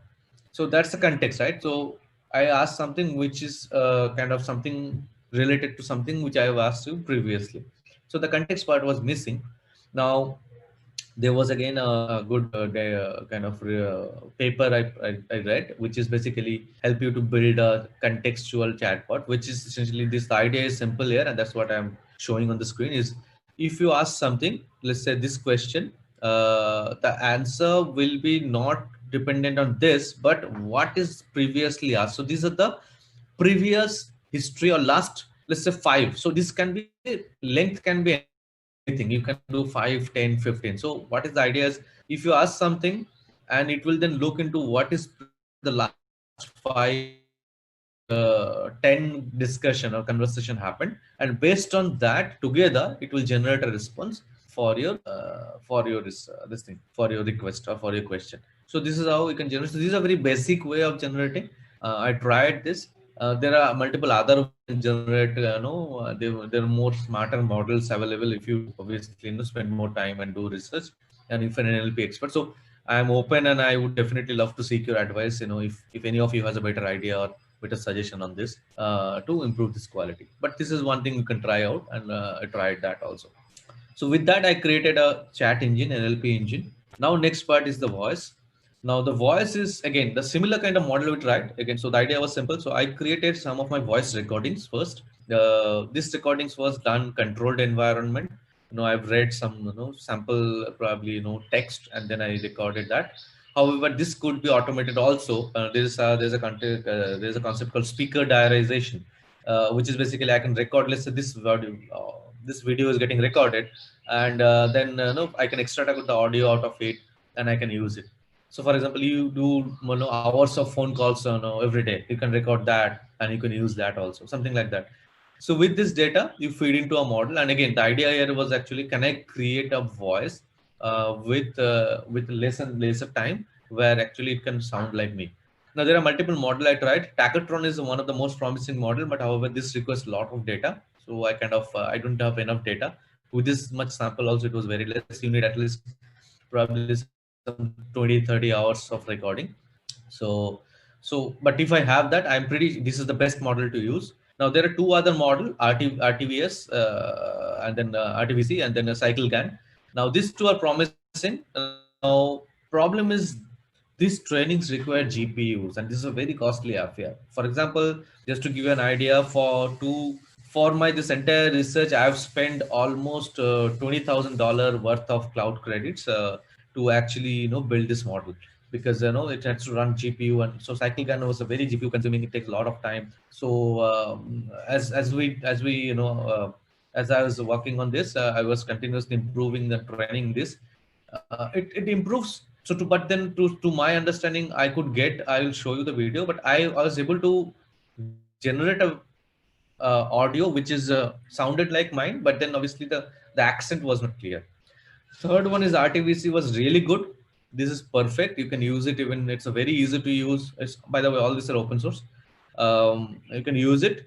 But this was a pre-trained model, which is pre-trained with an accent of, let's say, US accent. So if you're a person from, let's say, America, you can use it. Because for me, as a person with Indian accent, this doesn't sound good. I mean, it was able to generate my voice, but then obviously with an American accent. So that was happening. But this can be done. So this is a small demo of CycleGAN, how it worked and what I could do. So let me just quickly play it. Again, it's not perfect, just to give you a disclaimer. So first one I'm playing. Printing, in the only sense with which we are at present concerned, differs from most, if not from all, the arts and crafts represented in the exhibition. So this is the original one. Now the generating one I'm playing. Printing, in the only sense with which we are at present concerned, differs from most, if not from all, the arts and crafts represented in the exhibition. So as you could hear, it was more like, sounds like a garbled voice, but it was slowly, kind of, converging towards how I speak. So my voice, the sound like thing modulation and those things was slowly converging, but obviously the word clarity wasn't there. So again, essentially the idea was, obviously, I could record more of my voice, and I can use Tacotron. Tacotron is the one I got best. Now, just for the interest of time, since I have to create a quick prototype, I don't want to, because as I said, my objective was to build this as a complete POC and see is it doable or not, because then it's a matter of time to put more data. So I used a hack, and what I did is I used a speech to text, text to speech engine. So essentially, parallelly I did this, and parallelly I use Google as a text to speech engine, where I kind of feed in this response, and I generate an audio out of that. So and then this side I do a speech recognition. Again, Google has a text speech to text engine. So the idea was, I created this as an engine where you ask something over voice, and then first it will convert to a text, and that question will be going to my NLP engine, and the question NLP engine will generate a response, and that response will go to my audio engine, and audio engine will generate a voice, and that voice will be played back. So that is exactly how I plugged this two in. That's the voice engine I created. Now moving on, the third thing obviously is the face, which is now I have to put this voice onto the face. For example, here you can see me, and what if you are actually talking to me, where you actually see that me talking to it. So again, so the idea here is obviously not create a perfect one, but something which can be done in near real time. Performance was more critical for me, where I want to see that I want to create an avatar where you can have a conversation. So the strategy I followed is lip syncing. So now I have a voice, and then if I create a video where I can put this voice and change my voice in a way that it's synced, the lip syncing happened properly, so that it looks like I am saying that. So that exactly I have done. So I will try to create, use multiple model, but just to cut it short, overall the LibGun is the best model I found, which is done by a guy called Rudrava. So this is one of the most popular model I found, and works pretty well. It's again, all these are open source projects, so you are free to use at your own use cases. So audio driven talking face is also good, but I'll show you the demo and you can see the differences. But the LibGun is overall is something which looks like. So the first one I'm going to show is which is generated is this audio driven talking thing. Hello, how is life? Weather is good today. Went to zoo today. I am not a robot. Who are you? Where is your house? So as you can see that my head was a bit shaky. It looks like I have Parkinson's or some sort of neurological disease. So that was the problem I had, and I could actually try to fix it further. But however, since I try to see what else I can do to improve it. So that's the one I was doing. Now this is the second model I was trying to use. Hello, how is life? Weather is good today. Went to zoo today. I am not a robot. Who are you? Where is your house? Right. So this is another one. This was better, but obviously head was shaking less. But then this is something we do. Then moving to the LibGun. Let's go to the LibGun. Now LibGun was much better. So I tried LibGun on both. One was on audio, one was a picture, and one is on a video. So this is a picture. I feed in a picture, of mine, and let's see how it looks. The environment Spank provides it is one of the most interesting that have been working before. So as you can see, the lip was syncing better here. Now this is the final one, which is I could find and I could make it to work. So this is where it is a video, and I know actually, let's see how it looks. The examination and testimony of the experts enabled the commission to conclude that 5 shots may have been fired. So as you could see that here, it was not shaking. It looks quite decent. So I kind of stick to this and finally, say that, okay, let's continue with this. Environment Sorry, my bad. So overall, with all this, how it worked is, this is the final project where we kind of first, as I said, first we kind of hook into a engine, like it could be Hangout, it could be a Zoom, and I say, you know what, okay, let's use a video streaming software, loop in kind of a video conversation tool, and there what you could do is with this tool you can actually first get the audio. So it could be like, let's say my bot is calling you over Hangout, and then it will actually call you, and first it will get your response, as I said, and then the response will go to my brain or chat engine request, and it will generate a response. Then it will generate a voice will then lip sync with the video, and then the video will come back and it will be played back to your Hangout, right? So that's how overall I connected the loop and created a simulation where my bot can have a video conversation with a person over a video call. It could be a Hangout or something. So let's move on and let's play a video. So this is what I kind of tried to do. So this is the flow. As I said, I connected all three together and created a engine, which is the pipeline, right? And this was what I was explaining at. So the way it works is, let's say I have 2 videos. One video is listening, silent video, as if I'm listening to you. So whenever you're asking something or you're saying something, I'll be playing my silent video where I'm watching you. Then once you're done, my engine will generate a response. It will create my talking video, and it will then feed the talking video back to the engine as if I'm responding back to whatever you just asked me. So that's this entire pipeline. And let's see how it goes. So this is actually a recording of the Hangout call, which my friend and my co-founder, Alessio, he had with my bot. So the idea is simple. Basically, I have asked him, send him a link and say, okay, join this link. He joined the link. And then eventually, instead of me joining, I created this entire streamer, and the streamer, the bot has joined the call. So let's see how it goes. And yeah. Hello. Hi. What? Hey, how are you? I'm doing very well, thanks. How are you? Good.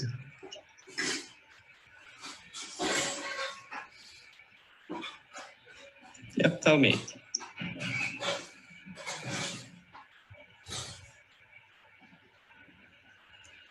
Tell me.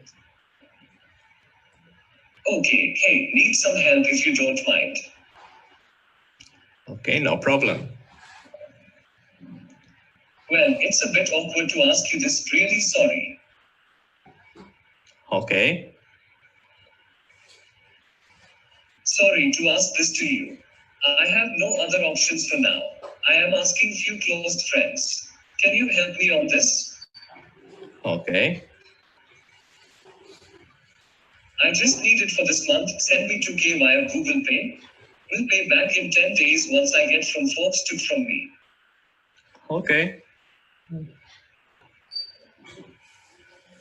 Can you please transfer me now? A bit urgent. Use PhonePe also. Please send me screenshot in WhatsApp once sent. Okay. Yeah. Thanks again. So, what's new in your life? Call me once you are free. We'll talk. Bye. Yo, you are the funniest person I have ever seen. Right. So yes, so as you see, what exactly the simulation was, mostly about I am actually trying to, my bot is asking for money. That's basically a scam. So this was actually very coincidental because 10 years back, there was a famous attack which was surfaced. It's called Stuck in London. And those days, the video and all these things was not there. It was mostly people hack into your email account, and from your email account, it will say, hackers will send mail to others saying that I'm stuck in this place and I've lost all my money or passport or something like that. I need some money urgent so that I can come back. Can you please send me? And those days, email was trustworthy, right? People used to think that, okay, if I'm getting an email from my friend's account, which is trustworthy, and people will send the money and they will lose money. So it's just a 10 years anniversary, this 2020. And I thought, let's take it to the next level here. Instead of email, what if I could make it over a voice? And especially in this area, everybody is doing these days a kind of, remote working, conference call. So I could make use of this opportunity to actually, actually create a audio plus video based, a kind of a scam simulation where I can ask, and if you could see me, you could actually hear me out that I am asking, and then you are actually having a conversation. It would be more trustworthy. So that's what exactly I've tried to do. And I have kind of again published this as a repository. It's a work in progress. The final model, I know I'm kind of yet to plus, but this entire data processing, how to process the data, what to use, all this has been already published. So you're more than welcome to use it. And if you have any suggestions, if you want to contribute, let me know. So definitely there are a lot of work on this. I'm looking at pure research point of view. So I don't have any intention to do any offensive attacks. So, but then obviously this can be used further for, a lot of testing in terms of bypassing voice recognition, bypassing, probably a VoIP phone, like a phishing attack simulation. So you can use it for multiple things like that, right? So there's a lot of work is there, and as I said, I'm definitely looking for support. So one part, obviously, if you want to contribute, you can do, or this I would like to build this as a more framework which can be used for a betterment. So if you would we're looking for investors and also support in terms of community. So I'm more than happy to seek your advice. If anything you have in mind to contribute or to take this research forward. So that's all from my side. These are the people who helped me on this project, so I'm really grateful and thanks to their support. And these are the references. There are various research papers I have consulted and with this. And through this process, I've learned enough, which I thought would be worthwhile to create sort of a training or courseware to conduct for others to help. So definitely it's a shameless plug, but I've kind of try to create some courseware as well, which can be used to learn further. So with this, I'll stop here, and that's all from my side. Thank you very much for this opportunity, and I hope you like the session. Thank you.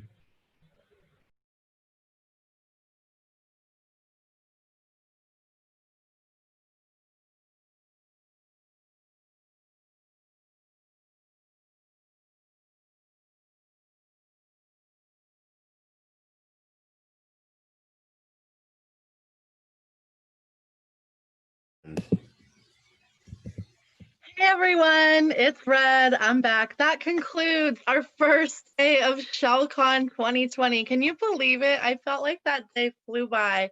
We're so excited to share ShellCon After Dark starting at 7 o'clock. So in like 12 minutes, we will have all of our DJs. So head over to our Twitch. It's Twitch TV/ShellCon.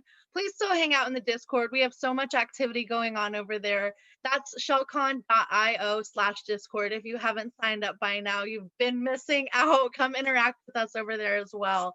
But we will see you on Twitch, and we will see you tomorrow for day 2 of ShellCon 2020.